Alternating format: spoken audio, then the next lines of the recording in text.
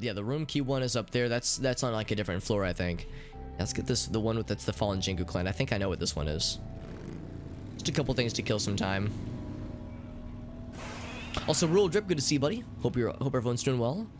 And thank you all for being here, guys. Like I said, I'm very excited to. Wait, can I like just climb this for funsies? I'm very excited to reach the end of the Kaidan quests and begin the Orochi Tower stuff.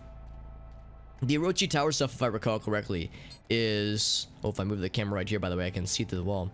The Orochi Tower stuff is cool, but if I recall correctly, it's just like a series of like kind of mini dungeons or like mini like indoor sequences, or just you're just like going through office buildings and laboratories, that kind of thing, and it's really cool shit. But there's not a whole lot to it. I'm also really excited to see what the South Africa content looks like, because that's stuff that's... Oh, I just walked right past these guys. That's stuff that is pretty new to the game, and it's stuff that I've never experienced before. I like how it knocked the guy in the air, even though when you use eruption, it like causes this fissure on the ground. So it's like, even though he was in the air, you would think he'd be immune to such things. Anything up here? I remember being up here for a few different quests, but I can't remember if I've like really... Okay, there's the room key quest. Yeah, we've done that one already. Nothing else. It's a nice picturesque view of the city. I wonder if there's stuff... Oh, hold on. Decided to meet this friend. Let's go ahead and stun him real quick. There we go. Oh, I think he like blocked the majority of it. That's okay. These guys are very tanky, unsurprisingly so.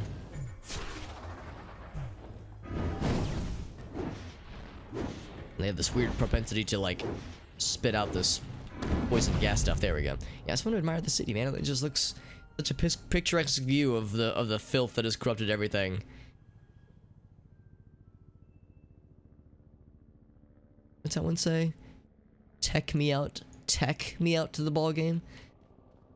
Yeah, I want to see if there's any side quest things available up here, but I guess there probably aren't. If we've already seen the one that's behind us. What exactly is this fella?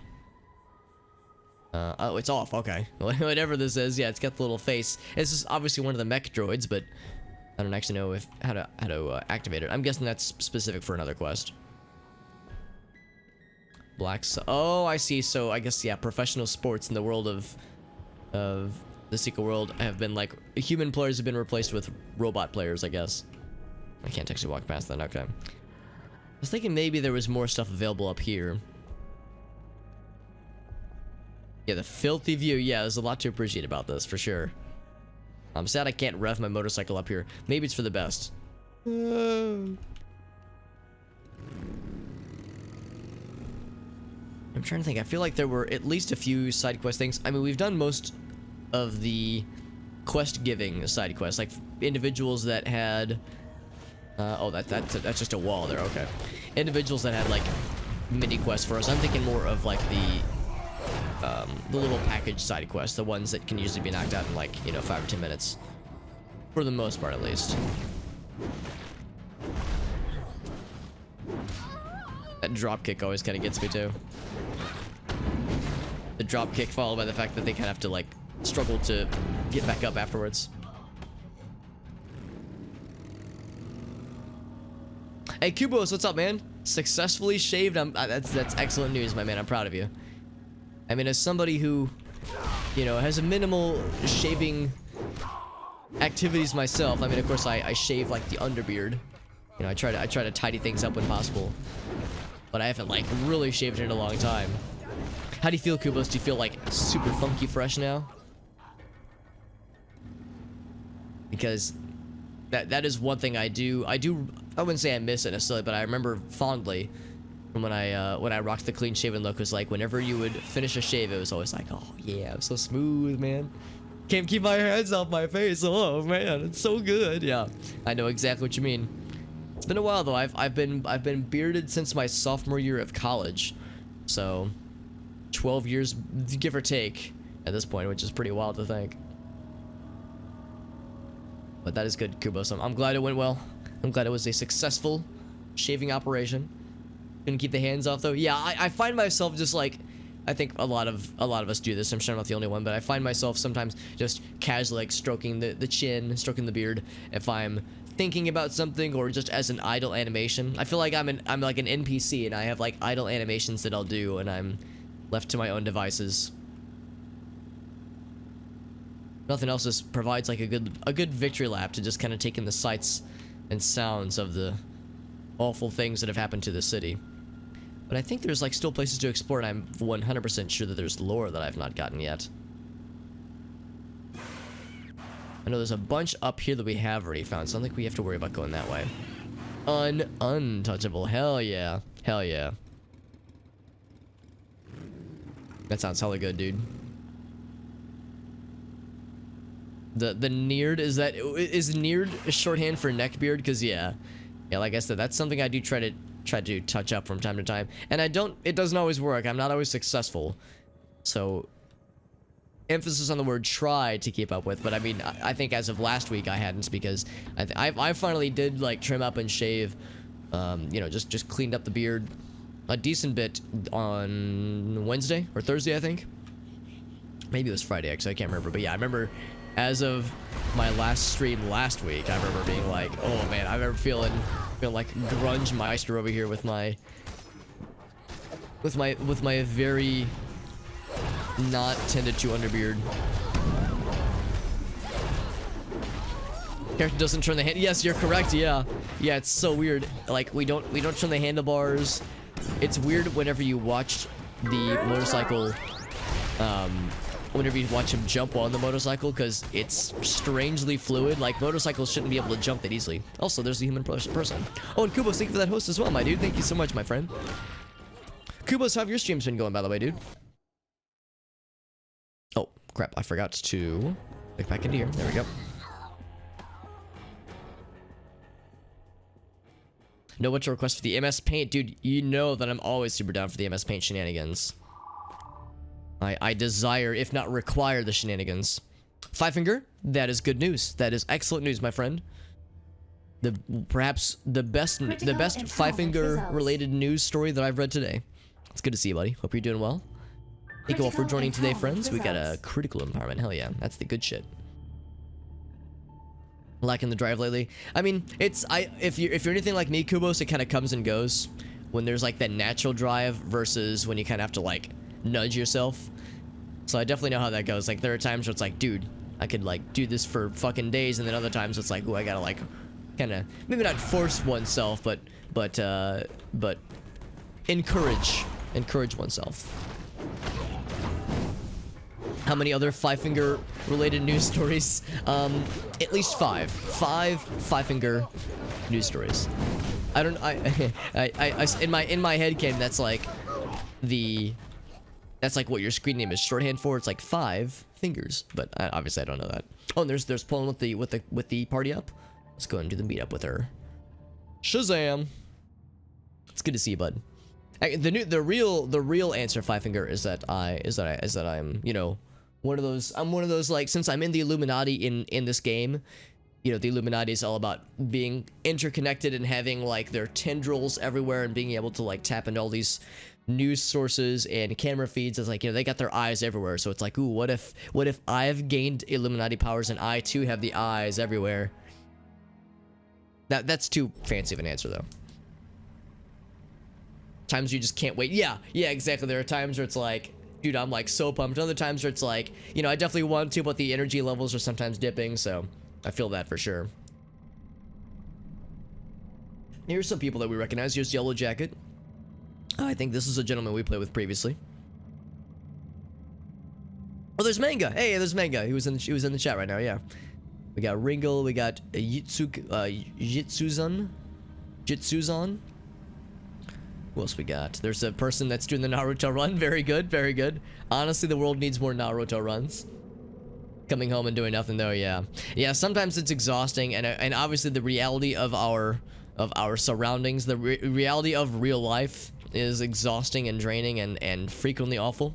Also, Disco Johnny, that's a good fucking screen name right there. Holy shit. Good heckin' screen name. If there's anybody else I recognized.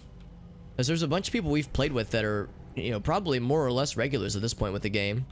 Disco Boy, what a cool fucking screen name, man. A cool fucking outfit, too. Check out that shit, man. Got the zombie man. Hell yeah. See if there's anybody else I recognize. People Eater, that's a good screen name. I recognize these two people. I don't think we've played with them, though. It's kind of fun people watching, honestly. Upgrade complete on Blue Maximus Flashpoint. Oh, Flashpoint. Yeah, okay. So I know what Flashpoint is, yeah. Is upgrade complete is like a chapter in the game or something? Maybe finish the sequels as well. Oh, also I should go to the raid chat. There we go. That way I can see the things as they are discussed. Also, who's in the map right now? So Jay's out this way. Maybe I should go where she is. That is... Here, I can just take this guy. This is to... New England. Okay, cool. We're going to Blue Mountain, if my memory serves correctly. Adulting, yeah, it can be a necessary evil, unfortunately. It's the Blue Mountain lair. So go ahead and locate myself to the entrance of it. Yeah, I read somewhere that growing old is mandatory, but growing up is optional. And yeah, for a lot of us, growing up is supremely an overrated action, unfortunately. The game looks fun. I mean, I like it a lot, Rule Drip. I always acknowledge that it's a game that I like a bunch because I'm not really a huge fan of MMOs. So the things I like about it are potentially things that someone who really wants a comprehensive MMO experience might not enjoy. Like, I love the fact that there's such an emphasis on single player content. Right now, Jay is very kind and she's inviting us along to do some multiplayer content, which is great. And it is fun to do, especially considering that it's like a level of gameplay I wouldn't be able to access on my own. So there is multiplayer stuff. There is like MMO isms in the game for sure, but the main thing is the single player story, and you can do a good chunk of the single player story with friends or with other people. But there's a lot of moments where you're put in solo instances that you have to do by yourself, for better or for worse, and that can be a turnoff for some people because it's like fun playing an MMO. I want to do stuff with my homies. Why do I have to do stuff single player? That's silly. Also, we're already up here, which is pretty nifty. Go ahead and head over yonder. But like Jay said, yeah, the story is incredible. The story is really, really well made and very well done. If you like spooky things and or Lovecraft vibes, that kind of stuff, then it is incredible. If you like just that kind of Edgar Allan Poe, Lovecraft stuff with elder gods and cosmic horror, it's quite good. Check out Disco Johnny, who's assumed the proper pre-raid stance. Very good, very good. And there is some jank. I mean, this is a game that's being played off of a 2012 engine, so there are times where the game does have some technical jank from time to time. There are settings that I have found that allow us to run the game a little bit smoother, down to like the driver level settings. So in like the NVIDIA driver settings, there's a few things that make it run a little bit smoother, which have helped a lot. But there are some downsides. Oh, and Jesse, thank you for that follow, by the way. Thank you for that, my friend. So no, it's a game that's very good. It's just that if somebody wanted like a really comprehensive MMO experience, they might be disappointed because the combat is, I think, serviceable, but to some it might be overly simplistic. Oh, and Moniker, thank you for that follow as well. My goodness, all these nice people coming in. Holy shit. So yeah, for some it might be not their cup of tea exactly, but I love it. I love the story. I love how single player focused it is, but there's still stuff we can do with friends, which is great. We got Mango, or I'm sorry, Manga rather. We got Manga in the chat. I know Jay is in here as well. And the game, yes, and it's free to play. That's something I should have mentioned as well. It's free to play, so it's like might as well give it a try. Obviously, there's no try before you buy because there's no buy. Obviously, granted there is an optional Patreon thing you can subscribe to, which gives you a bunch of conveniences, a bunch of nifty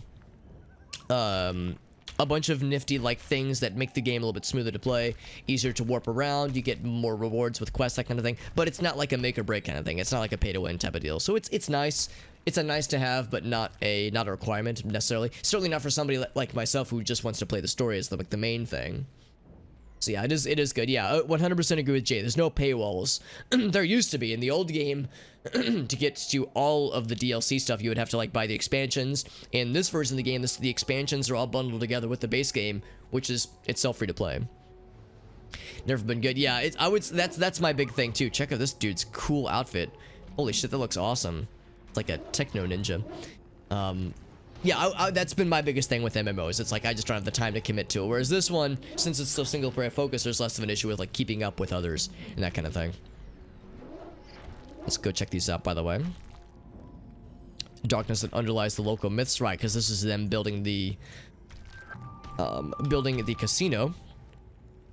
Wabanaki ward stones need to be reestablished. Find the scattered pieces and reassemble it. You got it. You got it.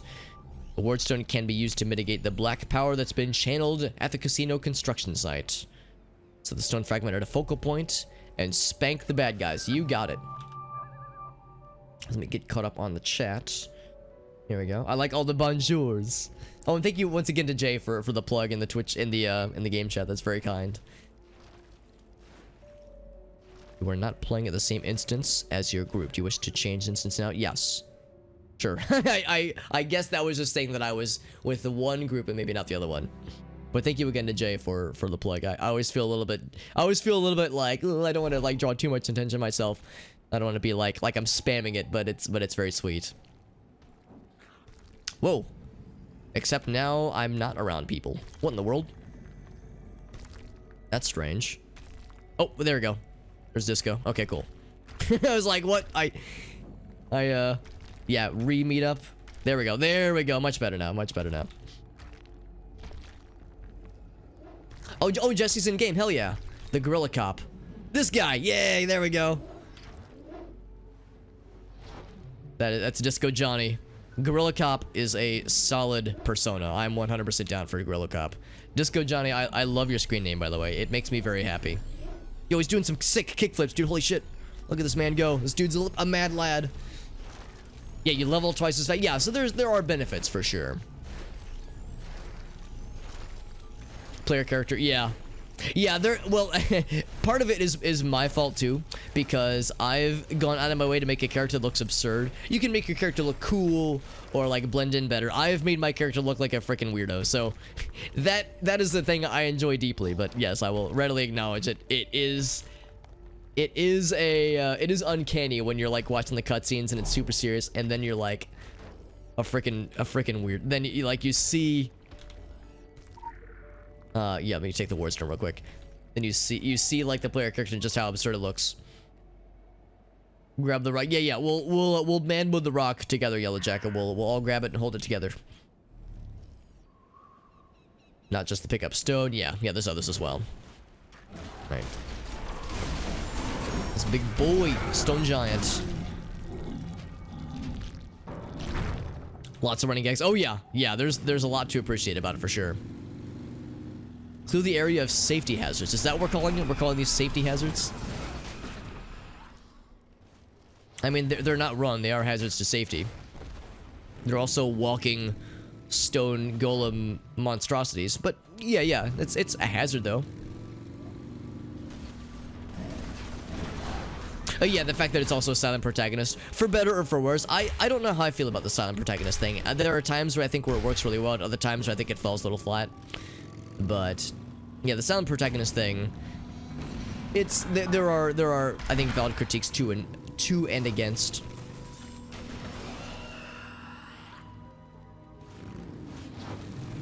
We're just plowing through this. I guess relative to some of the other there we go. Some of the other raids we've done or layers we've done, some of these might be considered relatively low level. Granted, it's still pretty high level for me, being that I'm still relatively low level equipment compared to the other cool cats that are around here, because we're running with people that are very, very well equipped for this game.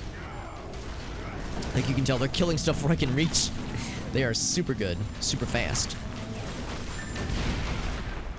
Right, so that was one of the... That was all the slate giants that we had to murder. Are we going up or down? I should just follow Jay. Whenever there's any question. There we go. Hope I don't die. Same, Jesse. Yeah, I'm in the same boat, bud. Yeah. I've mentioned before that I'm still, you know, obviously I'm pretty low level when it comes to the layers and whatnot. I like to think I can at least survive, usually. But I will acknowledge that frequently there's only so much that I can contribute to. Someone's got that one. Very good. But what I can try to do, at least, is to try my darndest to not die, so that way I'm not holding up the group. It's like, if I'm not able to contribute a whole lot, I want to make sure I'm not holding anything back. So that's kind of my rule of thumb. All right, yeah, this part. I remember this part. Oh yeah, for sure, rule. And like I said, it's like I enjoy it, but I will fully acknowledge it's not everyone's cup of tea. So I don't want to like oversell it and like make it build it up too much, but I do enjoy it a lot. Very good as kind of a different style MMO. There's the Wardstone, the casino focal point, and then we spank a big bad guy somewhere. Oh, we're defending. Right, we're defending from the legions of bad boys who try to spank our booties. So we're going to preemptively spank their booties instead. Not being focused. Yeah, exactly. Yeah, this has more of a... like the camera work and the way the cutscenes play out. It's more what you'd expect from like a single player game or like a narrative focused game. So it's weird that that's for an MMO. It's strange, for sure. Unless they're, yeah, more expressive, that kind of thing. And half the time, well, if you're like me, at least you'll be playing a character that's like wearing a mask or a hat that covers their whole head, so sometimes you don't even see their faces. So look at that, man. These bad guys, they enter our zone, they just get instantly deleted, dude. Just get ejected.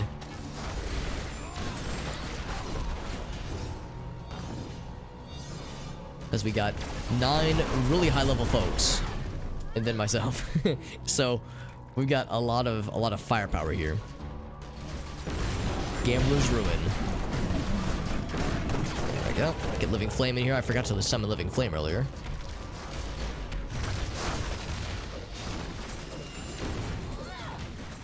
Sometimes when there's so much happening on screen, it's hard to know which humanoid figures are the bad guys and which ones are the good guys. So I just start swinging my hammer with reckless abandon, hoping that I'll hit a bad guy somewhere. So anyway, I start blasting.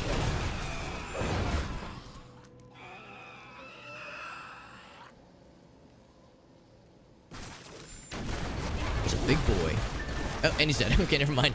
I saw the dude who was slightly larger than the rest of them, then he died instantly.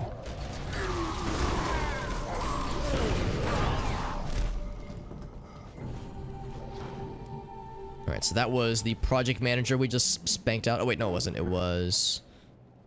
we need to find the creature that broke the... okay, cool. Yeah, that broke the Wardstone. Let's go fast. Oh gosh, I was going too fast. Oh boy. Almost lost control. Got him at least once? Okay, cool. Alright, hit him at least once. The ward breaker has been broken. So all that I have is the first piece. Oh wait, the first piece. On picking up the pieces, I still need the first piece.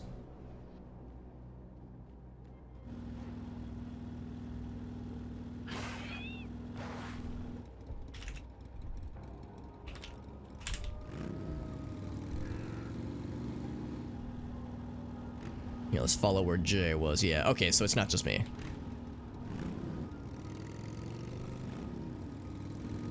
Oh, is she down below? Oh, that's where she is. Okay, so I gotta up down. Once you get the first one, yeah, the first taste is always free.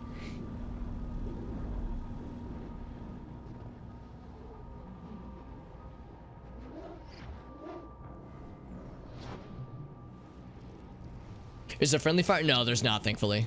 There are PvP sections where you, if you wanted to, you could fight others, but yeah, in like in the main overworlds and in the hub worlds, yeah, it's totally fine. I remember Old Bones. This dude's cool as hell. I love that outfit. Very, very Wicker Man-esque.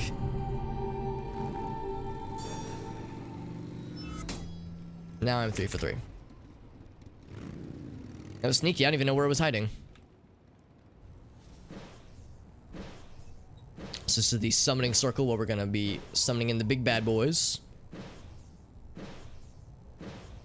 Yeah, that was quick. That was really quick. That was perhaps the quickest layer we've ever been privy to, actually. So I am in group 1. Ooh, I'm the first one on the list. I'm not the leader, but I'm the top dog.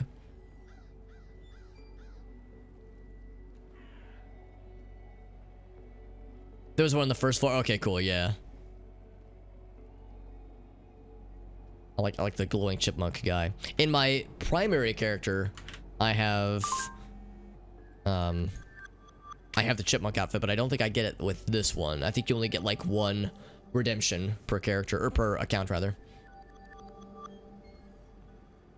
The dogs. I think obviously that'll be when they're referring to the dogs, I think she's referring to whatever summon we unlock after we do these boss battles.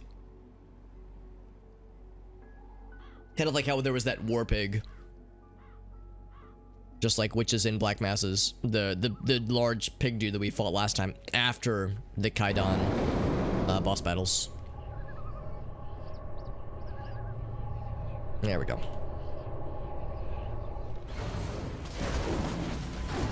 A big old mud golem, a polluted effigy. Oh Jesus! I somehow pressed all the wrong buttons at one point. It's amazing that I didn't die. I pressed all the wrong buttons somehow. Oh man, that was like a panic, hitting the escape button and trying to get the heck out of Dodge. Yeah, there was definitely a place that I shouldn't have been standing. That was my bad. Yeah, what did I do to bring up that menu? I like tried to press the escape button and I just hit 1,000 other buttons. I think I got stuck on that little piece. A little barrel.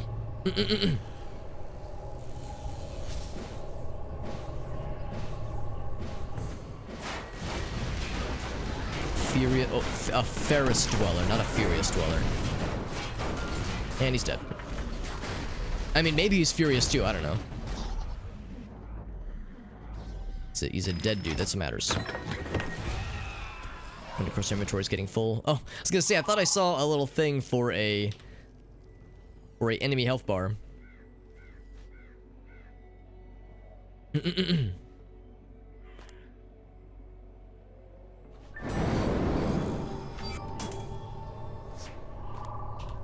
There we go.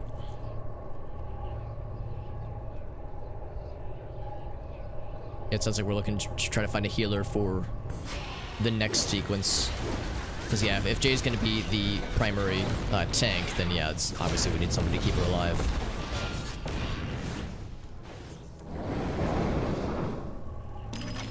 Crack that open. There we go. So I'll go through the full inventory spots afterwards. Because right now my inventory is full, and I'll need to go through those in a bit, but that's fine. There's no rush. If I was a Ferris lad, yes, exactly.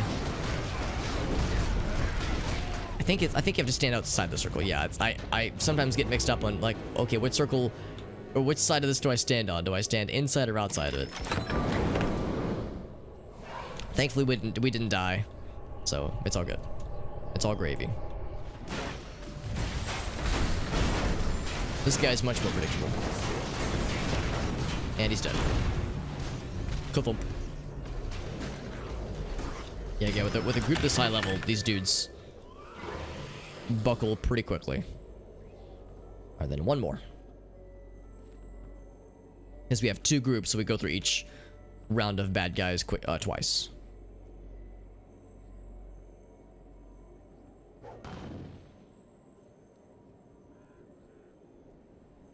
That's a cool outfit too. The what's that? There's a character that reminds me of. There's a character from Mortal Kombat.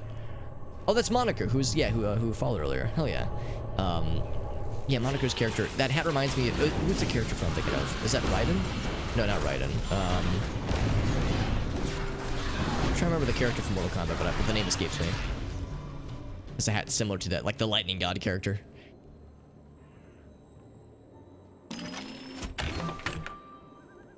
Okay, cool. And that is yeah, another full inventory. Heck yeah. Thank you all. So there it is. We went through the whole shebang. Level up a few things real quick. Bing.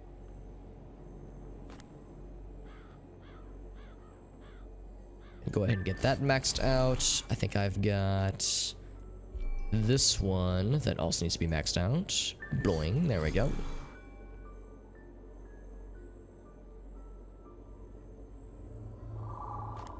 Grab as much as I can, but yeah, there's only so many things that I have room for. Restoration, thirst, overwhelming power. Got another thirst one there. I think we determined that thirst isn't that good though. So my inventory is experiencing some fullness. Unsurprisingly so. Well, 14 on that guy.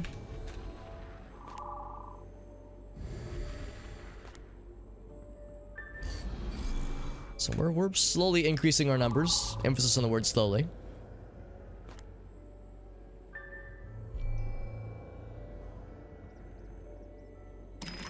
Oh, not that. I want to grab this guy. Got a bunch of stuff.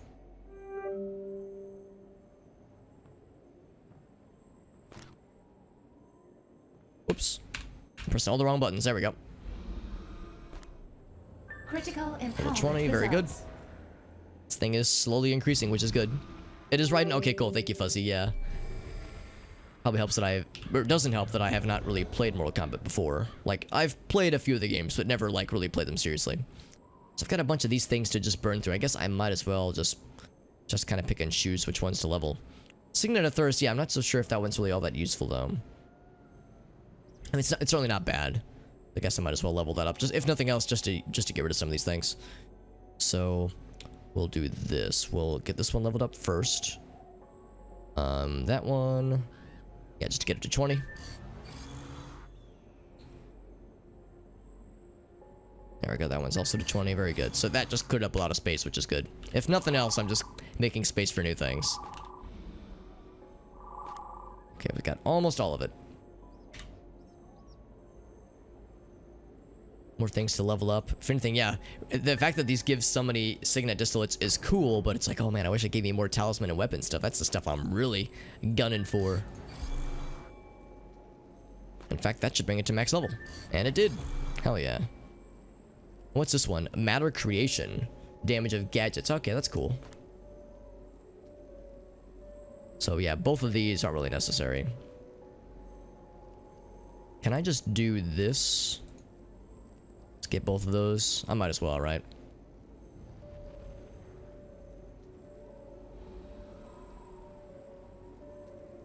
Oh, wait, no. Well, yeah, overwhelming power. Yeah, that's a pretty good one. Yeah, this... The rate at which your ultimate... Oh, that could be good, actually. That could be good. Maybe I should hang on to that one. Damage of gadgets. Oh, these things. That's what a gadget is. Oh, okay. Okay, I gotcha. I gotcha. Okay, yeah. Oh, thank you. Thank you, Jesse, for being here, by the way. Thank you for joining in on the raid. Or on the layer, rather. Thank you for joining on the layer, because that was really smooth. Yeah, no deaths. I mean, man, that was about as quick and easy as one could hope. And it's thanks to super awesome awesome players like yourself, because that was really impressive. Time and space alteration. Yeah, because I was like, gadgets don't really do a lot of damage, so gadget damage, I mean, maybe there are some DPS gadgets that are good, but it doesn't seem like that would be particularly useful.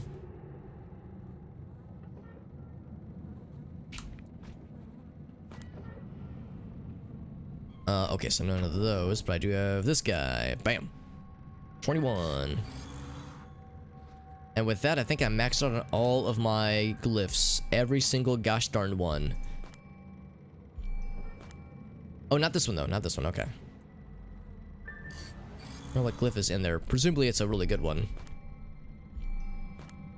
Yeah, every other glyph I have is maxed out. So I'll have to find more to level up. Also, JD, what's up, buddy? They're pitiful. Yeah, I had a feeling they're probably not all that exciting then. So yeah, damages for those bad boys. We can just do one of these bad boys. Condensed anima. Yeah, that one's good. I think that one's worth hanging on to. So we will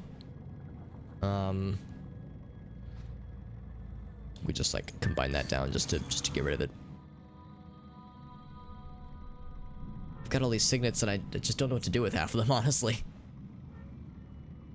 Guess I could level this one up too. The big purple boys. That to 20. There we go. I'm just looking to clear out space, honestly. Just to get it done. Just to get her done. But yeah, some elite dungeons. Yeah, elite dungeons. I'm certainly down for that, for sure. I'm just looking to clear out some space while I'm kind of in some downtime here. Overwhelming power. Yeah, we can go ahead and get that maxed out too, I think. 5, 9. Okay, we can't get it maxed out. We can get it pretty good. Okay, well, yeah, we can't do both of those. Yeah. Is it better to sell this one, I wonder?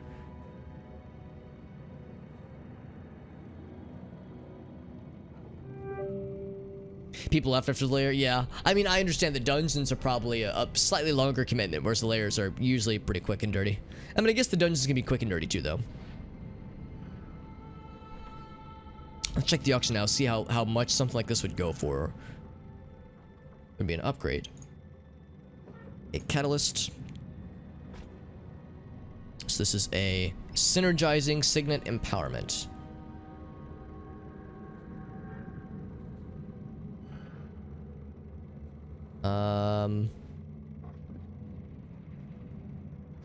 It's 40%. I mean, that's a pretty good one, right? Yeah, it's a pretty good one. I don't know if it's worth it though. Maybe I should just go and use it myself. It doesn't seem like they're being sold very much, so that's probably a sign that they're not terribly exciting. It's good to see you, JD. JD is one of the gentlemen that I did the Ocarina of Time and Majora's Mask randomizers with. He is a good dude and a friend of the channel, and a genuinely nice human being. Hope you're doing well, my man. I'm doing well. I'm doing well. The stream has been going well so far, and had a pretty okay work day. So as far as Tuesdays go, this one was the okayest Tuesday I've had in quite some time. Blue Mountain's quick and dirty. Yeah, that's a good point too. I guess like other layers, not so much. Yeah, others, well, dirty for sure. Not always quick necessarily, but dirty for surezies. Faux surezies. There we go. We got much better inventory space available to us now. Let's see. That's a cool name, Splatterjack. Let's see where people are, if I can see. Oh, they're over here. Let's jump back this way, back to the main Agartha area. And eat. Oh, El Gaso, what's up, buddy? Good to see you, dude. How's your Tuesday going, my friend? I accept. I accept again. And then it whisks us away. There it goes. Yeah, as far as dungeons being quick and dirty, this one's usually very brief. New game of Total War. Is this, are you gonna have like dinosaurs with lasers attached to them again, Elgaso? Because I remember you were saying there was some pretty dank shit you were getting to do last time in your Total War games. Let's see, we got Ringle 2, we got Sneaky. I remember Sneaky. That name sticks out to me. I don't remember Suicide Kitten. And of course we got Jay in the house as well. Hell yeah.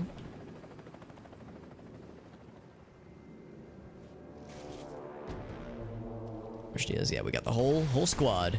Hashtag squad goals. And he's dead already. Of course, that's not really a mini-boss. This is the first mini-boss over here. A powerful Draugr, empowered with the murdering forces of lightning.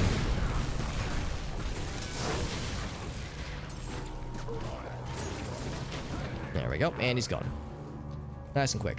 Actually, I should join the group. There we go. That's the wrong chat. There we go, got some distillates, hell yes. Get killed or die trying, hell yeah. Hell yeah, I like that enthusiasm. I love it. Analysis. Highly volatile biological material. Avoid close proximity.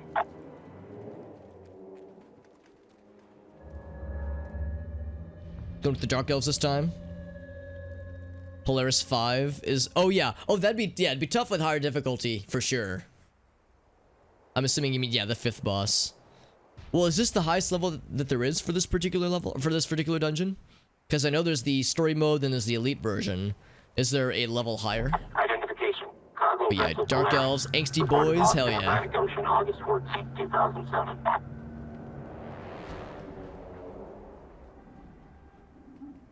Oh, sorry. I was watching the cutscene because I wasn't paying attention. Yeah, I missed that boss fight, but that's fine. It was, I'm sure, very quick and brief. Tales of Berseria. Oh, that's cool. Tales of Berseria. Yeah, I know that the Tales of series is one you're very familiar with, JD, which is awesome. I've only played Symphonia and Fantasia, but I love both of them, so it's a series I definitely want to experience more.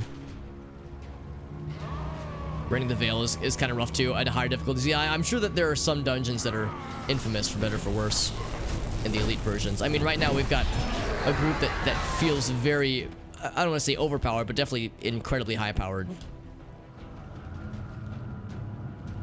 And for when he'll pop up, where he'll pop up rather. There he goes. There's 17 levels? Really? Yeah, I thought it was just a story mode then elite mode and that was it. So there's different, like, flavors of elite versions. I gotcha. Yeah, it gets way spicier than that's nuts. Yo, Priority, good to see you, friend. And Nell as well. We got so many cool peeps, man. Thank you everyone for being here, guys. It's always I'm always so flattered that people will show up for this very niche, this very weird game that I, very selfishly stream, not because I expect it to get views, but just because as a fun thing to play. But I'm grateful that people like to hang out with us. It's very generous. People sharing their time with me. Berseria is good. Yeah, I know that Berseria has gotten good reviews and whatnot. I've never played Abyss. I've heard Tales of the Abyss is also a like should definitely play it. Like on the list of games to play if you liked the other Tales of series. Abyss I've heard is good. Obviously Berseria, we're hearing multiple people are saying it's good. There's a few others that I've heard are kind of so-so, but I think there's at least one or two that are on the like definitely need to play it.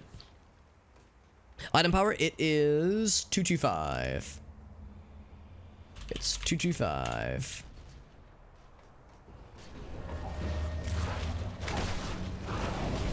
Yeah, thank you, Jam. Sorry, try to keep up with both chats, and sometimes I fall behind. She's gonna pop. Bam! It's always so brutal, man. Just freaking explodes in a mist of bloody grossness. Delicious. Vesperia, that's the other one that I've heard recommended pretty much universally.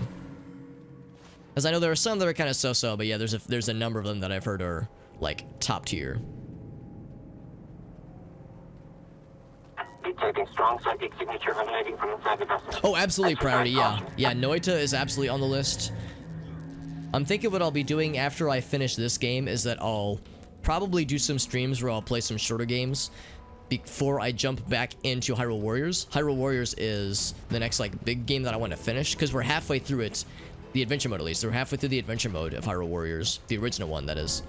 And I want to go back and finish it, but there's a lot to it. There's a lot to that game with the adventure mode specifically, so before I like commit to doing that one, I would think of what I'll probably do is do a few streams of Noita and then also do a playthrough of Hotline Miami 1, just because that's a game that I loved back in the day and I haven't played it in a while, so I think that'd be a fun one to replay. And what I'll probably do is I'll probably do what I did previously. I'll like intersperse Hyrule Warriors with Noita, so I'll do like 2 hours of one followed by 2 hours of the other. Anyway, I can kind of like bounce back and forth. Oh, and thank you, Sitness, for that host, by the way. That's very kind. Oh, really, Priority? That's very awesome, yeah. I mean, we're going to be finishing this game probably in a few... Probably, like, in a week or two. But within a week or two, actually. Also, this cutscene's always fun to watch when we have a full crew, because we're all in ridiculous costumes, and I love it. Thank you, Sitness, for that host, by the way. Sitness is another streamer friend.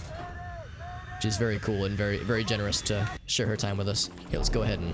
Oh crap, I'm missing the boss fight. Sorry, I was watching the cutscene. Hey, he's dead. Alright, cool. No, it's okay. The boss fight's cool, but there's really not a whole lot to it. Especially with a group this high level. Yeah, I always like to watch that cutscene, but yeah, we didn't really miss much. Extraction point secure. Ending communications with the Orochi Core. So here we go. Grab this guy. Boop. So got lots of distillates, which is great. Radiant Ashes of Crushed Cities. That's a cool name. Head Talisman. Wow, that is really good. Okay, let me close that real quick. Oh, oh, oh. There we go. I closed one too many things. GG's. And yeah, I'm down. Yeah, I'm down for more if others are feeling extra frisky. So we have a number of things to condense down into. We actually didn't get any of these bad boys. We've got lots of other distillates and fun, juicy bits. Oh, geez. Oh, thank you, Jay. Holy shit, that's very generous. Sure. Except my... Here.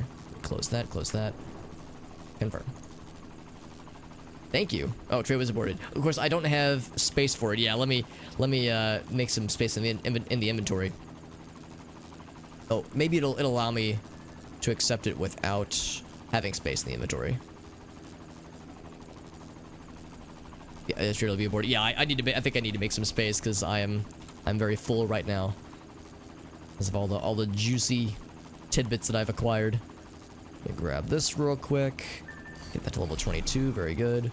Yeah, it was weird. I was like, what's like? It was saying that I couldn't select things with the trade window option. Window open. I was like, what window do I have open right now? This is silly. Alright, get this guy. Yeah, we have several of these puppers. And then none of the bottom right ones. We got lots of these. And then a top left one. Boop. There we go. Okay. There we go. Once you reach 250. So, yeah, what am I at right now? I'm at 227. Okay. Oh man, I've ascended to 227. Look out for this lad. Oh man. Well, thank you once again to Jay for helping me out so much with lots of very nice. Oh, and that's the head talisman, by the way. Holy shit. That's the Radiant Ashes of Crushed Cities. So let's compare that with this guy, because I also have this one that I've been shooting on. Yeah, not only has Jay helped me out by inviting me to these high-level raids and dungeons, but she's also helping us out with lots of very nice item drops, which is very generous of her. Yeah, look out for this guy, right? So let's see. So right now, when you evade 2 times in succession or hit 5 times in succession, your protection goes up. Or when you hit the same enemy 3 times in succession, I think this one's probably better. The Radiant Ashes of Crushed Cities. This one's good too, though. And I've already leveled it. Yeah, thank you as well. Yeah, exactly. Yeah, it sounds like what I should do is I should hang on to both, but definitely like start leveling this one up for my guy. Yeah, that's a really good one. Thank you again to Jay. That's, again, your generosity is truly generous. Is what's the word I'm looking for? I don't know. Is mind blowing, honestly. Thank you so much. Jay's done so much for me. Like I said, not just with you know, gifting me very nice items that after the end of these dungeons, but also just with including me with her groups, which is very generous because, you know, I'm very much a low-level player, so the fact that she's including me with the cool kids table is very nice. Very nice and very generous. Now let's get this guy. I'll get that leveled up. A few other things to combine. Oh, not that one. That is... What am I looking for? This guy. There it is. 22. That one's getting close to max level. There's a few others that are getting pretty close. This one will be a while. Let's say Waste Talisman. Get that one. And then last but not least, that guy. Cool. Now we are all set. So let's sort our inventory so it's a little bit snappier. Alright, so we'll collect those things. Go ahead and condense that down too while we're in the neighborhood. Okay. Get the heck out of Dodge. And I fell way behind in chat, by the way. Sorry, it's so easy for me to get caught up trying to juggle all of one part of my screen over all of one monitor, then trying to bounce back to the other one.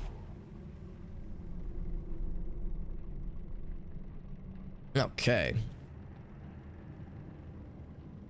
Thing about Abyss though is that you're not so sure about the main character. Yeah, that's one thing too, is that with a lot of the Tales of series, there's always these like plot twists and meanderings of things that like shake up the story. There's always like some kind of big plot reveal that's very cool, but yeah, sometimes it's not always done perfectly, and yeah, there are certain characters that have arcs that are not always the bestest. Just kind of a 180. Yeah, I can think of there's some of that in Tales of Symphonia as well. We're going into hell. Hell yeah. Full of juice, dude. We're getting juiced up, man. My kin, for me, you turned away from We're going back into hell.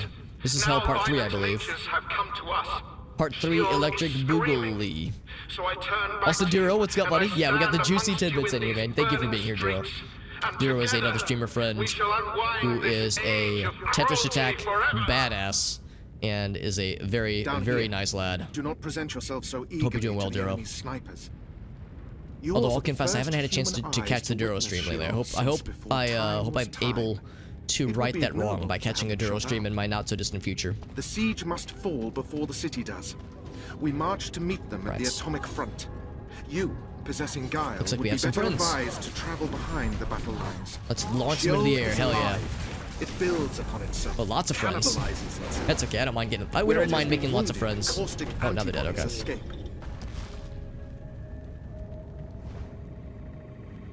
Check out this red lad. This red Jin.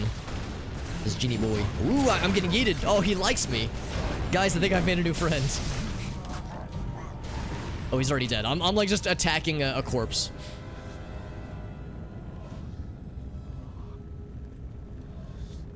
I believe those foundations, old growth, have escaped the attention of our invaders.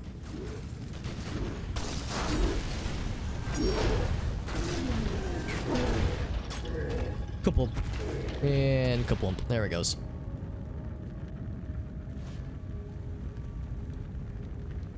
Down we go. I remember this sequence. Level crosses and few the other one. Oh, okay. Yeah, I wasn't sure if the tank one was worth hanging on to, or if I should just go and fuse it. If you think I should just go and fuse it, that's fine too. I would definitely trust your expert advice. It's not. Yeah, okay. So yeah, I was thinking like, yeah, if there was ever a point where I would want to swap it out, but if you're thinking it wouldn't really be worth it. Speaking of things I'm swapping out, I should probably go down to 50-50, so I have more survivability. Oh, I can't do it though. I'm outside of the, because I'm in combat right now. That's right. But yeah, I do want to go down to more survivability. Also, since we can't sprint, we're just jogging lightly. I appreciate you, Duro. Yeah, Duro is a good dude. He's a really good dude and very much a good streamer dude. And like I said, getting to catch Duro streams is always a good time. And like I said, watching his Tetris Attack playthroughs is beyond humbling. Like, I'm a person who loves Tetris Attack. I'm not great at puzzle games, but I enjoy them. But man, oh man, watching Duro stream Tetris Attack is a life-changing experience. You may think you are good at a thing. You will not be as good at a thing as Duro is at Tetris Attack. It's mind-boggling, honestly. Dude's a machine. Tetris Attack machine.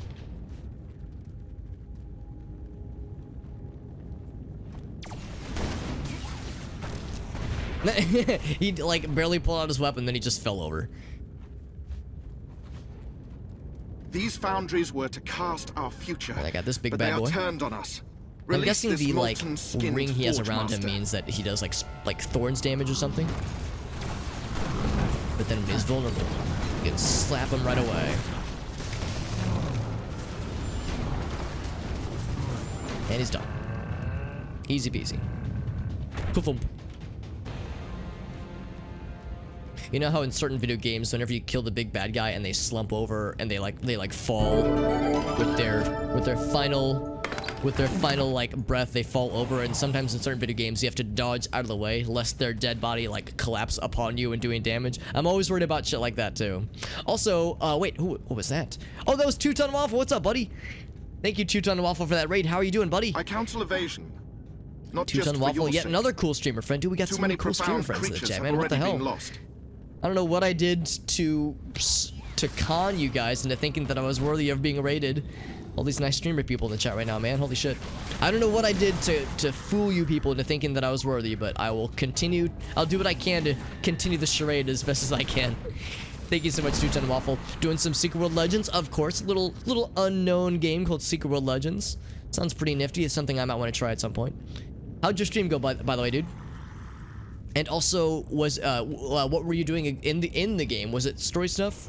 Or were you doing some fancy dungeony layery things? Yeah, don't be under. Yeah, exactly, because you'll get squished. I keep thinking the same thing too, JD. I keep wanting to go back and forth between the pumpkin and the taco deer antlers. I like the taco deer antlers, but yeah, the pumpkin will always be the OG.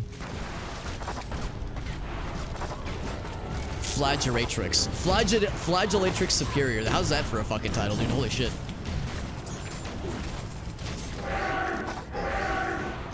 And I think The power relay. that's bad. Our enemy I don't remember. was no more strategic nor melodramatic. Of our I think it's okay though. I mean, she's invincible while this is all happening. There's that big guy back there. Okay, now she's vulnerable. And she's dead. Cool. Cool thump. I was like, I'm not an expert, but I think that blaring alarm is not a good sign, but nah, it's okay. I think that just happens if the other dude sees you or something. Imagine eating a 2-Ton Waffle. Dude, you know what? This might be a controversial opinion, but I'll go ahead and say it. Is anybody that's gonna overhear me say this? All right, here we go. I'm gonna say it. Hope you guys are ready. I like waffles more than I like pancakes. All right, the gauntlet has been dropped. Do with that what you will. Personal opinion, obviously. I'm not saying one is better than the other, but I'm saying that I'm very much a waffle man, through and through. I trust. So 2-Ton Waffle, I see you. I see you, and I'm 100% down for what you're about, my friend. How very human. Unable to resist an invitation to your own autopsy. Yes, please. I want a self-autopsy, please. Doomed itself. Go ahead and skip this cutscene. Each time we force you apes back down the evolutionary tree, Oh, there they are. I was like, I want to make sure we its black didn't wings. leave anybody behind. Solomon Island quest, hell yeah. It takes just the right amount of time, hell yes. Oh yeah, we gotta get the spankies, hell yeah. Yeah, Jay knows what's up. Jay's assumed the position. She's like, bam, bam. Oh, this boy thick, hell yeah. He's very tall too. Check out the cool like demon blade he's got. I can't spank him, but I can at least slap him with the hammer. There we go. Cover yourselves to endure this. I think we just have to stand outside of the circles. There we go, when he does that move. I think I have to get away from that. Oh, I was too slow. Yeah, I was gonna say, I know what that move is. The move means I need to get the heck out of dodge. Here, I can watch. There we go. Entropy will take you. I remember that move too. Yeah, there's certain moves from this guy that I remember, but I was too slow to react.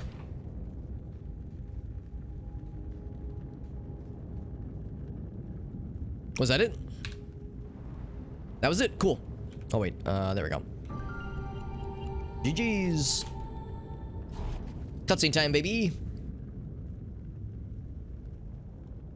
As long as the waffle's not soggy, yeah. Yeah, I'm kind of weird because I like it when waffles are either buttery or syrupy. I find that like too much stuff on it can kind of weigh it down. You need to be able to like savor the crunchy, flaky goodness. Waffles for days, son. Hell yeah. Dude, JD, I thought the exact same thing. Whenever I see the name Iblis, I think Sonic 06. If not the need to commit. I think about the Iblis trigger and that whole quest line or storyline rather. It's just so silly.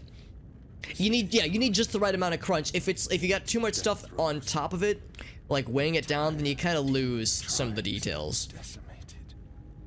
And I feel that way about a lot of things. I feel that way about French fries. I feel like too much sauce can be a bad thing. It's like you need the right amount of crunch to accoutrement ratio. There's definitely a ratio to be appreciated. But yeah, that's just kind of how it goes. It's down to personal preference, obviously. I know that many bloodied wars have been waged in the debate over pancakes versus waffles versus French toast. So I'm not about to inspire more bloodshed myself by sticking my claim about, you know, what's better necessarily. But I definitely have, you know, which one I prefer. Never come back to this place. Tell them that you saw the hell dimensions were lost in entropy. Tell them that Wicker is gone. Every time these two. Yeah, Sakurissa and Wicker, because yeah, well, Wicker, he actually looks like a normal human being more or less, but yeah, we know that Wicker is like he's wanting to become the leader of hell. By this point in the story, Iblis has like fucked hell up so bad. It sounds like, if I'm understanding the lore correctly, it sounds like Wicker is saying that he wants to find a new realm for them to like subjugate to their own, like to their dominion. Like there's a lot of like lore within the here we go, let's grab this real quick. This one. No, not that one, this one.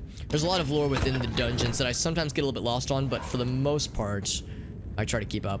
Oh, and Jay, oh man, and Jay once again being overly generous. Here, let me I think I have some inventorying to try to go through, unless it'll let me do it. Yeah, looks like it won't, unfortunately. Let me clear out some space real quick, Jay. But thank you once again, Jay, for your unending generosity with helping my little hobbity ass out. Get that leveled up. Let's get this guy. Boop, boop, and then actually, here, we'll do it this way. We'll target this guy instead, because we want to get this leveled up to 20. That way we can merge it in with this fella. Oh, we already got the... Oh, wow, that was convenient then. Okay, so that's the crushed ashes. This is the protection one, right? So we're going to slap that bad boy and infuse it. Hey, cool. So now we'll be leveling that one up. Once we get it to 25, we'll have to find another blue one, level that to 25. It'll take a while, but it's worth it. Oops, not there. There we go.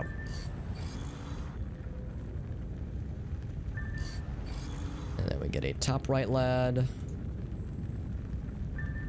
And then we get a top left lad. That's this one.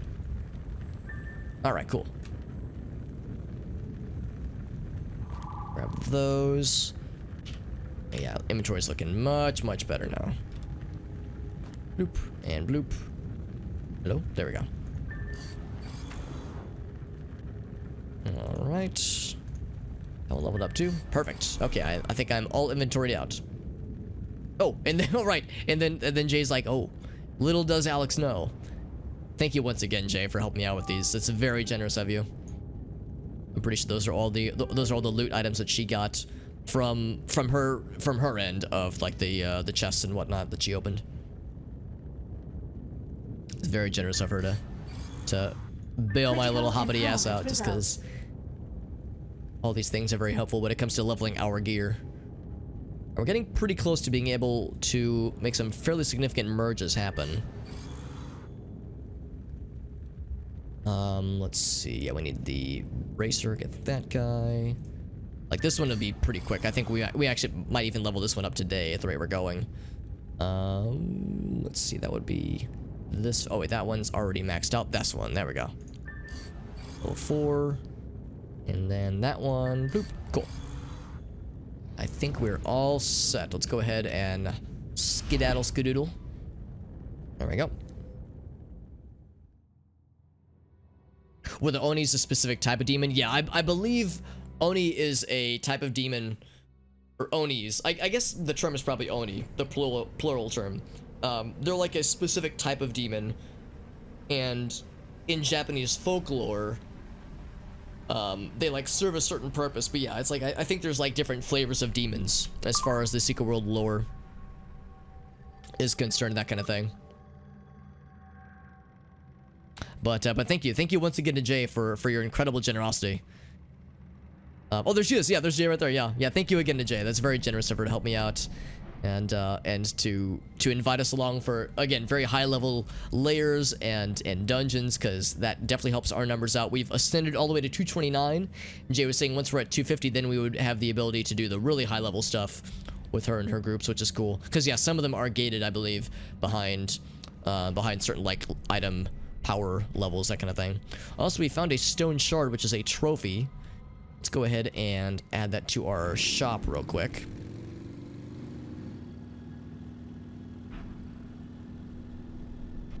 You can see it kind of stutters a little bit. There are times where it gets a little bit laggy sometimes, but for the most part it holds out pretty well. So, and of course our inventory is unsurprisingly quite full. I think there's one thing that is not maxed out. Let's go ahead and max this one out real quick. Whoops, where did I put it? This guy. Boop. There we go. And so we can go ahead and just put that there. Boop, boop, boop.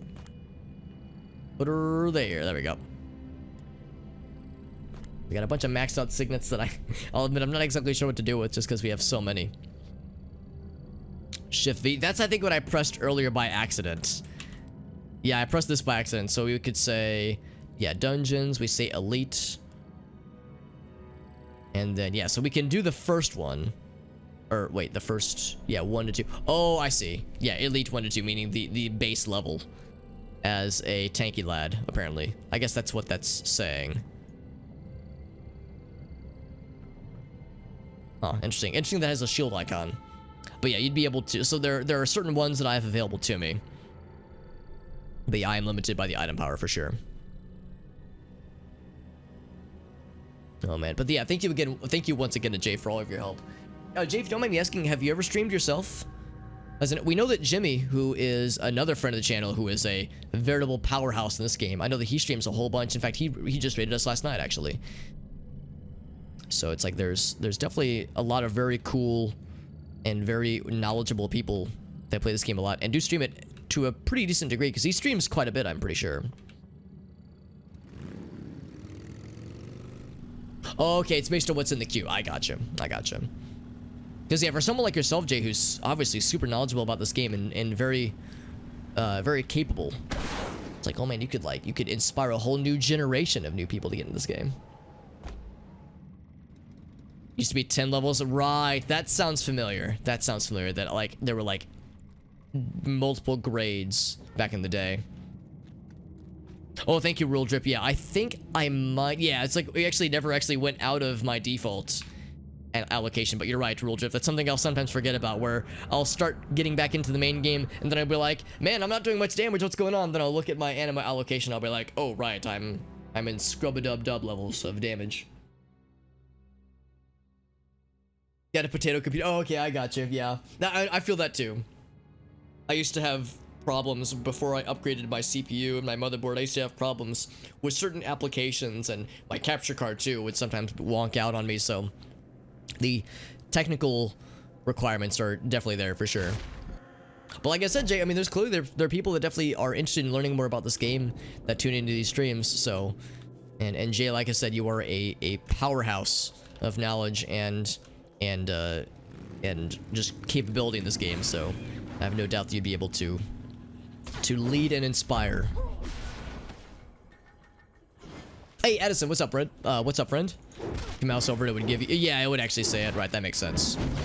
Yeah, it's saying that, like, whatever's being queued up right now, this is the thing we need. I mean, I'm sure there's plenty of folks like myself out there who mainly have DPS builds, so I'm sure tanks and healers are probably at a bit of a premium. Yeah, it's like you just forget. It's like, right, I'm in multiplayer mode. Multiplayer, like, allocation mode. So here we go. Here we're continuing the main quest with this cutscene here. This is after following the bunny assassin. Hello.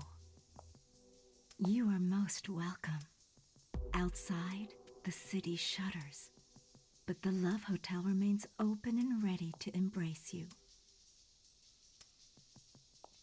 We can accommodate any inclination, ease any trouble or tension. Oh my. There are no problems here, only solutions. It is not easy to remain open in the city's current condition, but we carry on. Calamity shall not interrupt your pleasure or peace. Not here. We accept clients of all persuasions and needs. Our clients have differing, even violently opposed purposes. But we welcome them all. It is important to remember that our hospitality should not be misconstrued as allegiance, but merely courteous professionalism. It is good business. However, you are not here because our beds are soft, but because our sails are purple. We offer you no danger here. You seek the morning light. My employers did business with them, but that business is concluded. They are not our friends.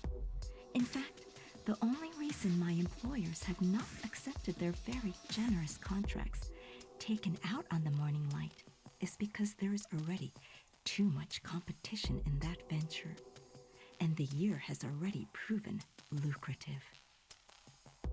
My instructions are to wrap up affairs in the city and continue maintaining the hotel as a respectable business. My employers told me you would visit. My employers have instructed me to show you every courtesy. You wish to know more about the one called John? Take this key, go to the AV suite, and you will find out just who John is. Okay, so there's a few things to unpack there. So she mentioned that their sails are purple. I'm assuming that refers to the Phoenicians, which is a mercenary group who sometimes, well, they're usually against us, but we've learned that they pretty much just contract their services out to the highest bidder, whomsoever that could be. Love Hotels giving. That's right, because JD, who's his screen name is not your stream, but my friend JD, who's in the chat right now, he lived in Japan for about a year. So, I mean, hopefully when you were in Japan, JD, there was fewer, you know, filth-stricken zombies and like tumors growing on the walls and filth veins running up the streets, that kind of thing. Hopefully there was less of this and more of this, more love hotels. Because yeah, that's like a not weird thing in Japan. Like it's not that uncommon if I understand correctly. I didn't mean to start a fight, by the way. I just wanted to like look out here and acknowledge how weird it is out here. And of course, this is a love hotel. We've actually been here before. That is a good emote, by the way, Five Finger, for sure. And that's probably accurate to about how our boy was feeling right now. Grab the room key.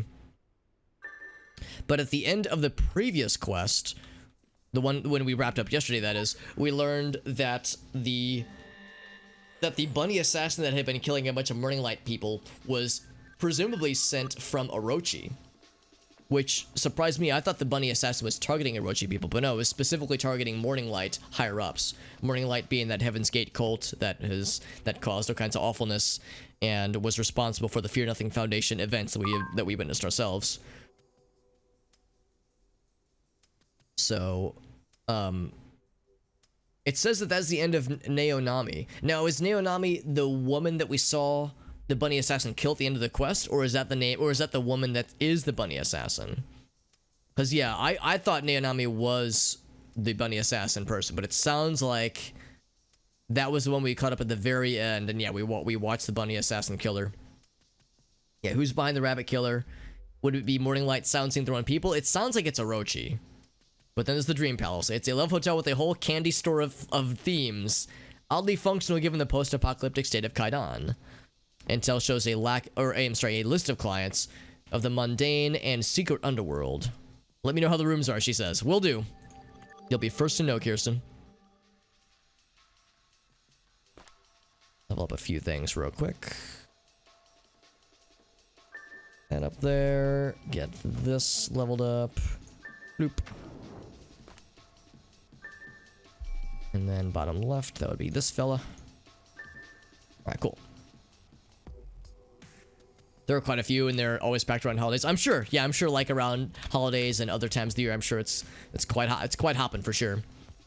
So the girl with the purple tattoo, right? Because we know that that Ricky Pagan and Kaoru had a special thing going on at one point, and that he was super into her, but he at one point needed to call it quits because he found that she had a tattoo of the Phoenicians, or from the Phoenicians rather, which is where he was like, ooh, that's no good. Sad stories trail in the water. She survived every single one, survived and thrived and changed. Afraid of the sea, but then drawn to it, dreams of New Carthage. She dreams of people that will not judge her. She got her stars crossed with Ricky Pagan once, yes. Ricky Pagan, one of the best NPCs in the game, TBH. Lots of people stay them after a drunken night out. Yeah, exactly. And just because they're cheaper. Yeah, I've heard that, like, a lot of people don't use love hotels for the reasons that one might think necessarily. Because, yeah, I mean, love hotels have a, I mean, just the number of condom machines that are scattered throughout, and blow-up dolls, and whips, and chains, and ball gags, and nipple clamps. I mean, it's, you get the whole experience, for better or for worse. Also, there's apparently lore here, but I think I've already picked it up because it doesn't seem to be doing the thing. Yeah, we would have already gotten that one, I'm pretty sure. But the other thing, of course, is that she'd mentioned that to learn more about John, we need only to use this key for the AV, I'm guessing the audio-video suite. And I think I remember what that entails. See, this room looks kind of boring, actually, as far as the sexy time rooms. Only a few nipple clamps and whips and chains, you know, very boring, honestly. My favorite room is this one, because this one's fucking wild, dude. Kind of literally fucking wild. All the dead animal skins or something. I like this moose with the hold on, get the camera just right. You can kind of see there's a ball gag in the moose's mouth, you know, very classy. Very classy. You look over here, we got other animals with various, you know, taxidermy animals with various implements amongst them, including a bear with a vibrator in its mouth. So, yeah, we keep it classy. We keep it really classy. I'm trying to get the camera just right, but you can pretty much see what's going on here. Yeah, the Love Hotel, like she says, they cater to lots of different interests and flavors and whatnot, so that's just how it is. Privacy be hard to find. Yeah, that's a good point, too. I'm sure that's a big one. Tattoos would be taboo. That's a good point, too. Yeah, back in the day, and to an extent, also today, but definitely in the olden times, yeah, tattoos were, like, very taboo, because they would usually had like, some kind of gang affiliation, the Yakuza specifically. Couldn't be allowed to serve. Yeah, I think, like, there used to be a rule that certain bathhouses wouldn't be available to you if you had a tattoo. I think a lot of them nowadays have kind of loosened their restrictions, though. The AV suite. Now, I remember this, and it's fucking cool as hell how this all goes down, but allegedly this is going to get us closer to John. John is this staticky voice we've heard throughout many cutscenes. He's the Black Signal whose lore we've been reading this whole time. We've kind of been in John's periphery for a long time. We've had very few direct interactions with him, but it sounds like we might be about to experience this lad first up close and personal. So there's a few things to check out. Some paraphernalia here. And the paraphernalia has shorted out for some reason, which is weird. You can see there's a disco ball up top. This room's actually kind of tame, honestly. Like paraphernalia, I mean, that's not so bad. I mean, there's some dirty plates. There's some soda cans, maybe some beer cans. But I mean, yeah, it's not like there's like a bunch of sexy time implements. This one's pretty chill, actually. What about this one? It's like, why is this sparking on us? That's kind of strange. Chuck, what are you doing here? So that's John's voice. He knows we're here. Nothing in here for you, Chuck. Just Christmas under the blacklight. I like how he always calls the player character Chuck. I wonder what the significance of that is. I'm sure it's not just there for no reason. I'm sure he calls us that for some reason. Let's keep inspecting things and see what he says. Leave, Chuck. I can make you leave. I wonder why he doesn't want us here.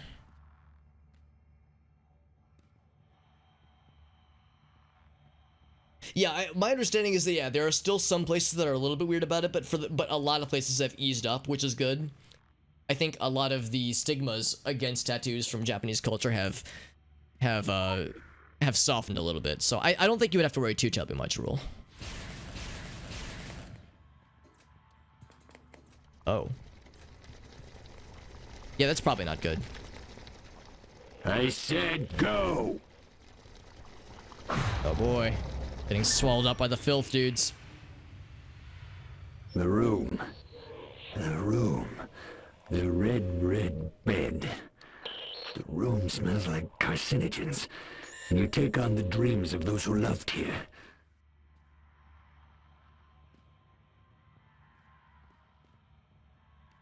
Okay, well, it's fully illuminated now. My objective is to leave. Oh. Oh, that's so cool. I've made references before about how it reminds me of the Max Payne dream sequences. No matter how far I go out, I can't quite reach it. How about this wall? No, can't reach that one either. That's so fucking cool. There's this distant whining. Look how big this room gets. Whoa!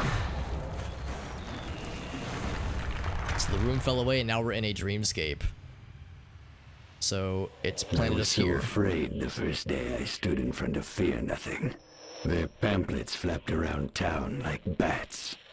Dead mother, icy father. Nothing warm to hold.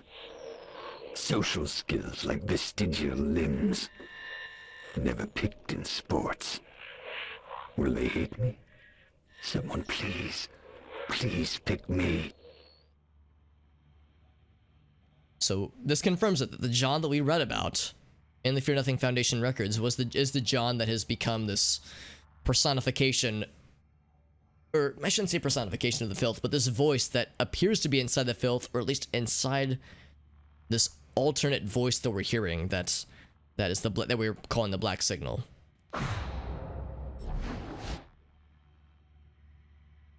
So we're back in Fear Nothing. We've been here before, and it was not a pretty sight last time.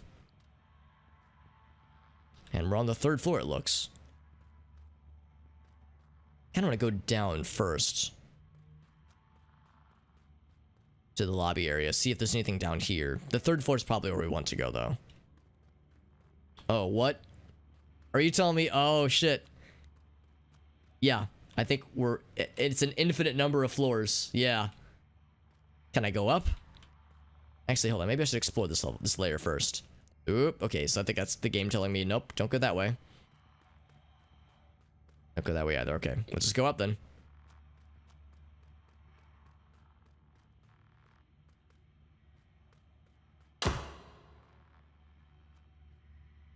First thing I remember, the big, bright bingo cola machine.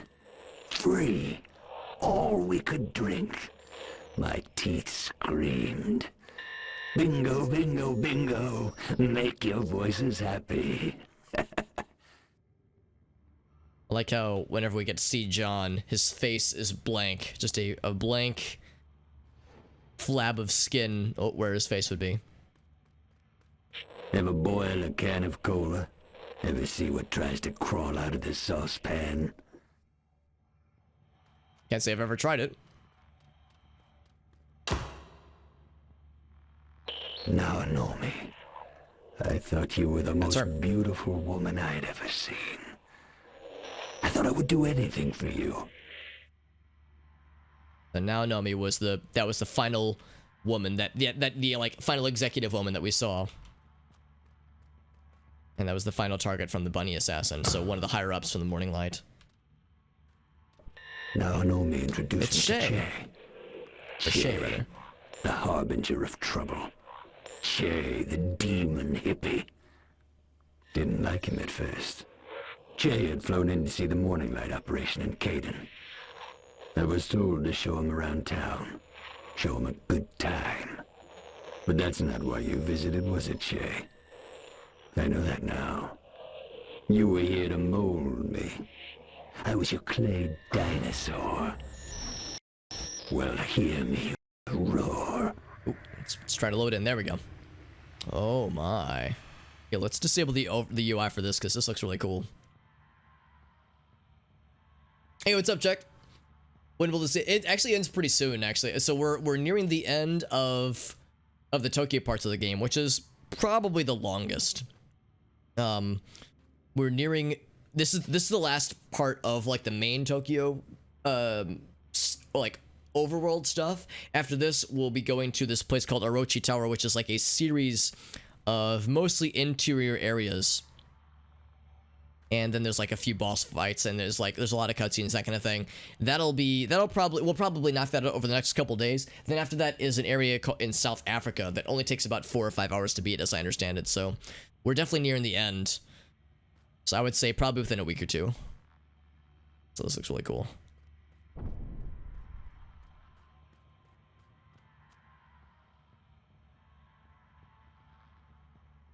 Yeah, so, because Shay, we'd seen Shay before in the New England parts of the game. And we know that he was involved with Morning Light, but I wasn't exactly sure how. Apparently John was tasked with taking Shay out and showing him a good time. Hitting the bars and such. Everywhere we went, you made trouble. Remember, Che? You were dehydrated trouble concentrate. Just add liquor.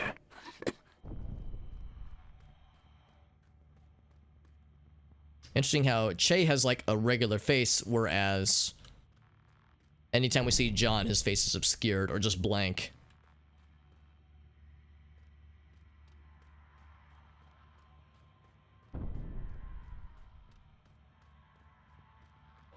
You got into a fight at the diner, Che.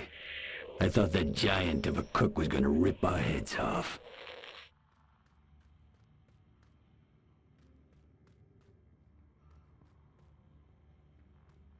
I'm not surprised. Oh! And we are involved. Do I get to fight him? Oh god. Here, I need to re-enable the UI, I think. There we go. Oh, it's a fist fight thing, yeah.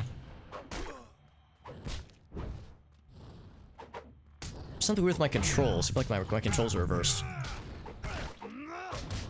There we go. Now it's normal. I'm doing very little damage to this guy. Am I supposed to lose? Like, I'm doing pennies damage. Oh, it's because I'm confused. That's why. That's why my controls get reversed. Yeah, I think I'm supposed to lose. Because like, I'm doing so little damage, it's pitiful. There we go. Flawless victory? I mean, I didn't get hit by his main attack. Sure, that part is, I guess, true. Getting hungry though, yeah.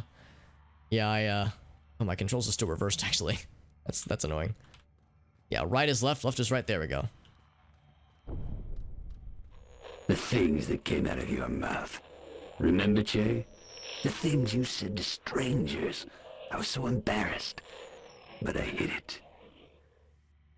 Not surprising that Che's a piece of shit, because we saw indications in his quests in Kingsmith that, yeah, this guy was definitely trouble. I'm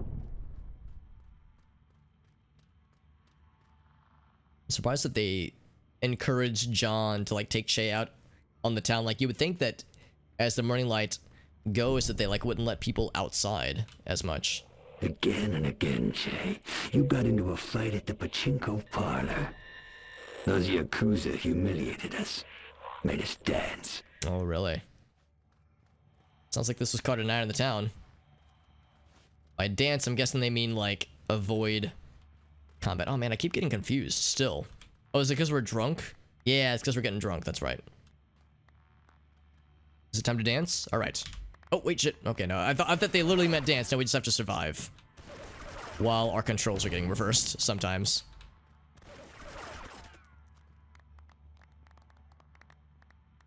Ooh, boy. Yeah, lots of AoE things to watch out for, man.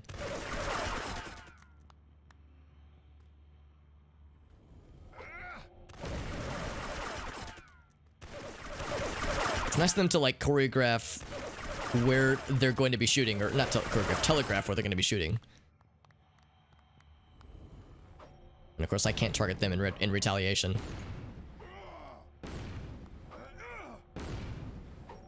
Imagine just having a bunch of extra grenades to just throw at somebody for starting a fist fight. Oh, shit.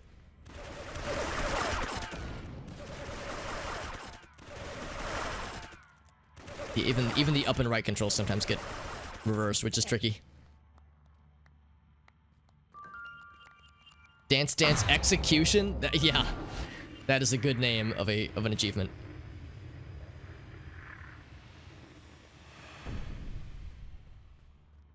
Like it's getting more warbly as we're getting more drunk. Oh, my guy's getting sad now. Oh. I think the implication is that we're getting drunk along with them.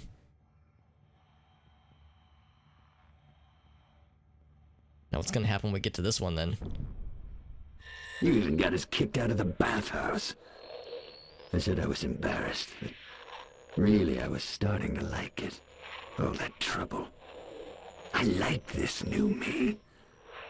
That's when we became friends, eh, Che?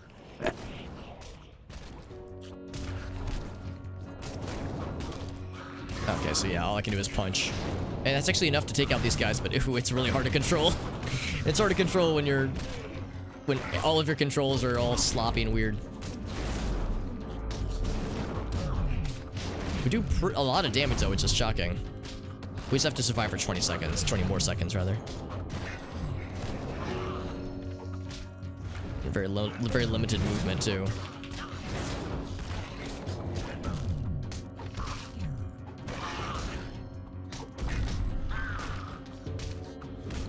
There we go.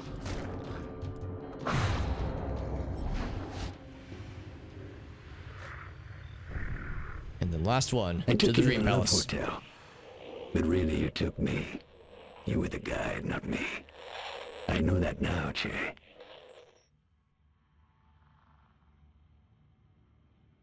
And yet I'm still too sober for this bullshit. Accurate. Oh my god, this reverse controls. At least it tells me ahead of time. Che. The drugs. Together we climbed mountains of dope. You showed me drugs I didn't even know existed.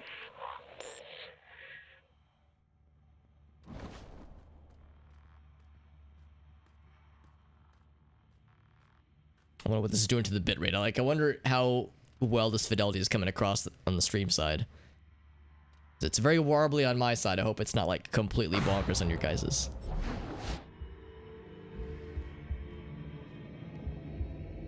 It's like this is John experiencing an epiphany. When the universe slowed, you were on the bed with two women. Top of the world, ma, you yelled, flexing in the mirror. Hamburger slapping brick. I was on the floor. Hamburger slapping brick. Wallpaper patterns moved. I saw sleepy mouths swallowing planets. I knew right then I was where I needed to be. Was I crying? Why was I crying? So much time in that room, Jay. I left a different person. The room. The red bed.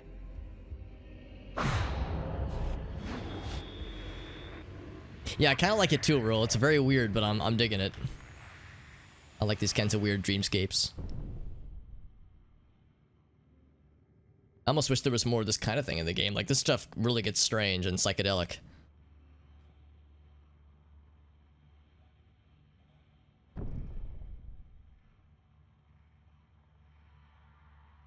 Is he pissing in the corner? Yeah, I think that's exactly what he's doing.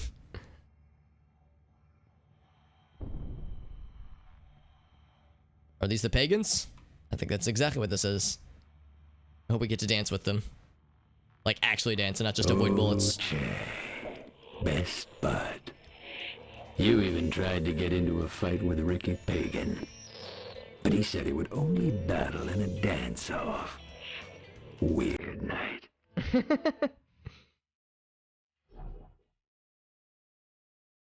So that is... let's see, which one is that? The Samba? Yeah. There we go.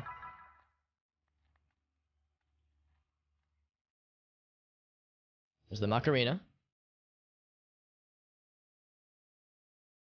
Like how we're all in sequence too. Even no face John over here is killing it. He's clapping. Running Man. All right, you got it. And the rockabilly music is 100% accurate as well.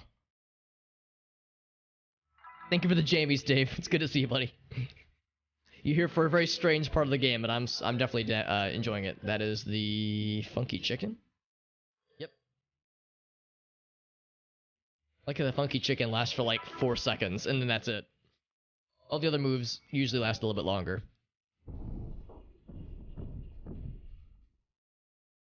Oh, no more rockabilly music. It's time to enter Agartha. Is that what's happening? Goodbye. Never saw you again.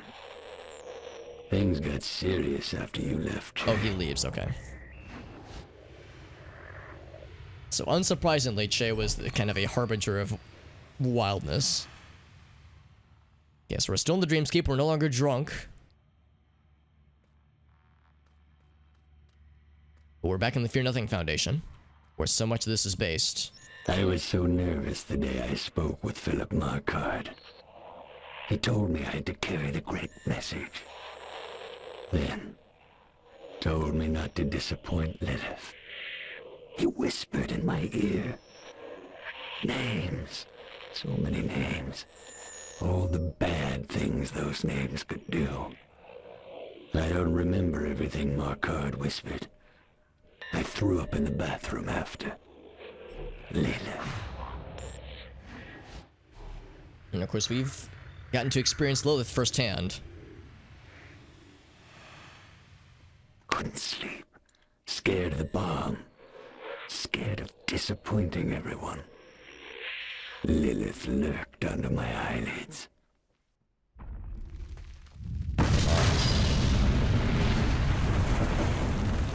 Oh my. She's as big as the sky. Oh my. Oh shit, okay. Gotta survive then. So unsurprisingly, yeah, he's afraid of Lilith. I can't say I blame him. Wait, fight her? I don't think we can. I think we just survive. Or eyeball lasers.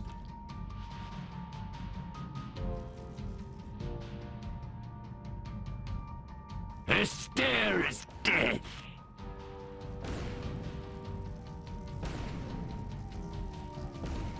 So by this point, we know about Lilith, and so does he, but it begs the question of how would he have been introduced to Lilith?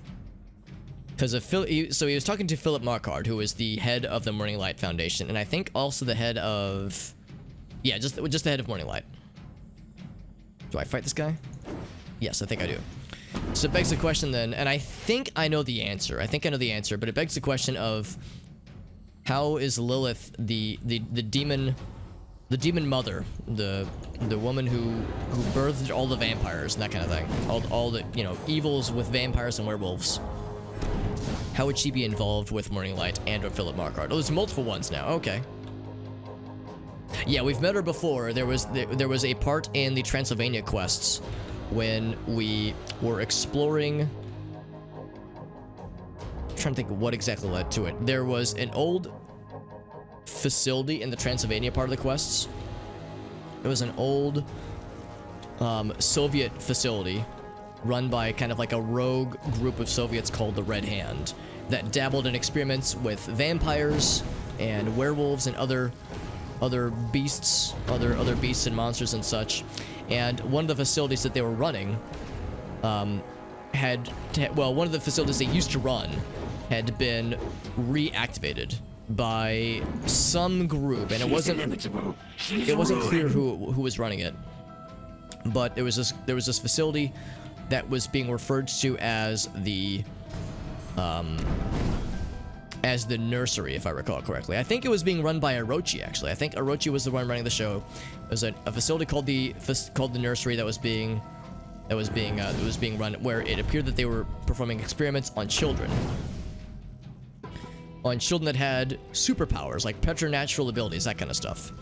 And as we were exploring the nursery to find out like what had been going on there recently, what Orochi was up to, we found this red-haired woman who was also interested in finding out more about it because she was trying to, it sounded like she was trying to get the bottom of it to stop whatever horrors were still being done, that kind of thing. She wanted to find out more info too. So we worked together with this red-haired woman.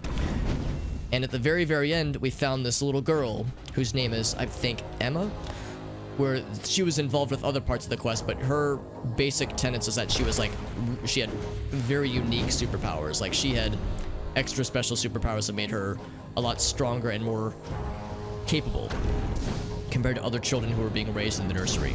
And right when we found Emma is when this woman betrayed us and revealed herself to be Lilith. And mythologically speaking, Lilith is like the mother of demons and monsters and that kind of thing. She was Adam's first wife in the Adam and Eve story. Oh god. Oh god. And now we're here. Now we're here in Tokyo.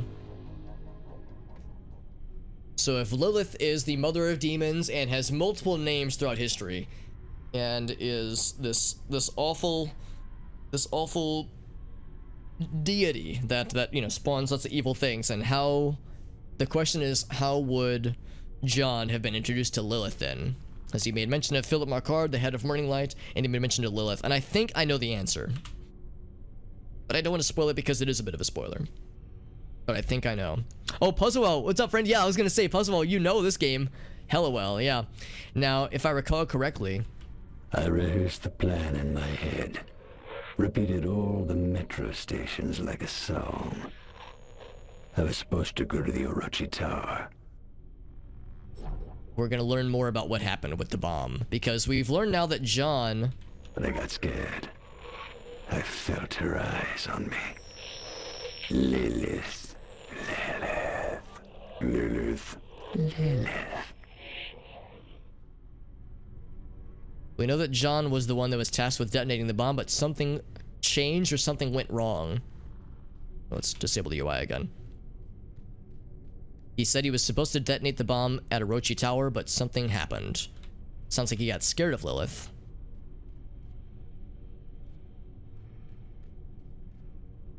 Because we know the bomb was detonated in the Tokyo subways. So it's unclear what exactly went wrong or what caused the change of plans, but we know what ultimately happened. Because look, this subway looks pretty normal. There's no filth here at all.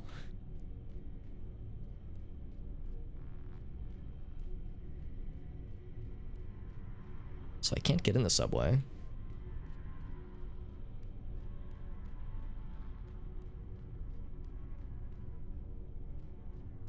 Some lore though.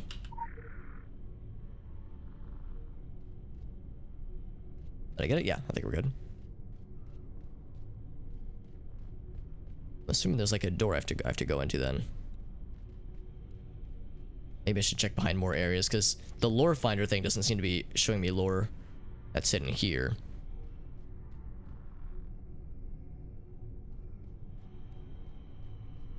Let's look to see if there was an open door that I missed, because it's possible I might have just walked by it.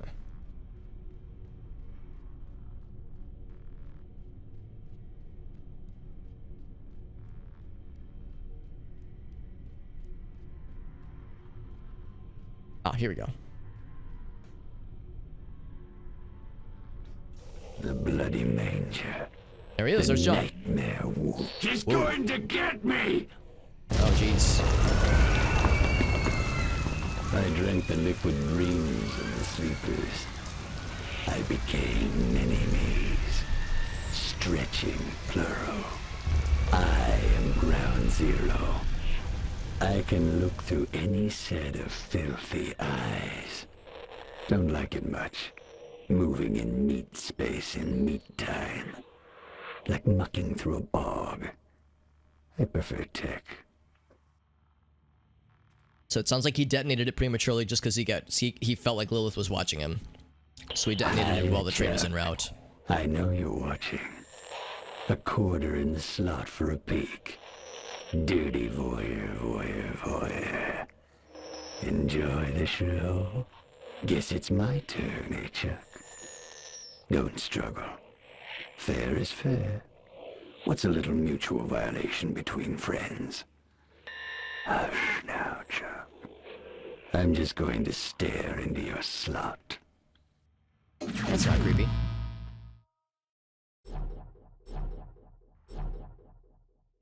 Further developments in Tokyo, where the military is maintaining a heavily guarded perimeter on the side Meat of space Black and meat Pharaoh's time. You're damn right, Priority. Hell yeah.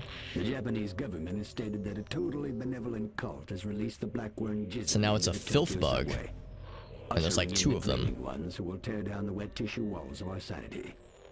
Although the area This is the intro of the game. The very, very first introduction of the game. Instead of being a Gaia bug, it's a filth bug this time. Denied everything, plucked out their own jellied eyes, and begun feasting on the corpses of the innocent. I wonder if there's supposed to be 2 of them. Because yeah, we know that Gaia and the filth are opposites, so to speak. Oops, there we go. Also, there was some lore that we picked up. Signal restored, so the name was John. John dies at the end. Spoilers of worlds, it says. Puppets and mimes. You find his strings stuck at the red bed. The red bed. So how's about the bomb? How's about the nightmares and Dream Palace? Stuff the deck, he says. It's a rigged game. The archetypes are a lie, the letters wash off, and the condensation of the fog. Every card says Chuck. A screaming sea of meaningless meat. You can't go crying about your fatty tumor to remove, even the benign ones. About every fatty tumor to remove, even the benign ones. I tell like it is, Chuck, because I care, he says. There was also apparently some monster lore that we found, but I'm not sure where. Under the gins. Oh, I was probably during the dungeons we did earlier. A church on the wall, written in ash is the word monkey. Below that is written Job 30. Oh, right. Yeah, the book of, or Job, rather. The book of Job. A sleep clinic, patients unable to attend deep REM cycles, complaining of distant singing and sad or hateful voices. The patients never meet, yet all heard muttering. We are ashes where once we were fire. Witness a subway car, a sleeping man jumps to his feet screaming. He shouts, the jinn are coming. The jinn are here. He will find hand-shaped burn marks all across his body. Wow, brutal. But anyway, this is like an alternate version of the introduction to the game, where we had that Gaia bee that went inside of our mouths and gave us the secret world or powers that we now have. This is like an alternate retelling where it was a filth bee that stumbled into us instead. So now, see, he says, "I am what I am. Let me in," he says. It's the late, late, late show starring you, Chuck. I'll just fast forward the good bits.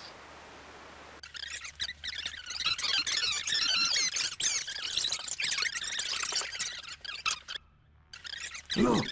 Danny Dufresne, Sheriff Bannerman, Reverend Hawthorne, Roger McCreed Carter, and all the rest. Wanna know which ones died, Chuck? Wanna know which ones grabbed the name?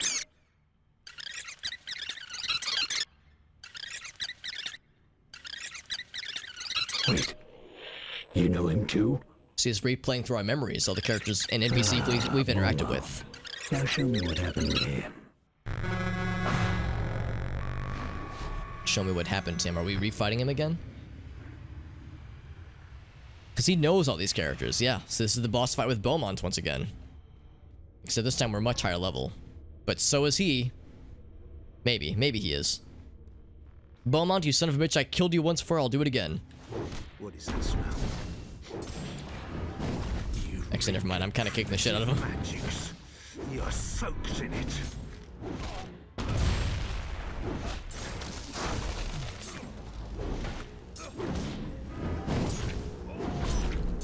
Yeah, so he's doing the thing where he's like Arrogant child.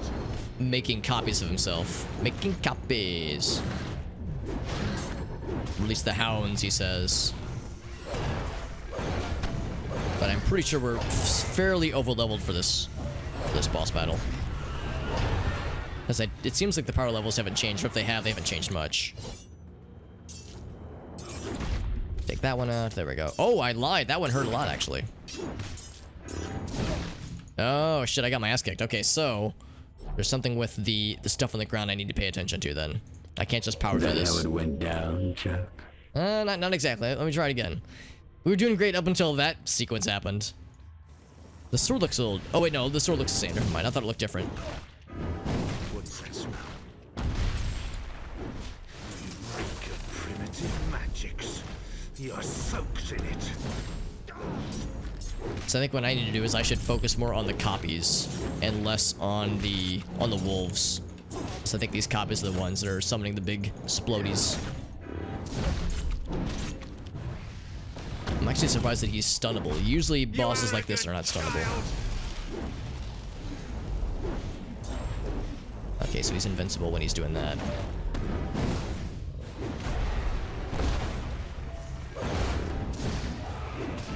There we go. So the hounds are defeated, and the copies no longer available, so now we should be able to stop him before he gets too powered up. And of course he's going right for Living Flame, which is great.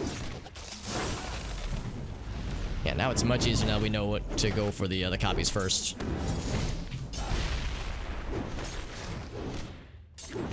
He's like supercharged now, so he's much beefier. Yeah, I think his power is higher this time around compared to the last time we fought him. Do you know who I am? What I am? In fact, it wouldn't have made sense for him to be level 50 last time. Let's get these guys again. There we go. Impossible. He's like focusing on Living Flame so much. There we go. Do you know Beaumont's real name? I'll tell you, Chuck. Gouge out your eyes with mistletoe, and I'll whisper the name in your sockets. That's That reassuring. was entertaining. What else?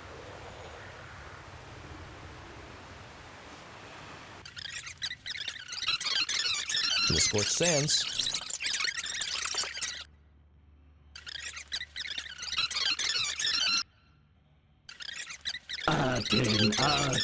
Arden.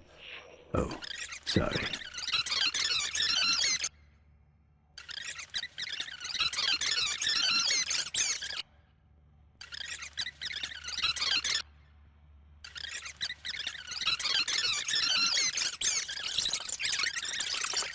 Show me Akhenaten.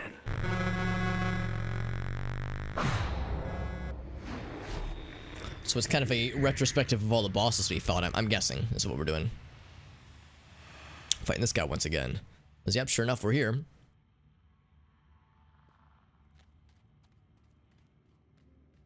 The Black Pharaoh, yep, you remember me?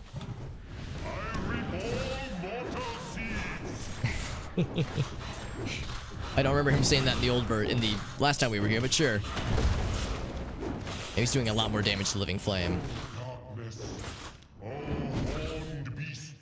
I think I need to interact with this. Summon a sentinel god to help me out. Yeah, something like that. I can't target him right now. Do I need to? Okay, now we're good. Oh, now we're doing like Mongo damage. I think, yeah, it's empowering us. Stun him. Oh wait, he's not stunnable. I'm not surprised. We are out-damaging him, not by a ton, but we are out-damaging him. Do I hide? Oh yeah, I just get back this way. I was like, what do I hide behind? If he's doing the big charges. I like how Living Flame is just, I'm just gonna stand here. I'm in danger. It does that big move. Ouch. There we go. So now we're about equal health bar wise at least. Okay, what are you doing? I'm scared. Alright, so he's doing more like empowered things. We can go ahead and find a sentinel god to power us up. Just one though, one at a time it looks like. Yeah, it's only one at a time, and it's healing us, which is nice. So that took quite a bit of damage, so that's very much appreciated.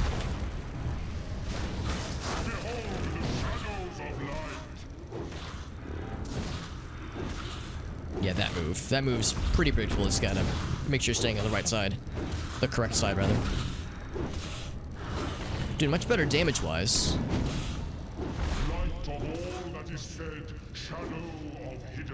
Looks like he killed Living Flame. Do I have to move? No, I have to do something else. Oh, here we go. I thought it was gonna do like the big splody move.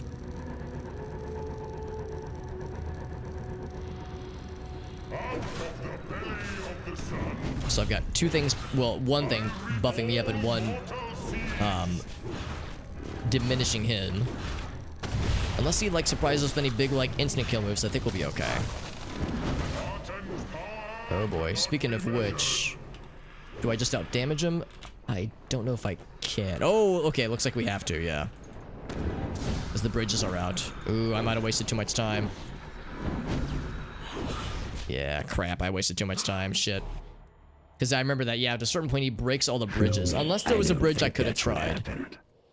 I don't think that's what happened either. Maybe there was one more bridge I could have tried, because these two were out. Maybe I should have checked that one, because there's 3. Because I know he destroys bridges, like, as time goes on. I love his voice. A dapper mummy mafia makes for great TV, ain't ya? It's interesting that, yeah, it's like he's replaying through our memories. So he's like almost killed us, but then we get powered up by some of the statues who like empower us big time. In fact, I think that's how it was supposed to go down, because now we got down to 1 health. Now we're at full health and we're mega charged, which is much better. Yeah, now we're even in better shape.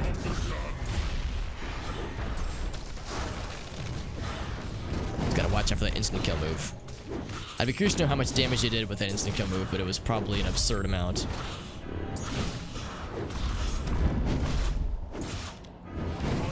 Alright, so he does the same thing. Yeah, he knocks us down. I think this is how it's supposed to go. Where like he like breaks our spirit into the Shadowverse, but then we get healed up fully.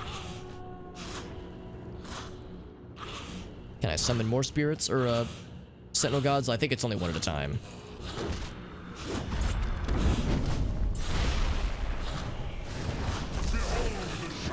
Yeah, there's that move. We can counter that move pretty easily.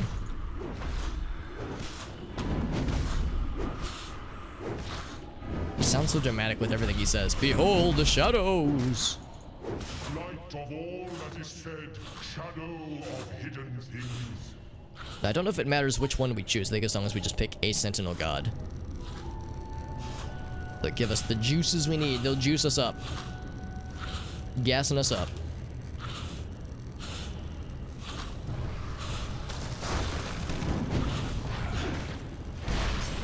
Looks like at one point he had broken the statues.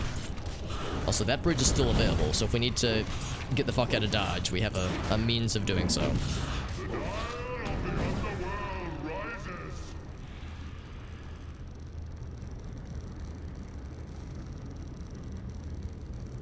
Yeah, so we're still getting powered up. But that's the instant kill move. We'll be able to survive it because we're far enough away. In fact, I'll hide behind here just to be safe. There we go. So yeah, I think we're in much better shape now. Because I think it was this point where he did the fuck you move that was instant kill. There we go. Now I think it's the make or break point. There we go. Now we got him. Much better. You're dead right now, Chuck. You just haven't accepted it. Your life is an out-of-date VHS loop.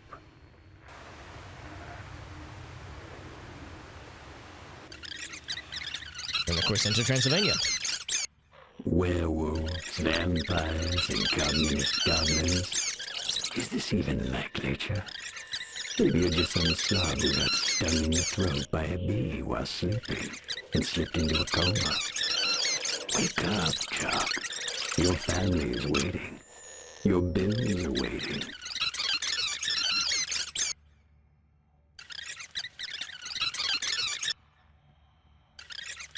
I like Mara. Pretty. Yeah, because we thought Mara was the re-embodiment of the spirit of Lilith. We thought Mara was like the reincarnation of her. And maybe she is or was, but then Lilith entered the picture and that kind of changed everything. It probably would have made more sense if we would have fought... Well, it probably would have made more sense if we would have played this game when it first came out. Because the stuff in Tokyo wasn't available at first. So like the whole sequence of events where we do that spy movie sequence wouldn't have been available the first time. Like you would beat Transylvania, then it would just be waiting. All right, I have to hide behind something now. But the fact we were able to go right from here to, yeah, there's Shoshi breaks that thing. Right from this battle right into like the post Transylvania sequences, I think is probably what made that a little bit weird. It's probably more significant when you just go right when there's like a gap in between the two.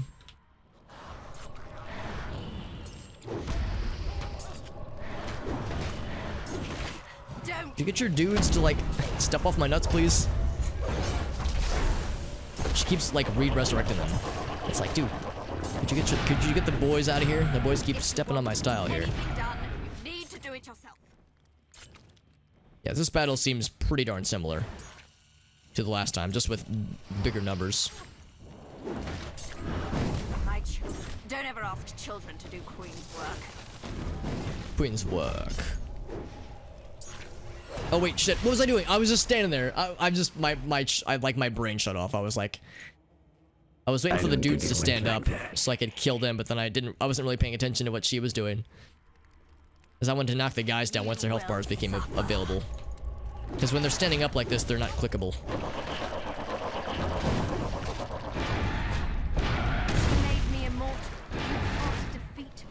Yes, I should have been paying more attention. There we go, that's the one. I find a statue, she just did her big kill move, and then she gets mad and breaks the statue we hid behind. Yes, this is all very similar.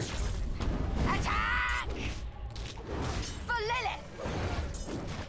Yeah, so she calls out Lilith's name, so it's like the implication here is that Don't ever ask a man I don't think she knew that Lilith was among the living at this point.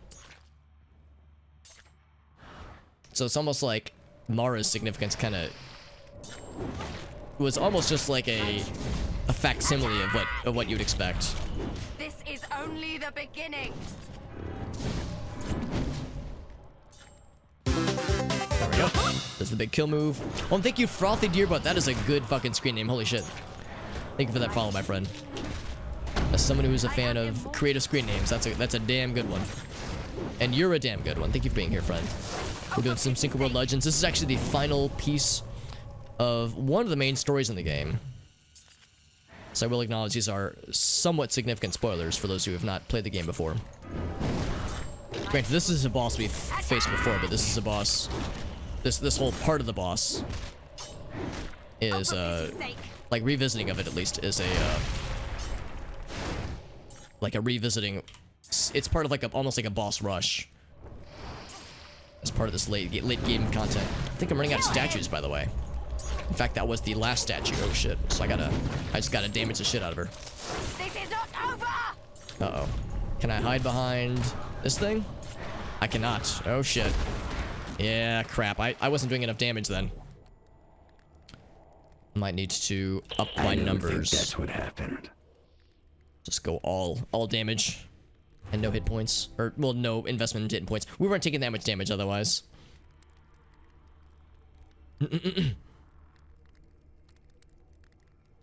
Okay, now we're in good shape.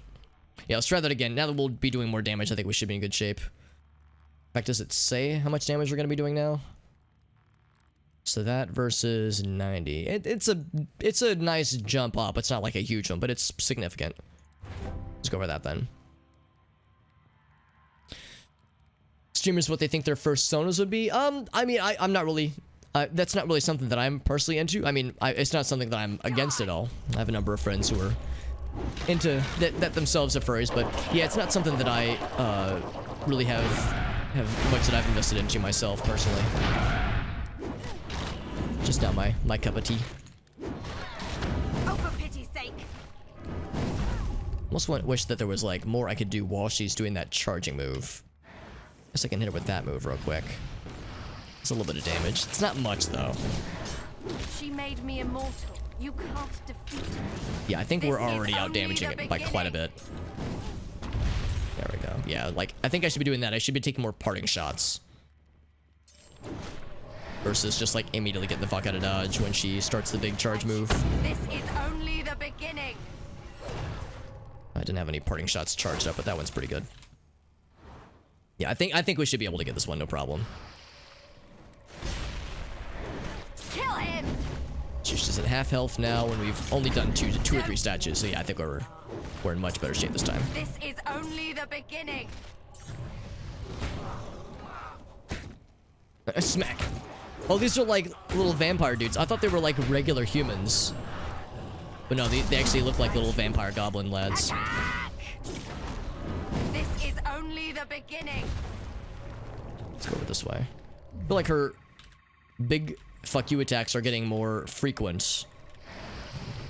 So maybe it's not quite as in the bag. I think we got one more big statue to hide behind. Oh, she's doing that move. Good, good, good. That one takes a lot longer. We can attack her while she's doing it.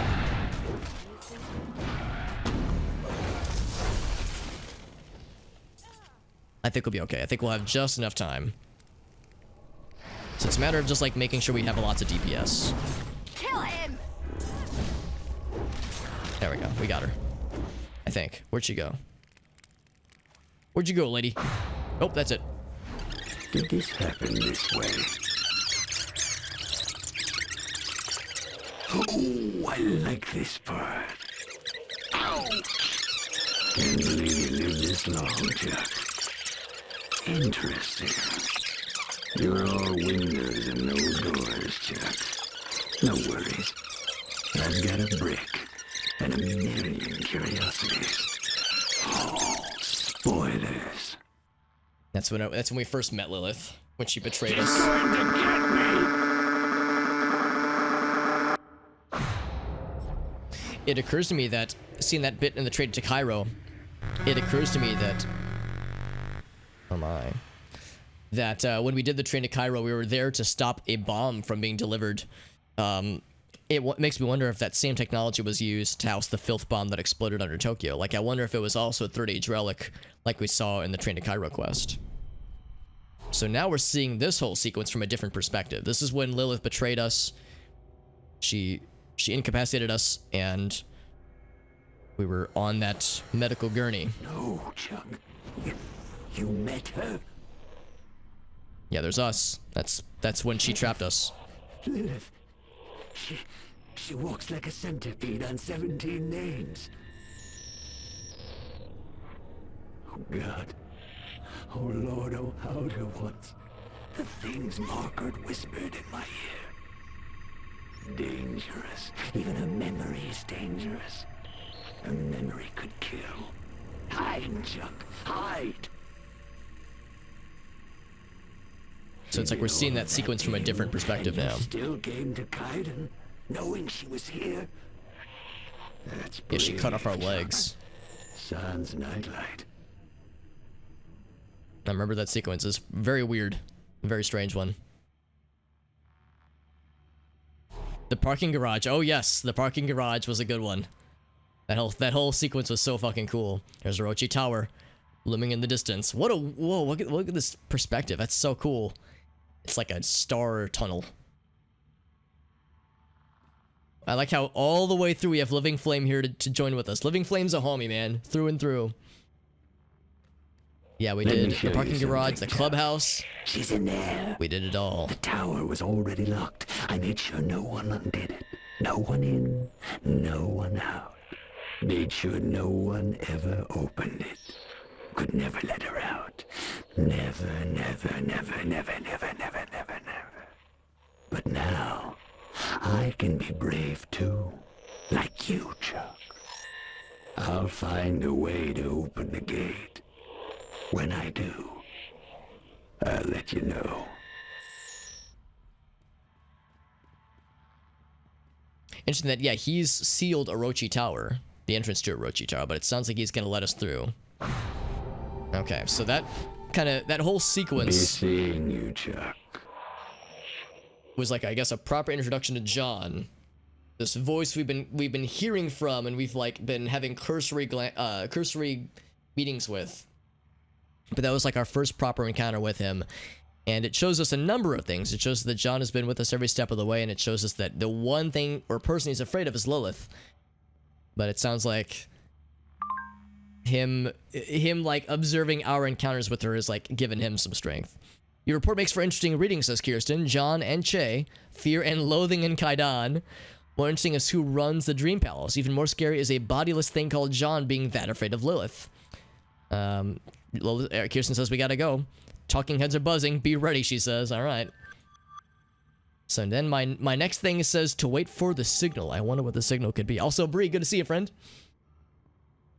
Yeah, the Fear Nothing stuff was wild. Yeah, there was the Fear Nothing Foundation quest, which I definitely remembered all the way through. There was the clubhouse, and I'd forgotten a lot of the clubhouse, but there were some major pieces that I remembered.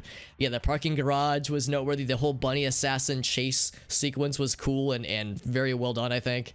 So yeah, there's a lot to appreciate and a lot to remember. And of course, a lot that I've forgotten over the years. But yeah, there's a lot of memorable parts for sure. Let's get that Critical assembled. empowerment Critical results. empowerment, very good. That's still 22, but it's getting there. And that is evade rating, which means we'll just feed that into this lad. This laddie. There we go.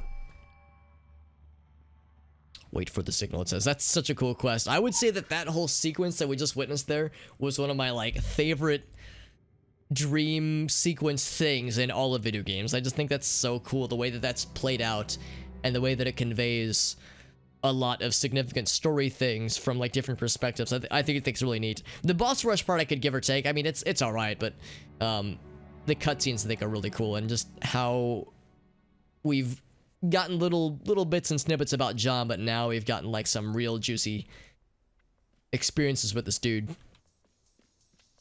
There's still unanswered questions, but now we know more about what happened with the filth bomb, what the intended target was. There's still unanswered questions, though. Welcome. Can we ask Keiru about John? We can also replay that quest if we ever wanted to, which is kind of neat. He was a guest here for a time. I think he took a fancy to me. Now he's something less and something more. Okay. Something less and something more. So there's a signal I'm to wait for. I'm guessing we're actually going to be heading... Oh, no, I lied. I was thinking maybe we'd be going back to our handlers in the Illuminati. Yeah, that particular establishment is called the Dream Palace. This is the Love Hotel. And the quest that we just completed was called the Nightmare in Dream Palace. There's a human person. Hello, human person. With this cool green owl. That's so cool. I love the green owl. We've seen that before. Laying in bed feeling... Oh, I'm sorry, Brie. I'm sorry that feelings of being gross are being experienced. I do hope you're able to have some restful chill times. Hello, Senzilla. Some zombie friends. We're making so many friends in this game, aren't we?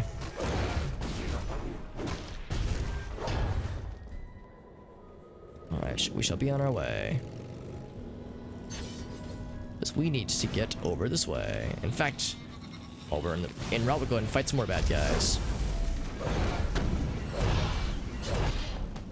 Oop, get out of the way. Get the heck out of Dodge. There we go. Got your flu shot? Yeah, I feel you. Yeah, I got my flu shot back in October, and I actually lucked out. I didn't have any lingering symptoms afterwards, but usually in previous years when I get my flu shot, I have like a very, very light fever for like 12 hours. So well, it starts 12 hours more or less after the flu shot happens and lasts for about 12 hours. So it's like very minor. You know, it's not really an issue, but it's a bit of a bummer because it's like, you know, I feel kind of cruddy, but it never really stays. But this year was different. This year I didn't get any symptoms at all. So that was much preferred. Yeah, the ghosts, yeah, the onyo, if I'm pronouncing it correctly. I don't know if that is of like Japanese folklore significance, but yeah, these specific types of ghosts, the onryos, or onyo, if I'm pronouncing it correctly, are something we see quite a bit in this part of the game. To the quarantine wall. Victoria, what's up, buddy? Yeah, leveling. Yeah, it can take a while for sure. And of course, once you reach max level rather, then yeah, it's less about leveling your character, more about leveling your gear. Passed out for 5 hours, yeah. Yeah, like when you're feeling sick like that, the best thing to do really is to just like get lots of rest, get lots of sleepies. Whoops, I pressed the wrong button. My bad. Yeah, I didn't mean to press the browser. Cutscene time, baby. Requires 14. Yeah, it can take a while for sure. Usually side quest is the best way to do it. side quests, action quests, some, even investigation quests if you're down for them, but they can take a long time. So usually I would say side quests and like action quests, sabotage quests, those kinds of things. Also, Orochi Tower is reacting and the tunnels are opening. Hell yes. Come on in. Come on in, Chuck. Come on in. Orochi Tower begins. Hell yes. Oh, you did every quest in Kingsmouth? Oh, wow. Is it not letting you proceed to the Savage Coast? The Pyramidion is getting twitchy, she says. More than usual, something's about to go down, and I see something strange on the tower. I think that's our cue. She says to break a leg or several. You got it. So that's hit rating. Is that what we have on this guy? No, that one's good. Crit power rating. One of these is just like a single tier. Was it this one? I feel like it was this one. No, that's a 3-pip. That one's good. I'm trying to remember. One of these has a disappointing lad on it. I think maybe it's this one then. Although that's crit power rating, so that wouldn't be it. Hit rating is what I'm looking for. That's hit rating. That's crit power rating. This one's hit rating. Maybe that's the low level one. Oh, that's 2 tick as well. Yeah, I'm not sure. I'm not sure which is the one that's only has 1 pip. Or 1 tick, rather. Okay, so what I can go ahead and do is I'm going to go ahead and hang on to this one and start leveling that one next. So we can fuse that into this fella.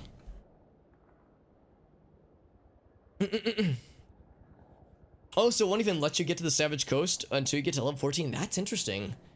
Because when I played through it, I didn't seem to have any issues getting to the Savage Coast. Like being leveled enough to get to the Savage Coast. There were a couple points in the main story before the Savage Coast became available where I got like gated behind some, excuse me, some level requirements, but I'm surprised. Yeah, I'm surprised that that doing all the main quests, all the like the side quests rather, and all of Kingsmouth wouldn't allow it. Have you done like the like some of the like these icon quests where it's got the little package icon? Because those are usually pretty quick. They don't give a ton of experience, but they're usually very quick and bite-sized. And they're also really good for getting equipment and experience, which is nice. That one leveled up. Boing. Level 23. It's getting so close. In fact, it's almost to the point... Actually, power rating, it is stronger than this one. So what I can go ahead and do is swap this out. And then this one. Recover your glyph for 0 marks. Yes. I'm kind of surprised it doesn't cost anything. It's like, what's the catch here?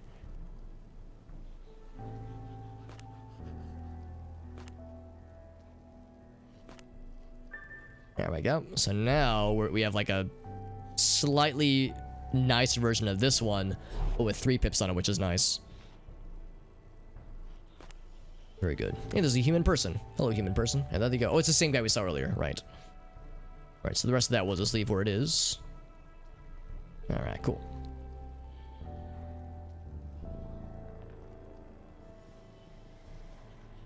Right, the sewer parts. Right, yeah.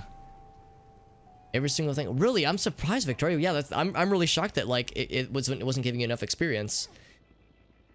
Because, yeah, I remember doing, like, a bunch of quests and a bunch of side quests, and that seemed to do the trick. But, yeah, if it's not doing it for you, then that's unfortunate, because it'd be nice if it would be a little bit more welcoming in that sense.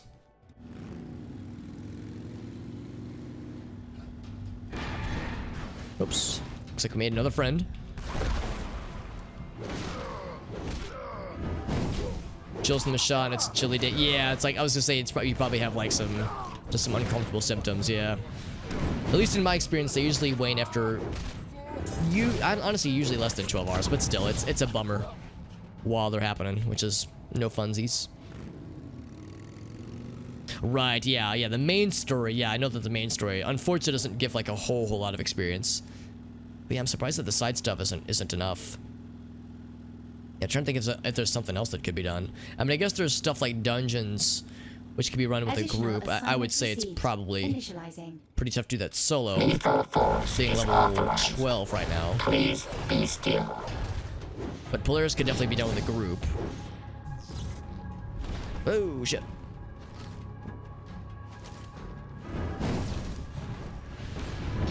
There we go. Let's see, we have to kill the compromised effigy. Oh, was that not a compromised effigy? That's kind of surprising. Maybe it's got to be closer to where we're going. Because, yeah, these are definitely compromised effigies, but they're not the right kind, I suppose. If it subside, yeah, that'd be nice if it just would subside overnight, because in my experience, that's usually how it goes. And school starts tomorrow. Oh, what awful timing, right? It's like, what a crappy way to start the semester. We're feeling cruddy.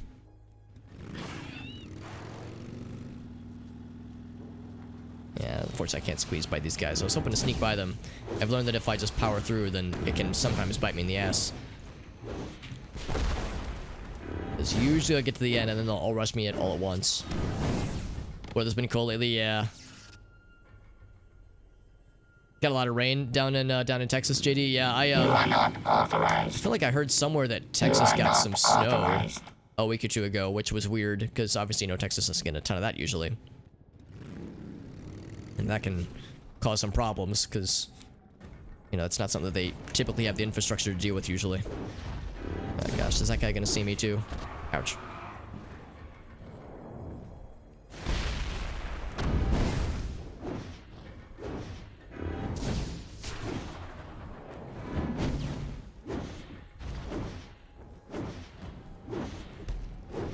There we go. We're trying to squeeze through this area when there's so many bad dudes. Oh, now it says we're fighting the compromised FG, so it's like only some of them count, I guess. It's a little bit strange. Maybe we were too far away.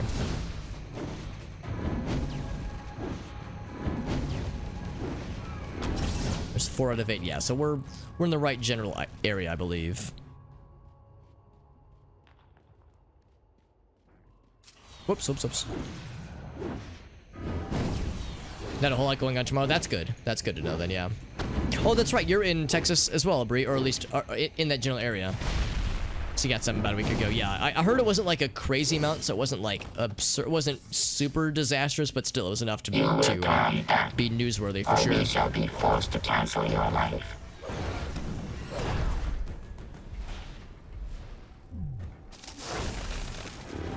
So that's number 5. This will be number 6. Except those don't count. Yeah, so some of them only count. Maybe the weaker dudes don't count towards this amount. It's gotta be the big boys.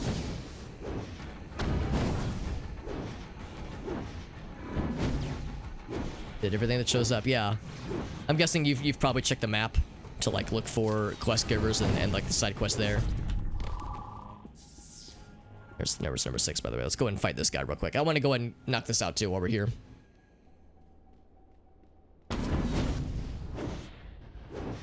Yeah, that's where I'm at too. Yeah, the only time I hit level gating was very early on.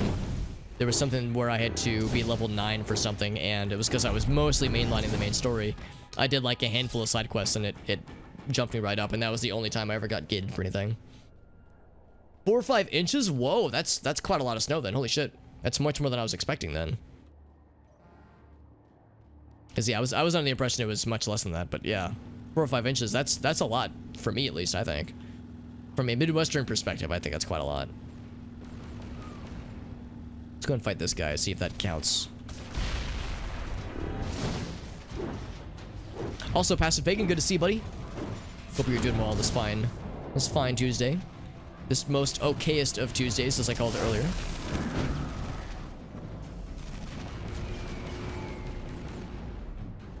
Gotta get past this, like, the shielding. Yeah, I can't reach him through the shield. There we go. Well, there it is.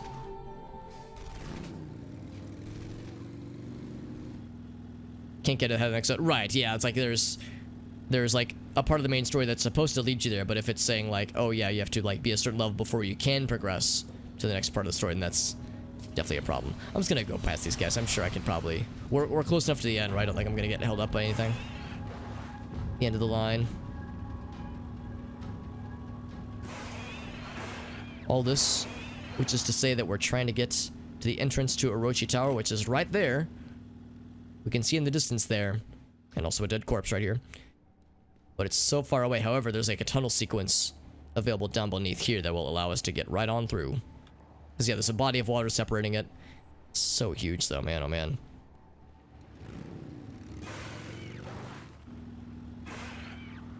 Gateway to Orochi Tower, here it is. We've been here before, but we haven't actually gotten to see it firsthand. Orochi Underground, here we go, baby. Cold AF, oh, I'm sorry about that passive picking, that's no fun. First, introduction to Orochi Tower. Is your heater acting up or something, Passive Pagan? I've had a few friends that have had their heaters either go out, like water heaters go out, or furnaces go out, or they've had to have somebody, if they didn't go out entirely, they've had to like have somebody work on them. Also, I should probably collect this quest reward real quick. And then level up a few more things. Critical empowerment results. Critical empowerment. I do enjoy being critically empowered. 24, getting pretty close on that one. That one's defense rating, which we don't really have any levels into, so we'll just slap that one in that one. Oh, actually, I should have leveled that one instead. Oh, you're just walking in the cold. Ah, I got you, yeah. But then it just melts the next day, yeah, because it's obviously the temperatures there are much more on the warm side usually. And we're getting help from the Jingu clan. By the way, they were just fighting these robots, and I was just standing by, letting them do their thing. Risking life and limb while I'm doing some menuing. And of course, these pacification effigies don't appear to be compromised at all. They seem to be functioning normally. Oh, there's just an infinite number of them. Okay, so in that case, I'll just mosey. Because they're just popping out of these unending doors. So, looks like there was a fallen ally for the Jingu clan. Get their extra katana. So have to watch out for a Jingu clan. Oh boy, what was that? Was that that person like suicide themselves? I think it was. Oh, it's a laser thing. Oh, it's like a Gauss rifle. Oh shit. Ouch. Well, it kills the bad guys. Yeah, it's a motherfucking tank. That might have something to do with it then. That guy like ran ahead. Cutscene time, baby. Oh, that's sweet of you to say, JD. I'm excited for it too, actually. This part is... It's been a while. But there's certain details that I do remember. Am I fighting a guy? Yeah, here he is. An Orochi Peacekeeper. Oh, I need to set my levels back to where they were previously. Which is to say, mostly offense, but some protection.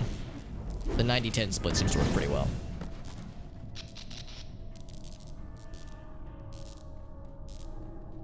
There we go.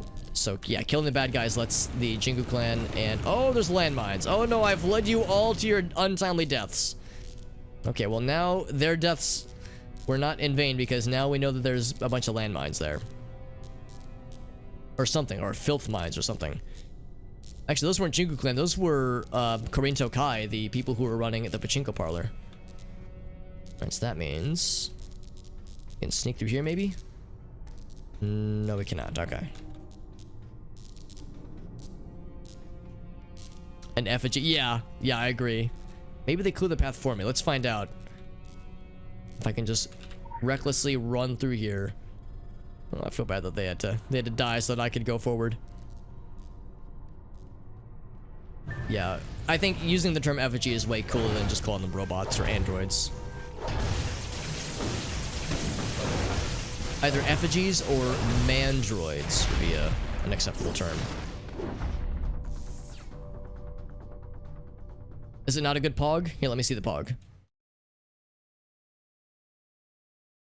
Oh, is that just the, yeah, it's the Komodo, right? Yeah, Komodo hype and pog are identical. That's awesome. I love that, actually. Holy shit, I love that. Komodo hype is a good emote. An underrated emote, in my opinion. But that is adorable. Use the moonwalk action over the metal pressure plates to avoid detection. Because yes, we learned that thanks to our boy, thanks to Daimon, who told us that being dance and being a loosey-goosey is all we need. Now, I know the metal plates... Oh, here we go. It's going to demonstrate for us. There we go. Yeah, so it's all about, like... Oh, they go all the way across then. Okay. I thought it was only going to take us, like, so far, but it sounds like that should be enough. I was worried it would only be, like, one panel's worth.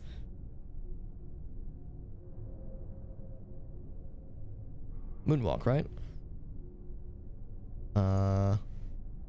Moonwalk Pro. Here it is.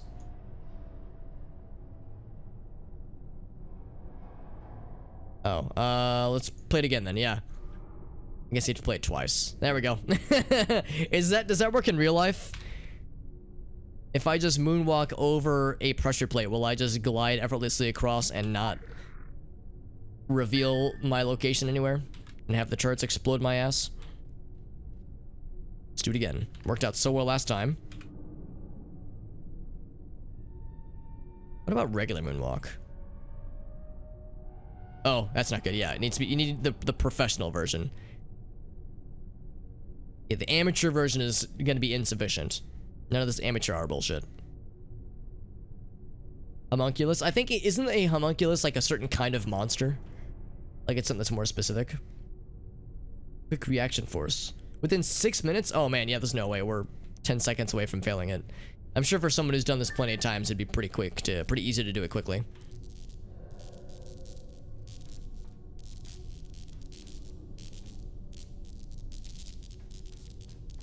Of course, it's a matter of watching the grid. Also, I need to get that thingy, the gun. The Korintokai weapon. A flesh golem, that's my favorite kind. Actually, that's not true. I think fire golems, according to Diablo 2 at least, are my favorite. But flesh golems are pretty dope. And creepy, more importantly. That's like a servant? Yeah, that makes sense. Something that's been man-made.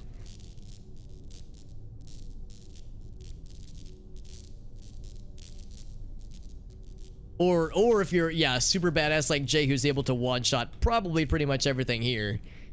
Just turn these dudes into butter. And yeah, I'm sure speed is not at all an issue. Just come to me, my child. Like an alchemical goal? Yeah, that makes sense. Whenever I think of the term homunculus, I think of Full Metal Alchemist. Full Metal Alchemist Brotherhood specifically. Just perhaps I think that might be my favorite anime. I'm not a huge anime connoisseur, but from what I have seen, I would say that one's probably my top one. Usually pretty small. The Shinto shrines? Yep, exactly. Yeah. Like high-ranking samurai or connected directly to the emperor. Yeah, that makes sense too. I don't know if I'm not allowed to stand on these plates here, but I'm guessing that jumping around them is fine enough. Like an artificial being, yeah. Yeah, that makes sense. That matches with what we've seen in this game for sure. Do you ever just wonder how blankets work? How, like, heat transfers work, that kind of thing? Because it's not so much that the blankets are warm, it's that the blankets insulate well.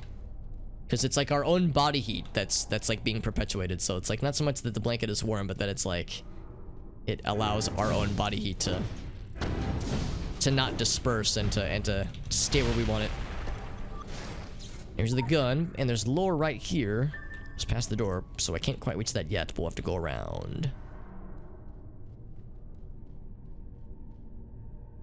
Yeah, I remember that one, Jay. I remember that one, and I remember seeing like, wow, this is a pretty high requirement for the Council of Venice platforming and like running and gunning section, and it was cool, but yeah, I remember being like, yeah, there's no fucking way. There's the House in Exile, and they're gonna get fucking bodied. Oh, they teleported behind them, nice. Teleports behind you, nothing personal, kid. Let's grab this real quick. Oop. Oop. Shit, I'm dead. Yeah, crap, I was trying to get the thing. It's too slow. Oh, really? Put me back here? Oh, that's a bummer. Unless... Okay, no, I was on the opposite side. No, we're good.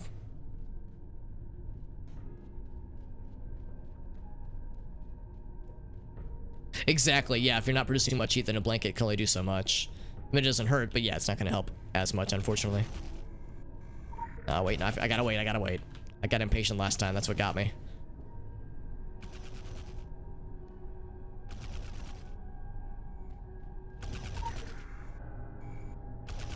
So I need to get that for the side quest, since that is a House in Exile mask.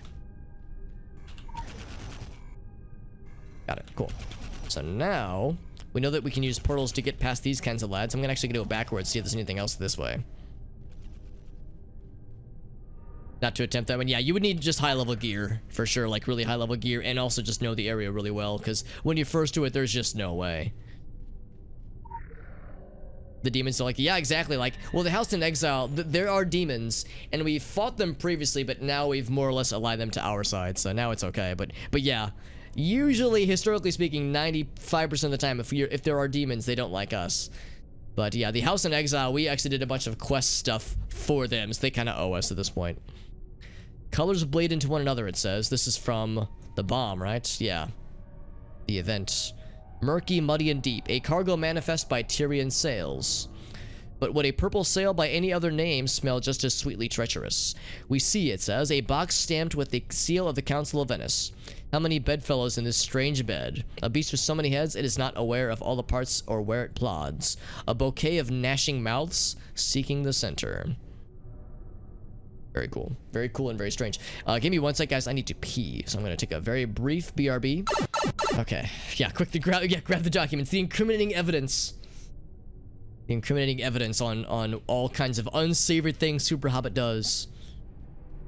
The video games that you don't know that I enjoy playing. Like, let me think. What's the most like cringy video game where it's like, ew, Super Hobbit plays this game? What a nerd. Or not even nerd necessarily. Nerd isn't a bad thing, obviously, but like, what a weirdo. It's like, Alex, we thought you were cool. Hey, Old Twitch, what's up, buddy? Of course. How could I forget an Old Twitch? One of the OG homies. It's good to see you, friend. Look at that, we teleported behind there. Yeah, we got this pearl technology. We saw this previously in one of the dungeons that we did for the Oni. Not the Oni, for the House of an Exile. So you turned off the Gatling guns. That means the bad guys, or not the bad guys, the good guys can help reach where we're going. Help us reach the bad guys that we're looking to fight. Grab this real quick. Cool, so we got all the equipment dropped from the House in Exile. There's a big old mech.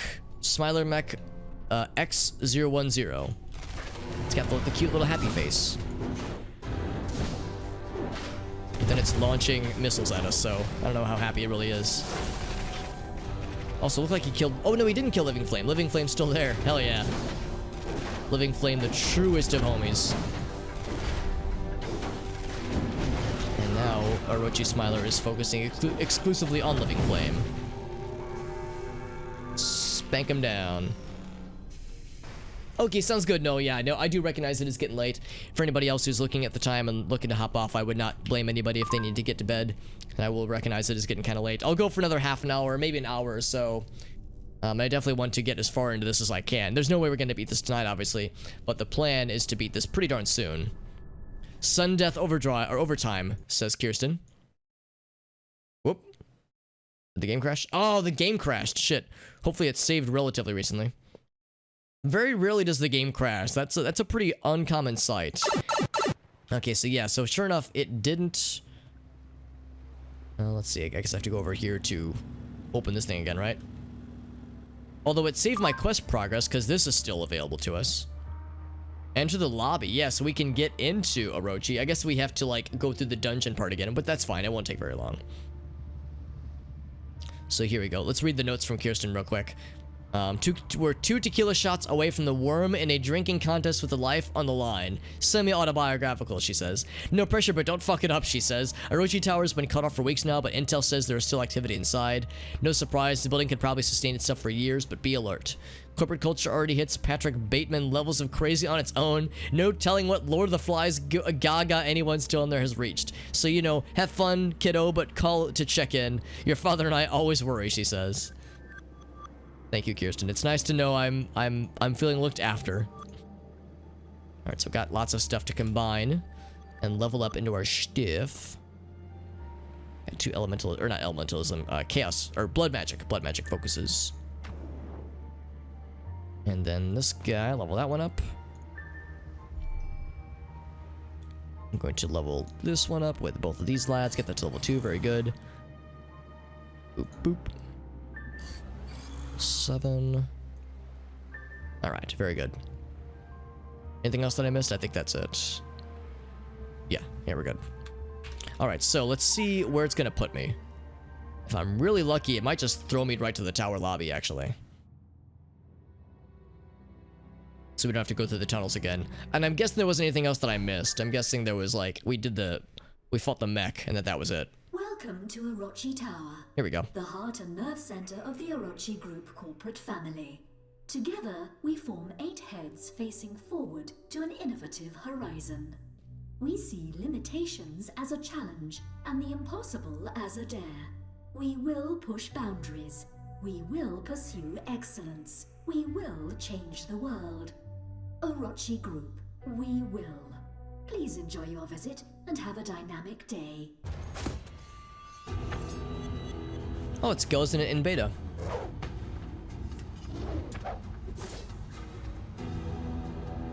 Who typically do not work together. So. And then there's this guy. Whoa. The tension between you two is so... Oh, just drop the weapons and get to the apocalyptic Barney mugging already. Why don't Barney we all kiss mugging. and make up? Hmm? There are no good demons. Not even dead demons. Bank's closed, huh? Maybe now's not the time to rumble, eh? Maybe we've got more pressing matters. I mean, are you two really going to force me to be the voice of reason? Me? Ducky, just for tonight, just for kicks, let's do what we do best. The skills we usually sharpen on each other's skulls. Let's use them on a common foe instead.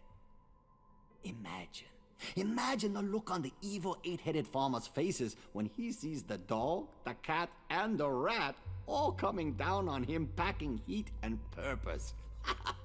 Priceless.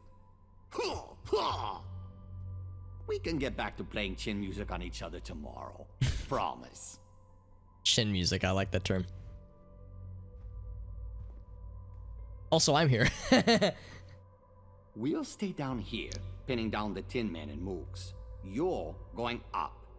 Access to the highest levels is restricted to upper management, so you'll have to obtain access from the highbrows on the levels you can get into. Dig? Ha! You're the kitten's ankles. Let me put you wise. Be careful. The corporate world is weird, and these are weird days.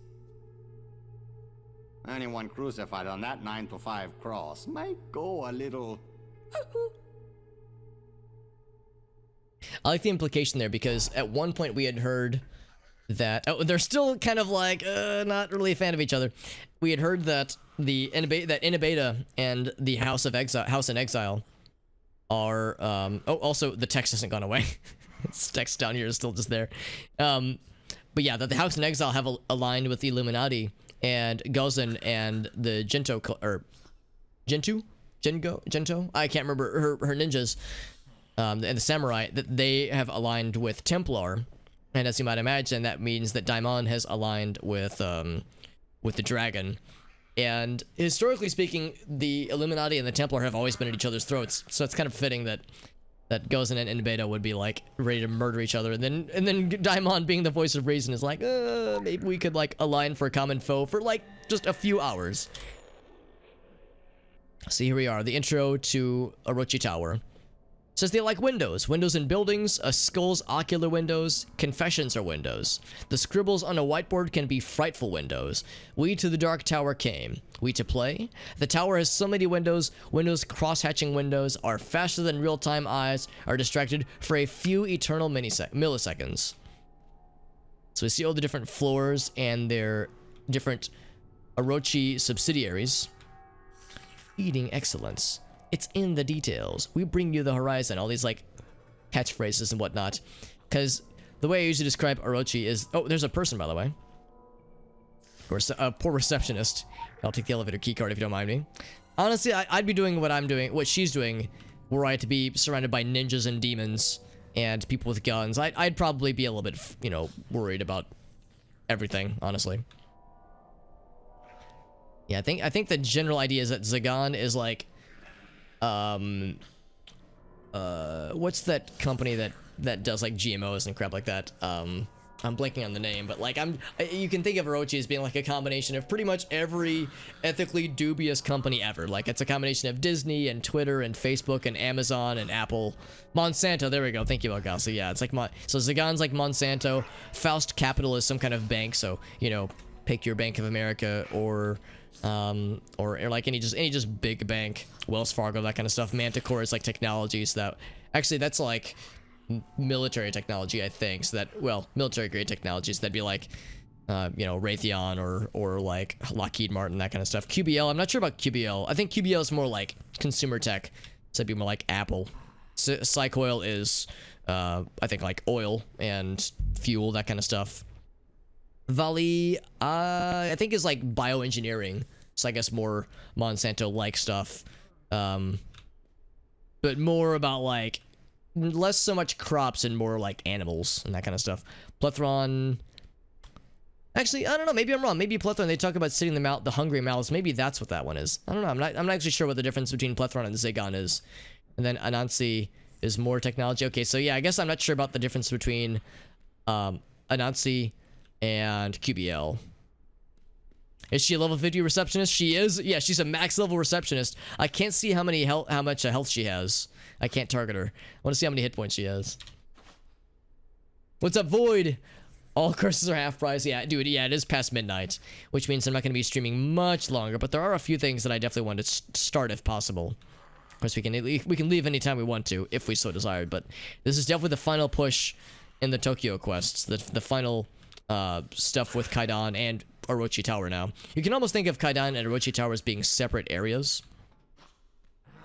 Like separate major areas, but the stuff in Tokyo Tower is much shorter than Kaidan. Kaidan was super, super long.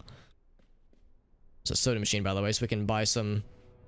Oh, Zagan is like the... Okay, so that's like soda and that kind of stuff. Okay, soft drinks.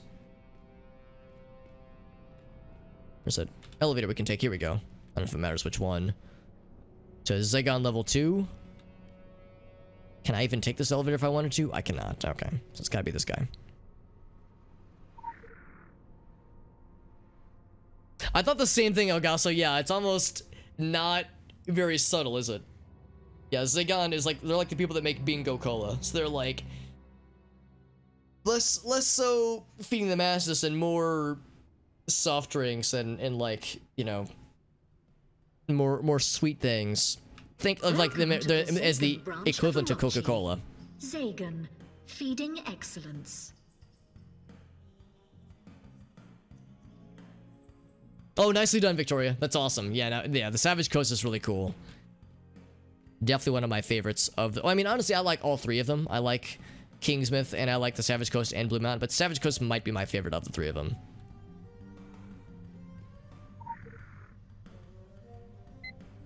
Let's see what we got. I like the old-time... Well, not old-timey, but like the clearly early 2010s keyboard. At least they got 2 monitors. Let's see what their email situation looks like. The paranormal as food product. Paranormal as food product. Sounds delicious. From Alicia Mundus to Fabian Legros.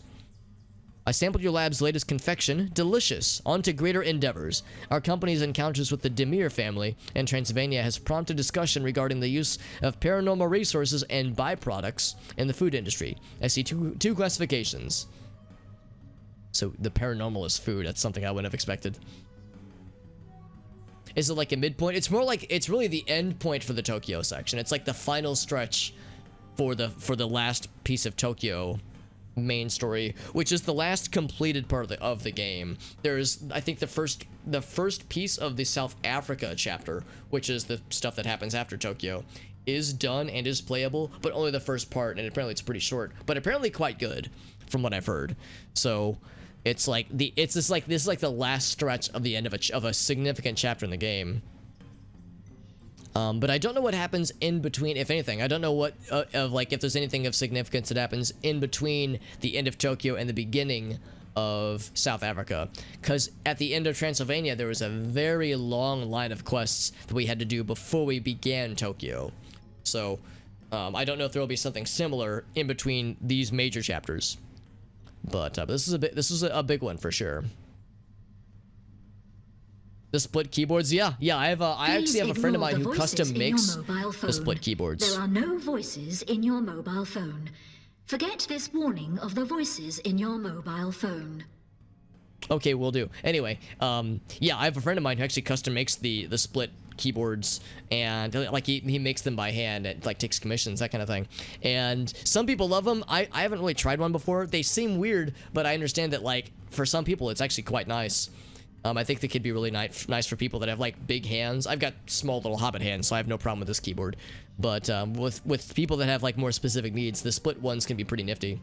The vertical mice, yeah, I've seen them. I have a couple friends that swear by them. I don't know. I'm old school. I just have a regular mouse, as you can imagine. So I'm not exactly one to necessarily need to experiment with like different types of input devices and peripherals, but it is interesting. There's like some really weird and experimental ones out there. The South Africa stuff is good though. Yeah, I've heard it's quite good. I've heard it's pretty short, but it's incomplete. It's no secret that this game doesn't make a lot of money for Funcom, so I doubt it's that high up on their list of things to develop for, but I am hoping that they'll be able to work on it, at least slowly but surely, maybe. The monsters ate our crops, then we shall eat the monsters. You're damn right. So anyway, so let's see. As far as paranormal food thingamajigs, there's two classifications. One is the paranormal in mass production. Preternatural fauna makes for strange new possibilities in edible resources. Some of these resources seem endless. What can we harvest here? What can we harvest here for cheap consumption? The second is the specialized. Paranormal resources that are so rare and or dangerous that it is not feasible to supply them in mass consumers. There is still a market to the wealthy. There are Epicurean clubs and societies, some of them secret within Europe, Asia, and one of note in Chicago, looking for the rarest in gastronomic experience. There are those who wish to dine on sweet sentient meats, but wish to avoid the label of cannibal and the legal/moral complications there within. These are powerful people. That power creates egos, and those egos need to one-up their peers at every turn. They pay in money and favors. I want you to consider both of these areas. Interesting. Getting into some weird territory. What about shadow eating? I would like to eat some shadows, please. The cafeteria is now fully functional again. Enjoy. Yes, I'll take a bowl of your finest shadows, please. Fresh off the stock. The shadow eating project is fascinating, just the sort of thing to jostle the board members. I have taken the liberty of scheduling a presentation. I know it is still early days, but I think this will impress them. You'll be in front of the board itself. Knock it out of the park, as they say. Very good. What about the scent folders? Yeah, what do we think about the paranormalist food products thing? From Fabian. I have contacted the Demir family. They are earthy people, he says. Thank you for your confidence on the rest of the projects. Okay, what about the meat? It's just titled The Meat. To Vencel Bartok. I'll need a report on your findings within the various Transylvanian meats. Can we load a ghoul with enough antibiotics, to make them safe to eat? Does werewolf meat revert or change when separated from the whole? Does vampire meat become instantly rotten upon its second death? You are not squeamish, so I leave the unpleasant questions to you with every confidence. Asking the hard-hitting and weird-hitting questions. To the marketing team, we don't say cow, we say beef. We don't say pig, we say pork. There's a reason. I need a word for the meat of the various paranormal fauna. Send me a list of possibilities. Just call them, like, shadow meats or something. And then, yeah, speaking of shadow eating. Below are my presentation notes, he says. To dine on shadows. Thank you for your time. I know you're hungry for my progress. Jesus, it's like so strangely corporate. At Zagon, we have explored the culinary possibilities of paranormal fauna. So how does one eat a ghost? Impossible. How do you chew the incorporeal? At Orochi, the impossible is a dare, and we have dared. So apparently there's a vat that contains a gelatin solution derived from pig collagen. The cells of the jellyfish, Toratopsis dohrni, and other ingredients. You'll find specifics in the technical handout. This device emits a pulse that attracts disembodied apparitions based on the work of the late Dr. Polin. Not to alarm anyone, but there is a ghost in this room right now, he says. The spirit is trapped in the vat. Gelatin solidifies. Note the chaos of the symmetry. Repeating fractal patterns of faces and limbs. Such a being must have only a vague memory of physical identity. The silent screaming mouths, he says. But he invites you to experience the impossible. The entity is trapped and quite harmless. Ignore the writhing, it is only jelly. Please enjoy a sample, I'll demonstrate. We can have our wraith and eat it too, he says. So fucking weird. Interesting, but weird. Yeah, what about drafts? Anything? So no drafts. Tower is experiencing some technical difficulties. We only a few. Apologize for any inconvenience. Technical, cool. Alright, so nothing in the trash folder. Nice and simple. So some good, interesting lore stuff. It's obviously nothing that's functional per se, but it's fun learning about these things. What's not so fun is this room or this door that's just smeared in blood. I'm sure we'll get into there soon enough.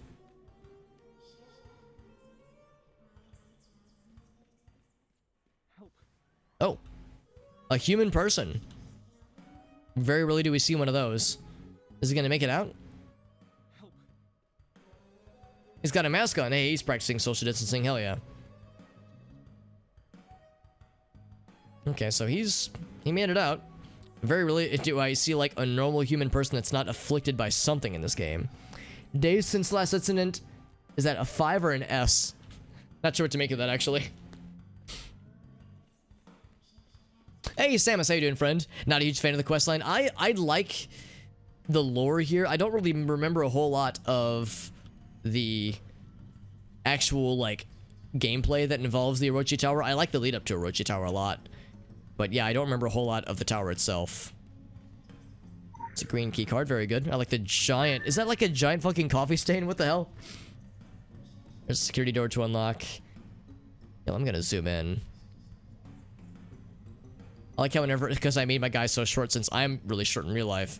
Whenever I zoom in on the camera, it like dips down significantly. Synthetic blood? Demir sausages? Delicious. That shit's wild, man. Look how happy the werewolf is, man. He's so happy. It takes a while, yeah, for sure. I mean, I don't plan on beating this tonight, for sure. I want to get as much as I can. But yeah, there's no expectation that I'll be able to knock this out all in one sitting tonight. We might be able to knock it out Thursday, though, maybe. I'm hoping to do a chunk of it tonight and then do a chunk of it, the remainder of the chunk, or at least a good piece of it on Thursday with that stream. Oh, it's just the middle of my chest. Oh, okay, I thought it was because I was so short. Z772 has escaped its enclosure. Please hide. We apologize for any inconvenience. Alright, so we can see some vampires. One is like the vampire test subjects that look very similar to the ones we saw in the fields in Transylvania. And then a scientist vampire man. Special assignment received. Initializing. All the hostile creatures.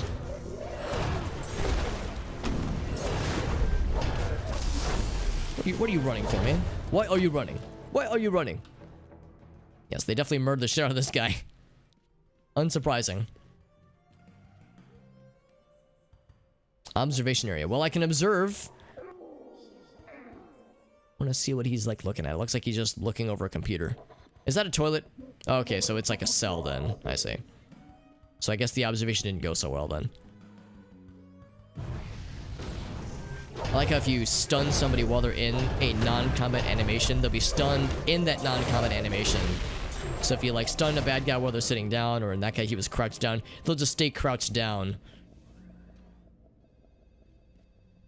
Oh gosh, yeah. Yeah, more giant blood explosions. Here's some office memo shenanigans. Reminder that the cafeteria will no longer offer bottled water. We encourage employees to use our in-house specially filtered tap water. It's quite refreshing. They're not allowing like outside water. That's not foreboding at all, right? I'm sure we can definitely trust Orochi and specifically Zagon to give us, you know, actual clean water and not filth-infused awfulness.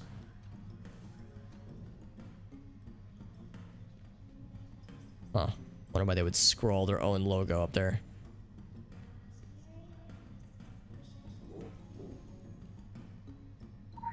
Door control. Okay, so that means hopefully that means all the doors will be unlocked now. We Oh, thank oh you boy. for placing all trash in the proper receptacles. Oh Have a boy. dynamic day. That man is dead. We have killed this man. Oh. Okay, so now the door is locked. Or it was always locked, but yeah, that dude was... There's no way. Yeah, he's fucking dead. We have doomed that man. Let's see if there's anything to interact with, but I see nothing on the tables. Lots of blood. Oh dear God, so much blood. Yep. Dead bodies, mutilated corpses, some hay bales. I mean, this is where the werewolves were kept. There's some water and food bowls. Yeah, I'm sure they weren't a huge fan of this. Lycanthrope test subjects. Let's put them out of everyone's misery. And get some lore while we're here. Was there lore that I picked up earlier? There was not.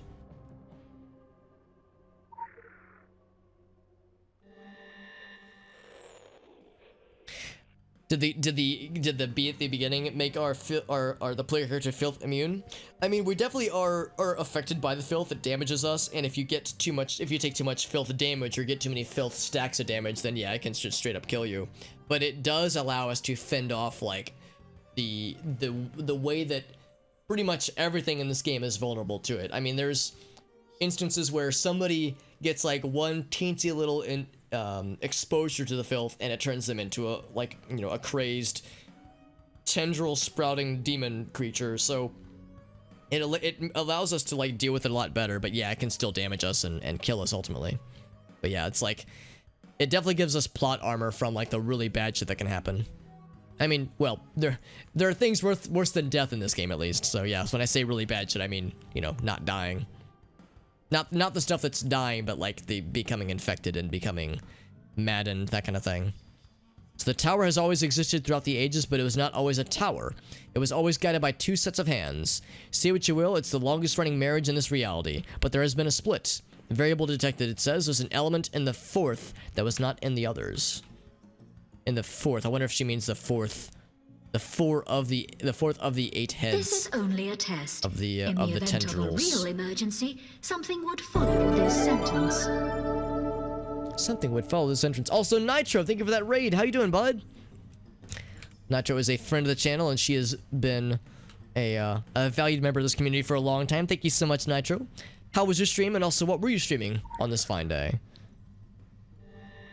With the finger guns. Hey, I'm always down for the finger guns. Thank you so much, Nitro. Shout out for our buddy Nitro, who is a awesome person. Let's see, it's 2 underscores, right? There we go. Doing some Aura Kingdom. Now, I will confess I've never heard of Aura Kingdom, but I want to hear more. How would you best describe the game to a scrub like myself? We're playing some Secret World, by the way, so we're fighting vampires and monsters and werewolves, that kind of thing. Right now, we're exploring a place called Orochi Tower. Orochi is like this giant, multifaceted company. It's pretty much a combination of every ethically dubious corporation in existence if they were like one single entity.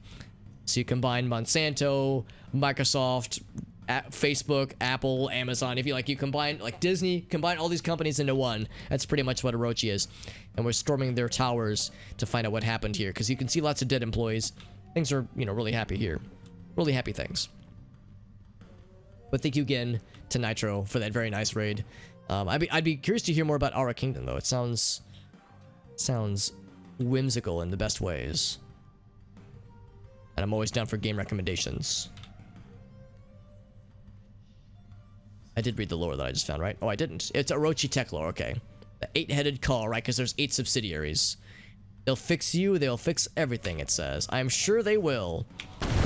So fauna test subjects. It's kind of or fawn rather. It's kind of unfortunate that they want to fight us because the fawn in Transylvania are actually harmless, but these guys are quite harmful.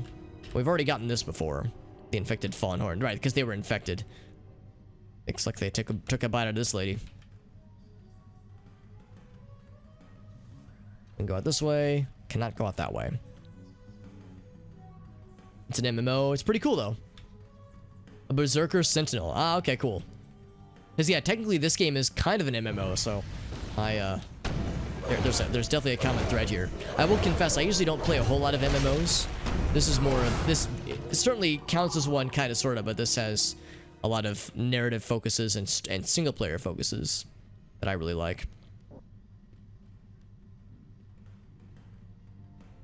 But if it gets the Emily and Victoria, I'm sorry, the Nitro and Victoria recommendation, then I'm sure it's a solid choice. Then is it available on Steam? Going to get the lore through the window somehow. Not exactly sure how I'm doing this. The cafeteria is now fully functional again. Through a Zagon window, we Enjoy. spy the wall of meat. It tastes like despair. My favorite kind of meat.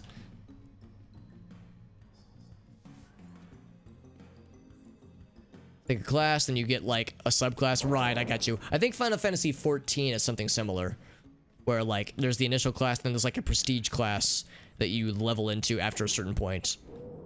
And these people got fucked up real bad. It is on Steam. Okay, cool. Oh, and also, Lady Arish Kigal, thank you very much for joining as well. Delicious. A delicious despair meat room. Yeah. Yeah, we'll just say it's veal. That would explain it, actually. Hey, Phantom Limb, good to see you as well, buddy. Yeah, it's bacon. Although bacon usually doesn't taste like despair.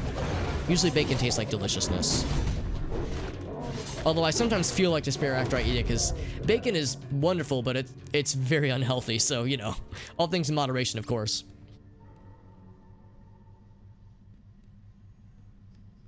Everything bacon, always and forever. Oh, but there's something in 11. Okay, it's just one class. Oh, but you changed out of it. Maybe that's what I'm thinking of, where there's like, yeah, some kind of different sequence there. So more about Lilith, a person of interest for sure. So apparently Lilith was around since the First Age. One of the first humans. Given life by Gaia, she recalls the garden. Because yes, we know that according to like Christian mythology, I shouldn't say the word mythology, that sounds mean, I'm sorry, I don't want to sound judgmental, but according to like the Bible and that kind of thing, I think the Old Testament, Lilith was Adam's first wife. And it didn't work out because she wouldn't submit to him. And as I understand it, people... historians and biblical study, like people who study like the Bible, that kind of thing, theologians, the people who study theology, their opinions differ on what this meant. Did it mean that like she literally didn't want to like listen to Adam and like defied his wishes, or does it just mean that she wanted to be on top one time? And there are professionals who really do interpret it as meaning, oh yeah, she just wanted to be on top one time and Adam wasn't down for that. So it's like, dude, you gotta be open to experimentation, man. It's healthy. But anyway, yeah, so she was in the Garden of Eden, but she was cast out because Adam and her, it just didn't work out. It's not you, it's me, that kind of thing. And then they brought in Eve, and everything was much better, apparently. So she betrayed her own race, joining the Nephilim against the Grigori. Cast out by her peers and cursed to wander the wastes alone, but we admire her independence, at least. You would get a second class later on, yeah. Oh, Phantasy Star Online 2. Now, I've mentioned before that I'm not a huge MMO guy, but I do love original PSO. So I'm tempted to try out PSO 2, but I have a feeling I might not like it as much. But I still want to try it. Turkey bacon? I think I've had turkey bacon. I just don't remember much about it. Turkey bacon is much less unhealthy compared to regular bacon, so that's probably the wiser choice, honestly. Get a lot of passive stuff, like subclasses, that kind of thing. Okay, cool. So it's, yeah, if it's mostly passive stuff, that makes sense. I do want to try out PSO 2 at some point. I don't know if I would stream it necessarily, but just to try it out, just because I love PSO 1 so much. So much nostalgia playing it on the GameCube and later playing it on Blueburst on PC. Turkey bacon's good. Yeah, I'm sure I've had it before. It's just been a while, I think. Let's read some more memos. Consumers not consumed, it says. There's a meeting to discuss your progress. Mundus and her cronies creep me out with their supernaturals and product shtick, and it misses the opportunity. Supernaturals as consumers. It's the only civilized way.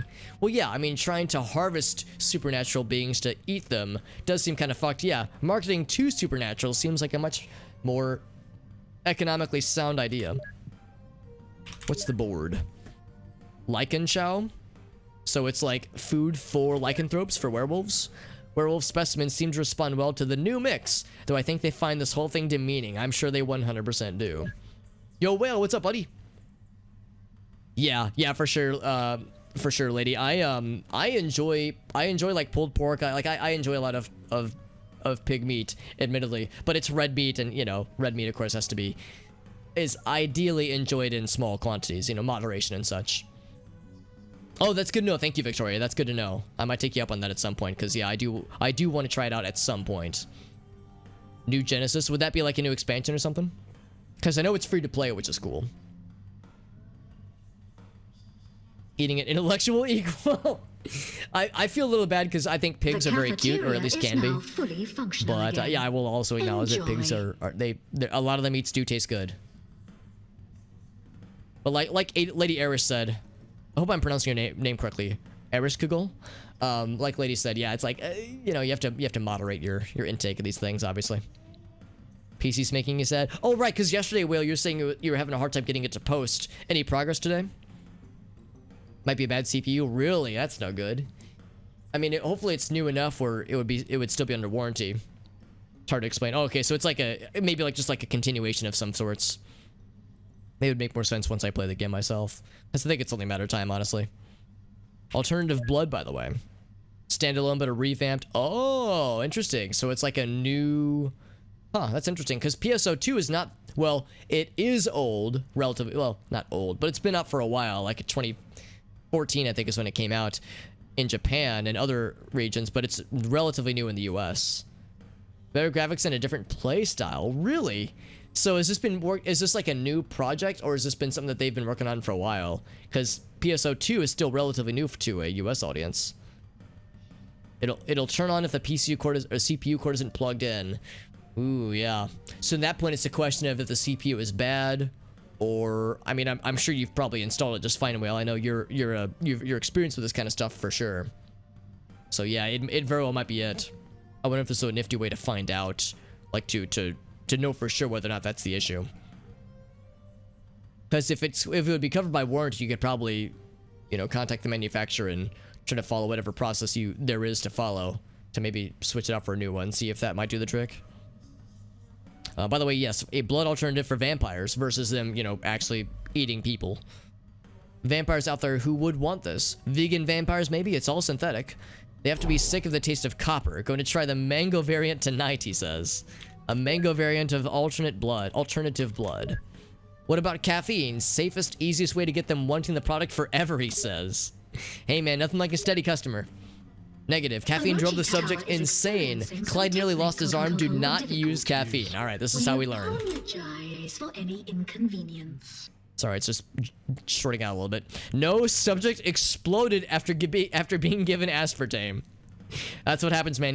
If you're a vampire and you drink aspartame, you'll just fucking explode. Holy fuck, that's metal as hell. But yeah, they've been working on it for a while, though. Okay, so it's not like a new project. Because I was like, man, this just came out. But yeah, it's all relative, I suppose. Because yeah, in Japan and other regions, it's been out for several years now. I'll be curious to see how that turns out. Oh, Jesus, was this the room where people exploded? It very well might be. Oh, wow. The walls, the floors, the ceiling. No one was spared.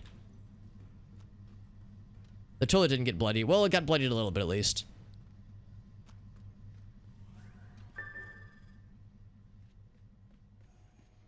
Lots of friends over here, and they're fighting each other. Should I just let this do its thing, or should I try to like involve myself in this disagreement? I think as long as I kill them, we'll get the quest progress. And of course, look at that. Once we like make ourselves known, they're all, ooh, look at this. A common enemy is my enemy, and such and such.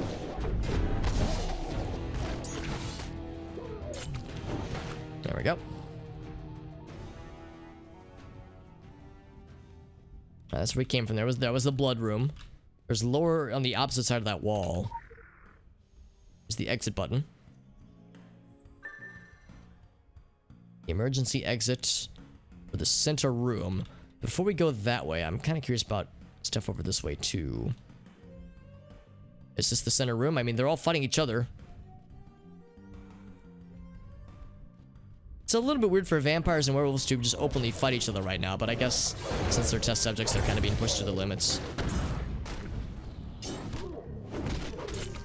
That's not a bad idea too, Will. Yeah, if there's somebody either you know or someone you can take your PC to or have them come to you, if there's some kind of way for you could have some people who are more experienced take a look.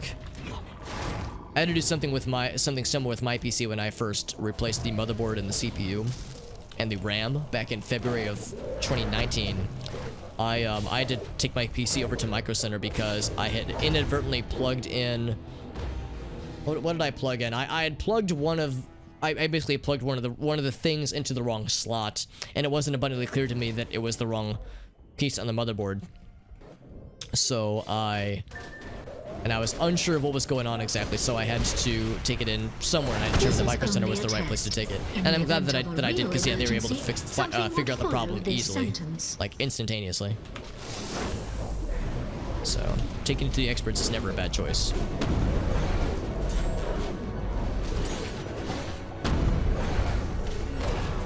There we go. So that's all the bad guys on the floor. Now for us to get up and do the dinosaur. Thank you for contributing to your efforts of cleansing this awful area of bad things.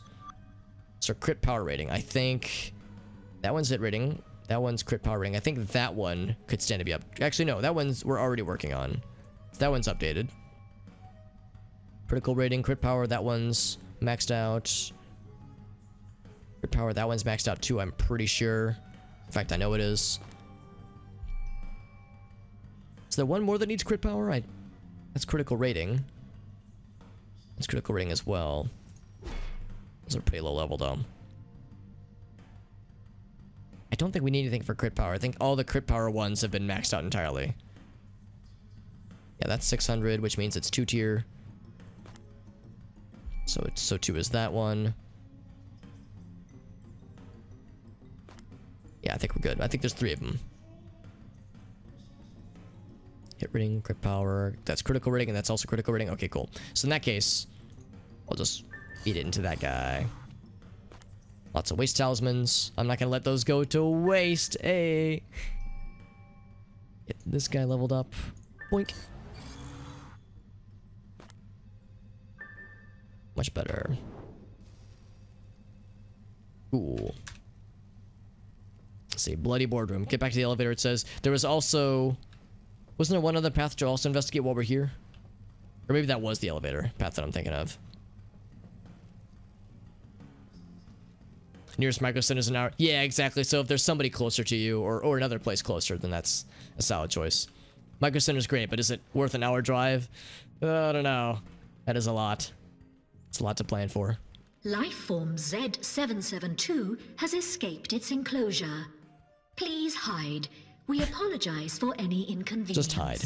No no like attempts to disguise what's going on here. Yeah, just hide. Don't even try and fuck with it.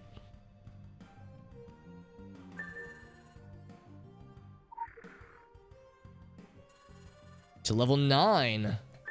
Moving on up, man. We went from 2 to 9 instantly. Ace Geek Squad, not very good. I've heard. Oh, hey, we got normal people. No, just no. Hello. Do I know you? I guess we do kind of stand out, don't we? It's weird for like us to just find like normal humans that aren't filthified or turned into nightmares. It's like, why is this so normal? What the hell's going on here? I'm busy.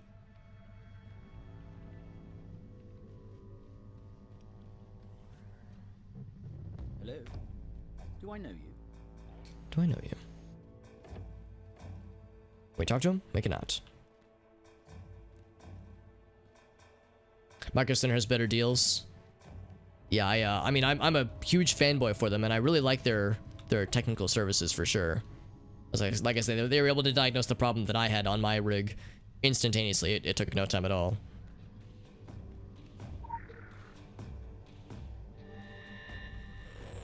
The Mitsubaki. So is this like an android, like a cyborg? The Headhunter Protocol, a competitive salary and fantastic benefits package. When my enemy resembles me. Sounds like that's something we'll get to experience soon enough. Now I see that's a little bit ominous, right? Is that blood or filth? I think it's blood leaking from the pipes. You can see it's a little bit transparent, so there's something in there. What could it be? Oh boy, there's more of it. This is only a test. In the event of a real emergency, something would follow this sentence. There's a bunch of meats. It's weird how they're just letting us wander around, man. I mean, I imagine in a secure facility like this, they'd be like, yeah, here's a person that doesn't have clearance. Well, actually, no, we have the keycard, so I guess we do have clearance, but there's a person that just is definitely not part of us, doesn't have the lab coat, he's wearing a ridiculous outfit, he's got the weird glowing eyes. I'm sure it's fine. So blind taste test results. So the first one tasted like paper or cardboard. This one was like egg, mold, or yeast. This one was like blood, salty strawberry maybe, slimy yogurt. This one tastes like nothing and or despair. This one, go to beta test for this one. It's like jerky, like a salty tough chicken. This one, like bacon. All test subjects died 4 hours after test. I hate it when that happens. It's happened once, it's happened 1,000 times with my double-blind meat lab tests.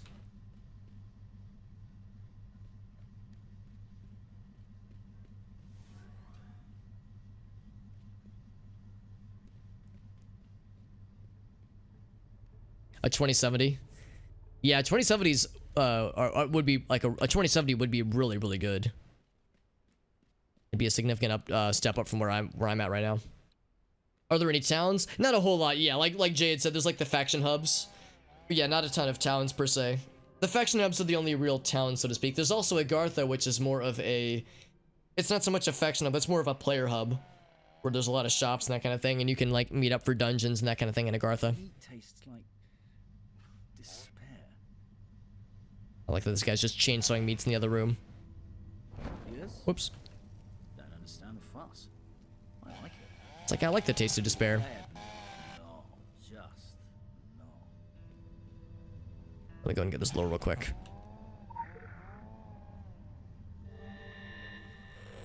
Yeah, there's the hub in Agartha, right? Yeah, there used to be vendors in the towns, but yeah, not so much. There's really not a whole lot to do in the town, so to speak, other than just quest objectives for your given faction. Do they seem familiar? Do you think only the bees wear red, blue, or green?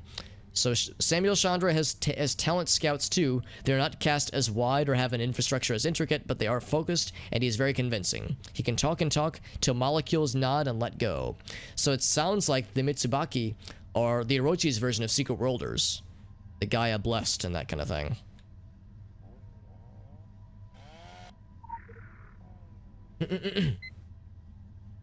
Do not Got a 2-pip panic. elemental weapon? Nice. Do not panic.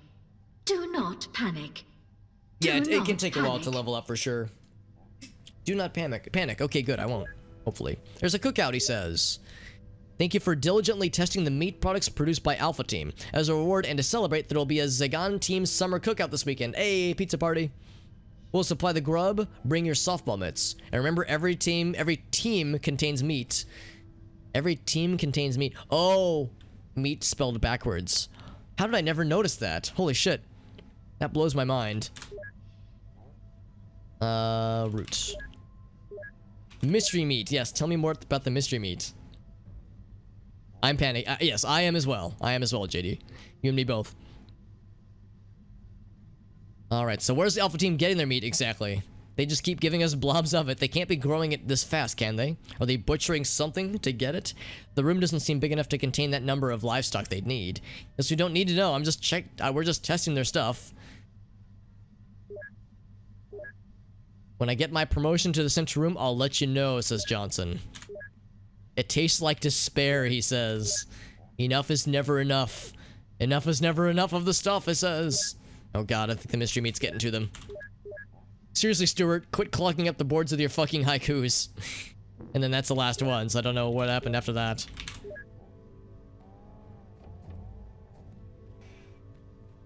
You look familiar. You look familiar. Maybe they've been watching me in the cameras this whole time.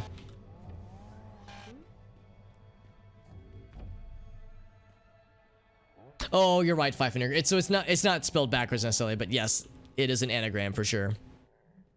Check out the cool anime hair on this lady. Spiky, she like a spiky Dragon Ball Z character hairstyle. Some more meats of the mystery variety and more blood leaking out of the pipes. I'm sure it's fine, unless it's filth, but I think it's blood. I could be wrong. It's kind of a reddish hue.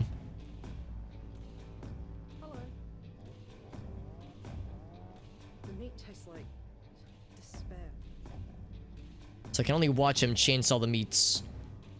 It's like it's growing infinitely or something because he's chainsawing into it and it's just never going away.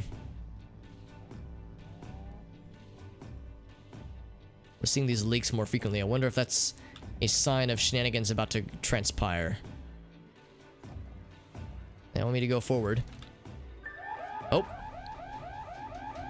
So apparently I set off some alarms just by virtue of getting close to them. And now the scientists are unhappy, unsurprisingly. We thank you for placing all trash in the proper receptacles. Have a dynamic day. There we go. So I didn't mean to like make everyone panic and run away screaming, but it did happen.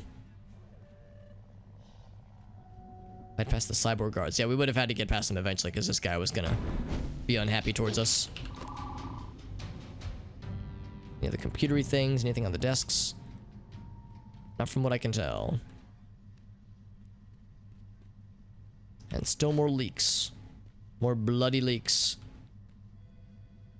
Filth-laced blood. It very well could be. It very well could be. It wouldn't be the first time such a thing has happened. Oh, it looks like the meat golem has fought back. Part of EF-002. After being chainsawed mercilessly, he decided to fight back. And now we're killing him again. Blech. And chewed off a few limbs while he was at it. As one does, you know, very, very usual stuff. Oh, maybe this is a different one then, because the meat golem we saw was back that way. It's a cute little meat golem friend. He just adorably gnawed off the limbs of his overseer. This guy's still going ham. Chicken McGolem, delicious. The pink slime golem. So what about BF-001? I think that's what we just killed, right? Until further notice, please keep the nature of product BF-001 confidential. We would like our testers to work without bias. Oh no, what does this imply then? The beef. Tell me about the beef. Team Beta is testing the meat. They'll give us the reports and we will keep an eye on them for short-term effects. I'd also like to run a battery of tests with freezing/thawing, microwaving, and seeing how long before it spoils once it is cut from the subject. Okay.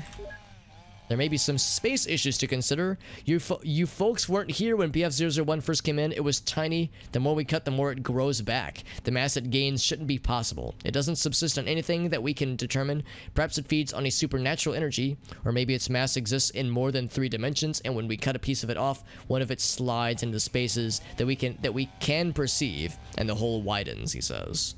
That's an interesting theory.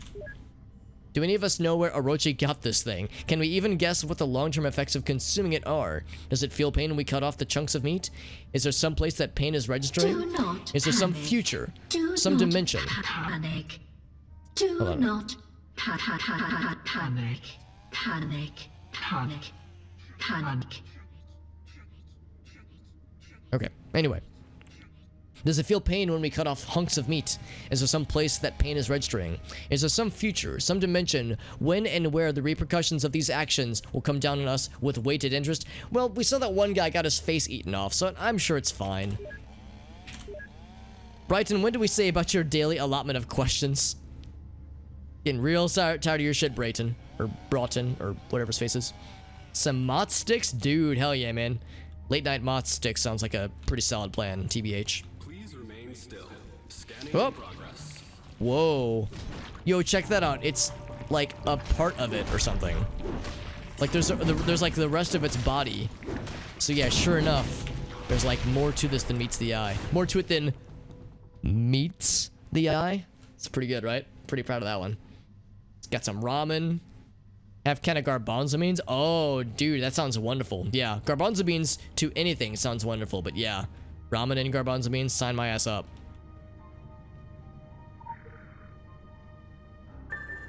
Oh, I found something on the table there.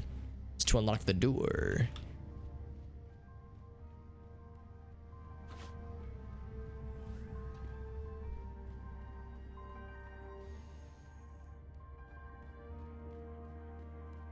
Here's the emergency exit button.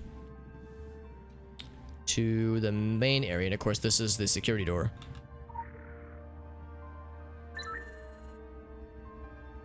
Now, I'm actually kind of curious. Oh, also, I just noticed that all the rooms have, like, they follow the Orochi insignia. I can't see the Orochi insignia, but yeah, it's that kind of like spiral. I'm actually curious about one thing. I want to go back the way we came. See if there's any other cool stuff that we missed that's now available now that like all the scientists have been driven out. Because these guys are still one in the halls, obviously. Arby's has gone too far. They've definitely become powerful. Perhaps too powerful in their ambitions. I wonder if they'll be driven mad by their wonderful, delicious creations. Thank you for... Thank you. Thank you. Thank you. Thank you. Thank you. Thank you. No, thank you, disembodied voice that I'm hearing. The meat dimension, exactly. Hey, welcome back, Jesse. Yeah, the Orochi Tower stuff. This is my first time seeing it in Secret World Legends. I did see it all the way through in the original game, back when it was just the Secret World, minus the Legends part. And I'm going back to see if there's anything that I missed, now that all the scientists are gone. But no, I do like this sequence. It is quite long, but I think quite good. So I do not at all mind the length. Closed beta testing has commenced on your newest iteration of vat-grown meat. Yeah, we read about BF001. Served in the company cafeteria. It's a fine product. I'm sure nothing horrible will happen, it says. It's implied. Please, there's one scientist friend left. Please, I'm very busy. So the alarms blared, all the scientists ran away, all the bad guys are fighting us, but this guy is so dedicated to his work. I'm so busy. I have such important work to do. Bup, bup, bup. This person too. I'm very busy. I'm very busy. Well then. Oh, this just loops around. Oh, I'm an idiot. I thought this was like a new area. Okay.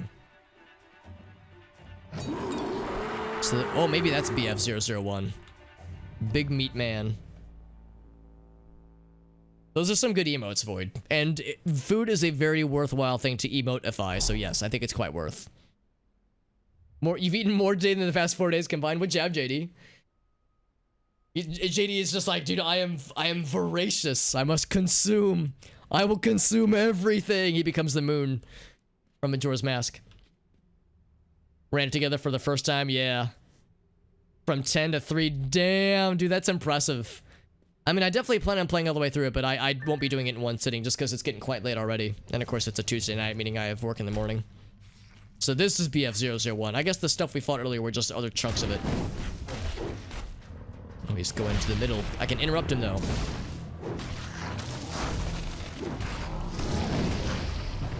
I can interrupt that, too. Except now I'm on cooldown, so I can't interrupt things forever. He just spews blood. Oh, God! The blood hurts. Okay, so it... Oh, wow, it's like spewing on the walls, too. So there, you have to follow the pattern for it.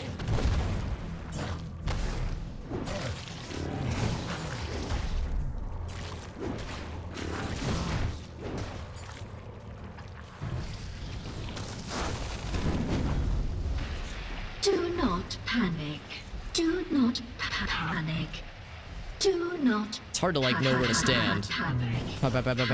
Nick. Panic. Well, I wasn't going to panic until that voice started to do its thing. Yeah, 100% agreed. I really do like these sequences, even though they do take a while. They're quite worth. So here's the scientist that he murdered. You did it. You've just made me throw up in my mouth a little. Hey, that's an accomplishment worth something, I think, for Kirsten. Congrats on achieving the impossible. Note to self, at least it's not made of people. Never mind, don't even answer that. Just keep moving. I need to brush my teeth and pretend I never read this report. Very rarely do we get Kirsten to react viscerally to something like this, but I think we managed to clutch that one out, for better or for worse. All right, so this is one we definitely need to level up, so we'll hang on to this one as well. So hit rating is 1, which will go here, because that's still a single tier.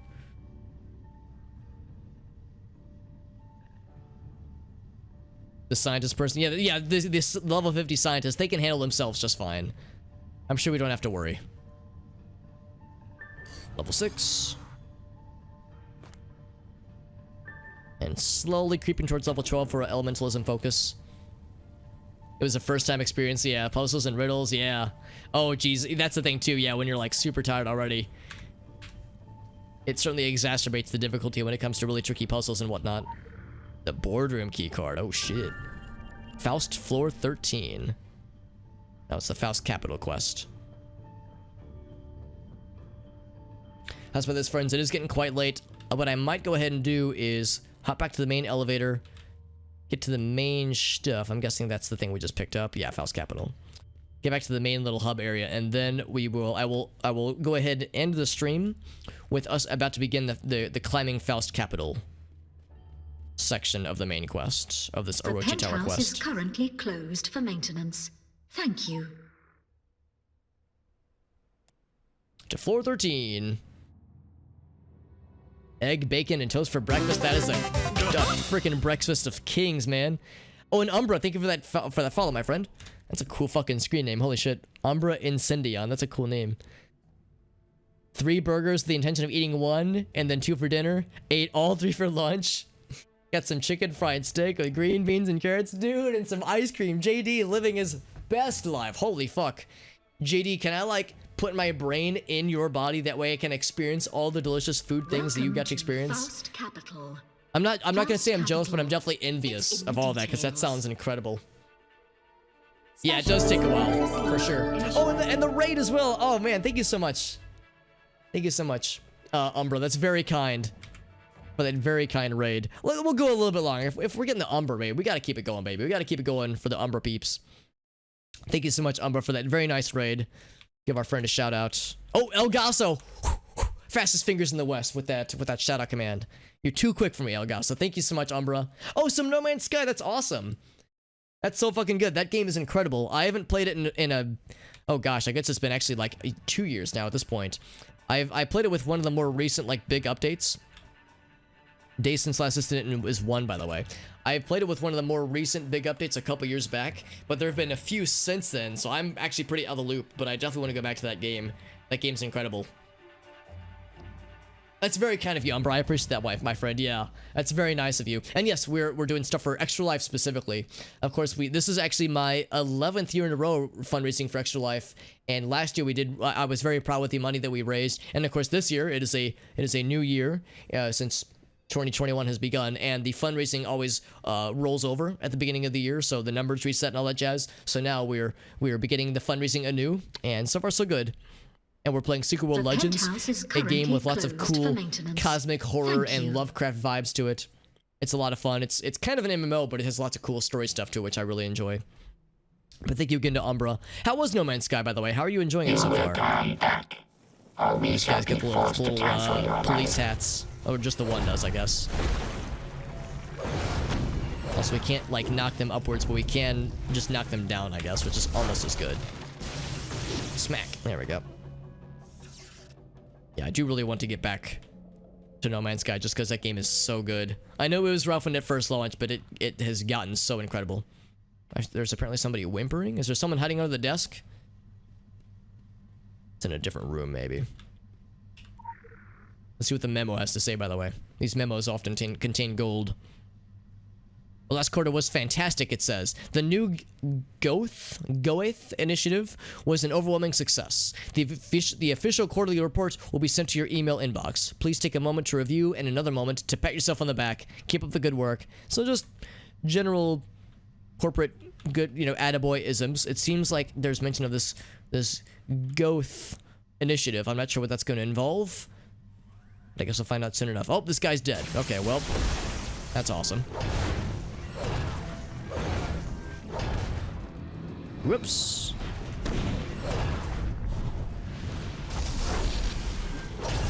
There we go.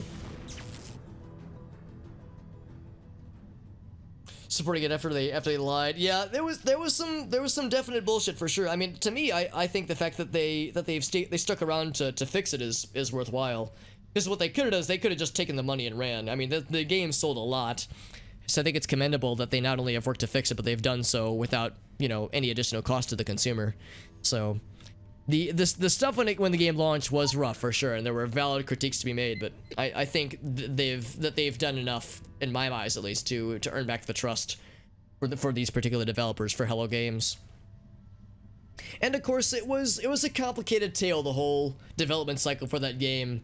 I've watched a couple of like really long form video essays about what exactly went wrong with the development cycle for that game, and there were definitely some goofs on Hello Games' part. I mean, there were definitely some screw ups, but it was quite a sordid tale. There's Anthem, yeah, Cyberpunk and Anthem to me seem like they're on kind of different levels of like incompleteness. Anthem, I mean, oh man, that's a hard one to like defend. Anthem's a pretty rough one though, but with Cyberpunk, at least it's like it definitely needed more polish and more like development time, but it's mostly just bugs and glitches. I mean, the underlying game seems pretty solid. Panic. Anthem just seems like not even half baked, like maybe a quarter baked. It's just like the game just wasn't even designed, like the design work for that game wasn't even done. But at least with Cyberpunk, yeah, it's like the underlying game is solid from what I understand. I enjoy the space games, yeah. That's sweet of you, Umbra. I really appreciate you, my friend. It's like girth. Interesting. The writer of Fal. Oh, interesting. Okay. So it's like yeah. So it's pronounced girth or Garth maybe. That's interesting. Okay, yeah, sounds good, Five Finger. Thank you for being here, friends. But they will throw money at you. I mean, there have been some high-profile cases of it for sure, but I don't feel like it's a super widespread problem. I mean, there's definitely a thing where, yeah, like early access games, I mean, that's kind of how it is. Although in the case of Cyberpunk, and I don't think Anthem, I don't think they were released as early access. They were like, the game's released, hey, and then it was like, wait, this shit sucks. But I mean, there's been a number of high-profile game releases that have been, I think, at least, you know, decently complete. So I don't feel like it's a huge commonplace thing, but I mean, there's a lot of significant instances where, yeah, it was pretty spicy when it first came out. Gosh, Anthem is such a rough one too. I mean, that one had so much hype and it tanked so bad. I think didn't the devs just say like, yeah, we're just gonna like go back to the drawing board on this one, man. We're not even gonna like try to salvage this. We're just going to like rework the entire game. Didn't buy until recently. Yeah, exactly. Because yeah, it really wasn't worth playing it when it first came out. I think it's buggy. Yeah, I know it's super buggy for sure. They removed a huge chunk of. Oh, did they really? I didn't know that. I've heard that like the game is really good. It's a glitchy mess sometimes. So it's frustrating. I mean, there's lots of games that had significant content cut from the game, story stuff cut from the game. Morrowind is one example that comes to mind that had a crap ton of stuff cut. So I mean, stuff being cut is not like, I mean, it's unfortunate, but it doesn't, to me, it doesn't like make it, it's not unforgivable. It would be nice if that could get added in at some point, obviously, but I mean, I understand that's just kind of how it goes. I wish that they wouldn't have to cut content, but that's just the reality of the business, unfortunately. 50 hours in, you like it though, yeah. For Cyberpunk, that is, yeah, there are flaws. Yeah, it's like, it's a bummer that like it had such potential, because this is CD Projekt Red, they have such a good pedigree, but it's really unfortunate that they were so ambitious with this game. It sounded like they were like, oh, we'll figure it out as we go. We don't have to have like a game plan necessarily. We'll just sprinkle some CD Projekt Red magic on it and it'll be fine. And then yeah, it has not been so good. Oh, and an anonymous donation, $25 to the Extra Life fundraiser. That means I had 25 more points to the counter. Thank you so much to the anonymous donor. I wonder if it had a name associated to it. I'm gonna check. I'm gonna be a creepy spy lad. I'm gonna check the Extra Life donation page, see if there's a name, because sometimes in the Extra Life notifications thingy, it won't say the name, but sometimes it will be on the donation page. Let me double check. Who was the mad lad or lady to donate to the Extra Life stuff? Ooh, it just says anonymous. Ooh, who could it be? Who could it be? Oh, it was Umbra. I was going to say, I wonder if it was a certain Umbra individual. Thank you so much, Umbra. That's incredibly generous. Holy shit. $25. That's a lot of money, man. Thank you so much, my friend. That's very, very generous. Holy shit. And rest assured, 100% of what you donated is going to the nice people at Extra Life, and specifically to the Children's Miracle Network, because Extra Life is just a funnel for Children's Miracle Network. They don't take a cut. So 100% of what you just donated is going right to CMN. I don't take a cut. Extra Life doesn't take a cut. It's all to the nice people that are helping to improve the lives of sick and injured children all across the year, across the whole country, that is. And I think Canada. I think it's North America entirely. Thank you so much, Umbra. That's so incredibly generous. Life Path would have had its own story, yeah. Yeah, that is unfortunate. That really is unfortunate. I've heard the story is like okay, like the main story. I've heard it's nothing special, but it's like serviceable. But yeah, like the gameplay is the main draw for a lot of people for sure. Stuff gets cut as the yeah, that's just how it goes. Like it's a bummer, and it would be nice if they would have been able to flesh out the whole big ambitious pie in the sky ideas. Because man, it like that initial E3 trailer in like 2016, I think, was so exciting and so fucking cool. But it was just like there's no fucking way. Like this is so ambitious. Unless this game's gonna take until 2030 to make, there's just no way this could happen within the time frame that they've allotted. And it didn't happen. So yeah, that part is a bummer. To some, and understandably so, there's a lot of people that are frustrated. I mean, I think there's like a class action lawsuit against CD Projekt Red from their investors, so and consumers, for that matter. I guess if it's a class action, so there's a lot of people that are understandably disappointed. But I've heard from those that have like started playing the game and have taken all that into consideration. It's an alright game. Is it worth $60? Yeah, you know, buyer beware, that kind of thing.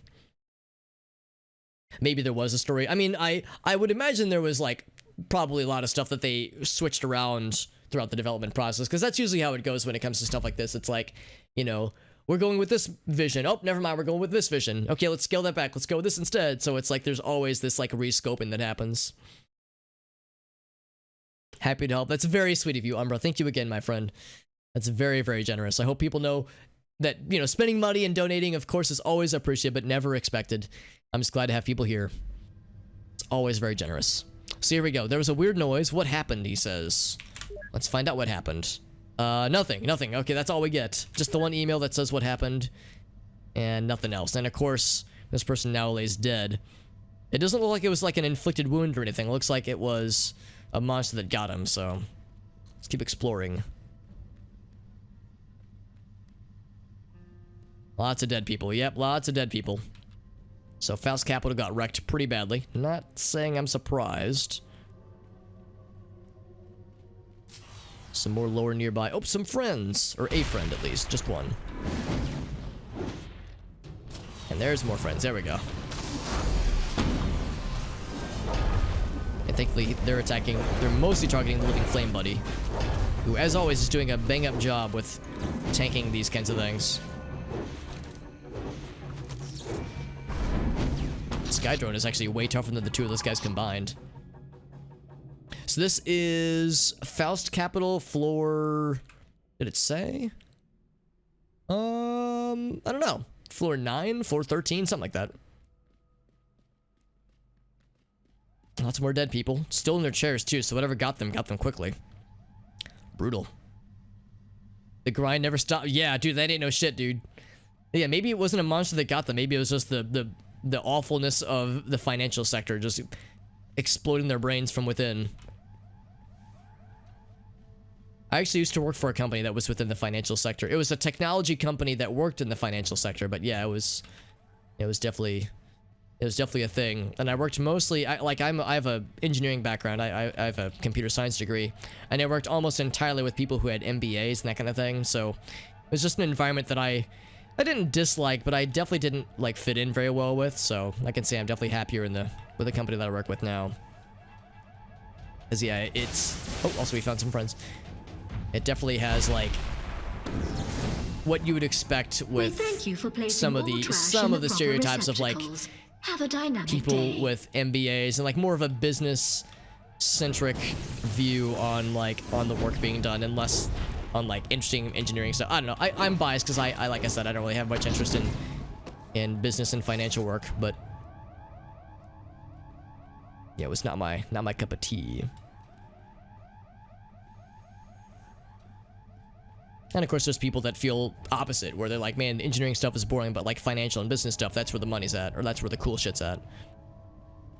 So, which is, you know, perfectly acceptable too, obviously. Just this guy all by himself, all by his lonesome.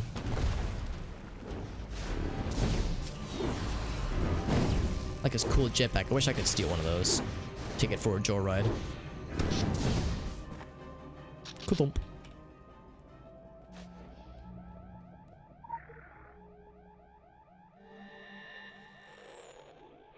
And I think the implication here is that Lilith is going to be waiting for us at the top of the tower. I think that's what that's indicating to us. The babbling Cyclops. He will threaten you. He does not make idle threats. He will promise to destroy you. There are more than the obvious ways to destroy something. In the glowing eye of the Cyclops, your reality will change. Your identity will no longer belong to you. Be right back after this break, it says. Well, that's reassuring.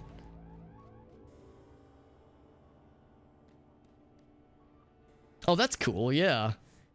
Lots of literary references in the game, for sure. Yeah, for someone like yourself, Jesse, who's, like, pretty well read with that kind of stuff, then yeah, I'm sure there's a lot to appreciate. And a lot of, like, hidden things to find. Because obviously you're very much on the up and up when it comes to the Garth initiative. If I'm pronouncing it correctly, or if I'm anywhere close. Is this guy dead? He is not. Oh, wow, he's actually alive. Holy shit, a living human amongst all these dead people. This is Imagine. only a test. In the event of a real emergency, something would follow this sentence. Well, that's reassuring. Check out this ominous red folder with the Orochi symbol. I'm sure there's nothing scary and or incriminating within that folder, right? Within folders that look like that. Yeah, lots of memes, but also like serious business. So yeah, you get like a little bit of everything. You get the cheeky bullshit, but then you get the cheeky like corporate meme bullshit, but then you get like cosmic horror mixed in. So that's one of the things I like about this game is it takes itself very seriously and also fucks around in just the right amounts in my book. Lots of very dead and murdered people. Extra dead and extra murdered. Or at least some lore on the other side of this room. Yep, more happy dead people. Hooray. Hooray. Through a Faust window, we spy accountants diligently typing. Past the apocalypse, and they are still typing, like the scientists in the other rooms who were like, I'm busy, I don't care if the apocalypse is happening. They will type industriously, not even noticing when the first of them drop dead on their desks. Just like Jesse said, they are an allegory of an age, but too practically shallow to note this. How about that? More whimpering. It's not from these people are very dead. Also, whenever I see like a big office with like a full stocked whiskey bar or like an alcohol desk / table, I always think of scenes of Mad Men where, you know, Roger and Don are like at their desks. It's like 9 a.m. and they're just like taking shots of whiskey. It's like, Jesus, how did humanity survive the 60s? What the fuck?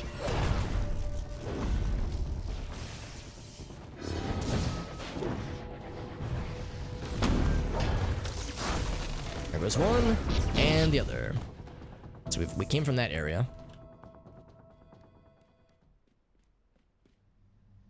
Another dead person, this time with her throat slashed, it looked like. Oh, very nice, very nice. Poor lady.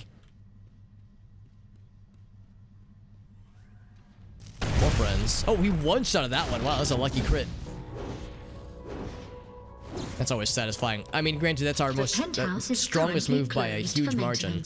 But it is satisfying one-shotting a bad guy like this with a move like that. Eruption is so good.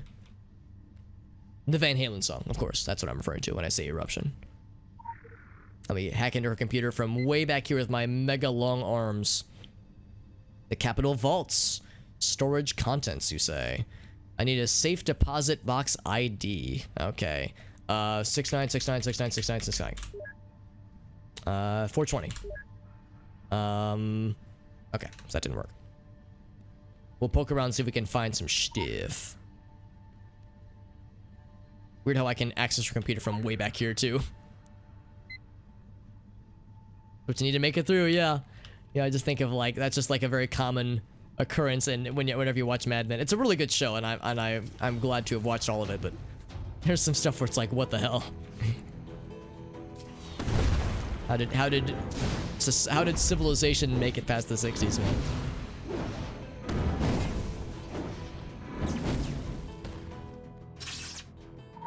Lots of filth blobs right here. I think this brings us back to the beginning. Where it all started, right? The Faust rooms, yeah. Yeah, so we've been here before. Is there like an ID that was mentioned here? No, I'm guessing that's something we'll have to come back for. We're still in the process of investigating, so that center area is probably what we're looking for. So it's not filled, just an explosion occurred here. Check out the main vault. Lots of monies. Brutal. Oh, got a friend. So it begs the question of what was attacking these people. It wouldn't have been the drones. The drones are on their side. Presumably. Maybe I'm wrong, but it doesn't look like they've been corrupted necessarily. The time is now 11:11. Yeah, no, I know what you mean, though. Yeah, it's like there are times where it's like, yeah, I get it. I fucking get it, dude. If there was an opportunity, I would not say no. That kind of notion. I totally understand. There's a lot of dead people. It's like that one hallway in Metal Gear Solid, the first Metal Gear Solid game, where the ninja has murdered everybody. Gray Fox.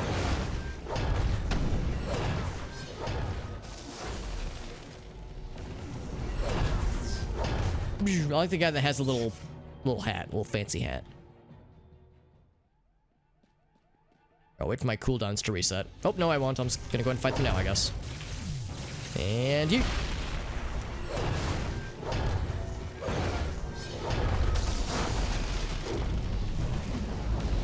That spinning attack is so silly. It's almost impractical, but it's somehow gets the job done. Like how that guy was dying, but living flame still threw a fireball at his falling down corpse. So what's in here? There's probably a vault with info that we care about. So there's a few that are open with numbers. There's one that I need to find that's closed. More Lilith lore, and of course, some artifacts inside this vault. And of course, there's a key card. Age of impossible science. Cities that walked on mechanized legs. This is more Lilith lore, by the way. Time bent and redirected like water.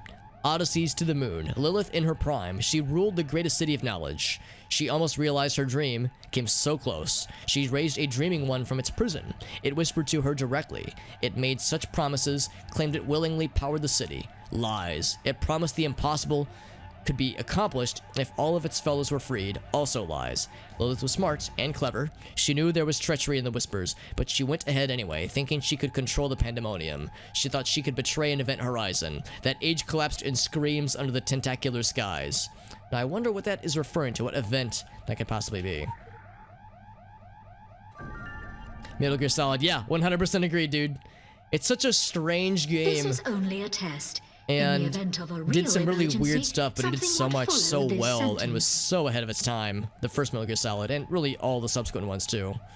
Well, at least that's based on what I've heard. I've only played the first one, and I didn't play it until like a few years ago, so I'm, you know, relatively fresh. I'm curious on these guys. Yeah, now it just says to go to Faust 16. I'm curious. So let's look at 283 and 328. I'm just gonna make a note for these. That we can check that at the computer. So 283 and 328, I'm making a note here. Huge success. 154 and 258. And then 174 rather. Again, these are all open already. And then 247. 247 is probably the most exciting one. Being that there's a dead person next to it with a lot of bullets for something. Again, we don't really know what attacked it here, because, I mean, maybe the drones were, like, turned on them or something like that, but all we saw were drones that appeared to be uncompromised, that would be protecting Orochi's interests and personnel. So it begs the question of what exactly happened here. This place done fuck shit up, man. Mortal Engines. Oh, okay, so it's there's like a graphic novel, kind of like an unofficial tie-in. Living on giant walking cities. Oh, maybe that's it then, yeah. Yeah, I'm not sure what it would be, but yeah, if it's Mortal Engines, then that might be it then. So is this computer right here? So let's try some of the other ones. Safe deposit box ID, we'll try 283. Security code though, help. Hint. Crap. Security codes. Not so sure about that. Oh, is that it? Let me write this down real quick. That's very, very convenient if it is. 5, 8, 58-219. Very nice of them to write it on giant letterings on a paper that just happens to be nearby. 58219. Okay, now let's try it. How did I miss that earlier? It's so obvious. Right, so 283. Thank you for 58219. Thank you. Thank you. Okay, so that one's no good. Thank you. Let's just try the last one. 247. Thank you. So, owned by D Gold or Gould, relics acquired during a recent Egyptian cleanup operation. So maybe that's related to what we did in the Scorched Sands and the City of the Sun God. Did not open without director approval. Your request has been logged. Okay, so not really a whole lot of new info there, but interesting little flavor text. I'm always down for my text being flavored deliciously.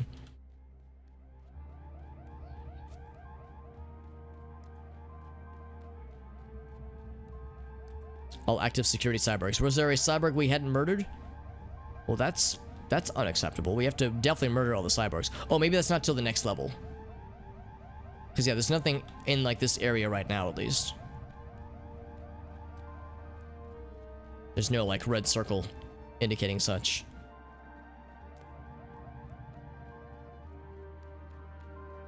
I can do a quick run through just to make sure I didn't miss any cyborg friends, but I'm pretty sure we got them all. There's also lore nearby, but yeah, I don't know how to get to it from here.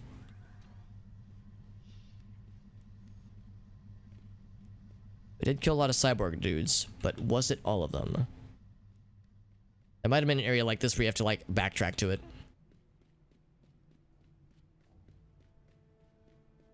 Just as a heads up, I think we will be wrapping up pretty soon, because it is, yeah, it's definitely well past 1. I should be ending the stream. I should have ended it a little bit sooner, but it's like, oh, we got another raid. I was like, I gotta keep the party going. It was very nice of Umbra to raid us.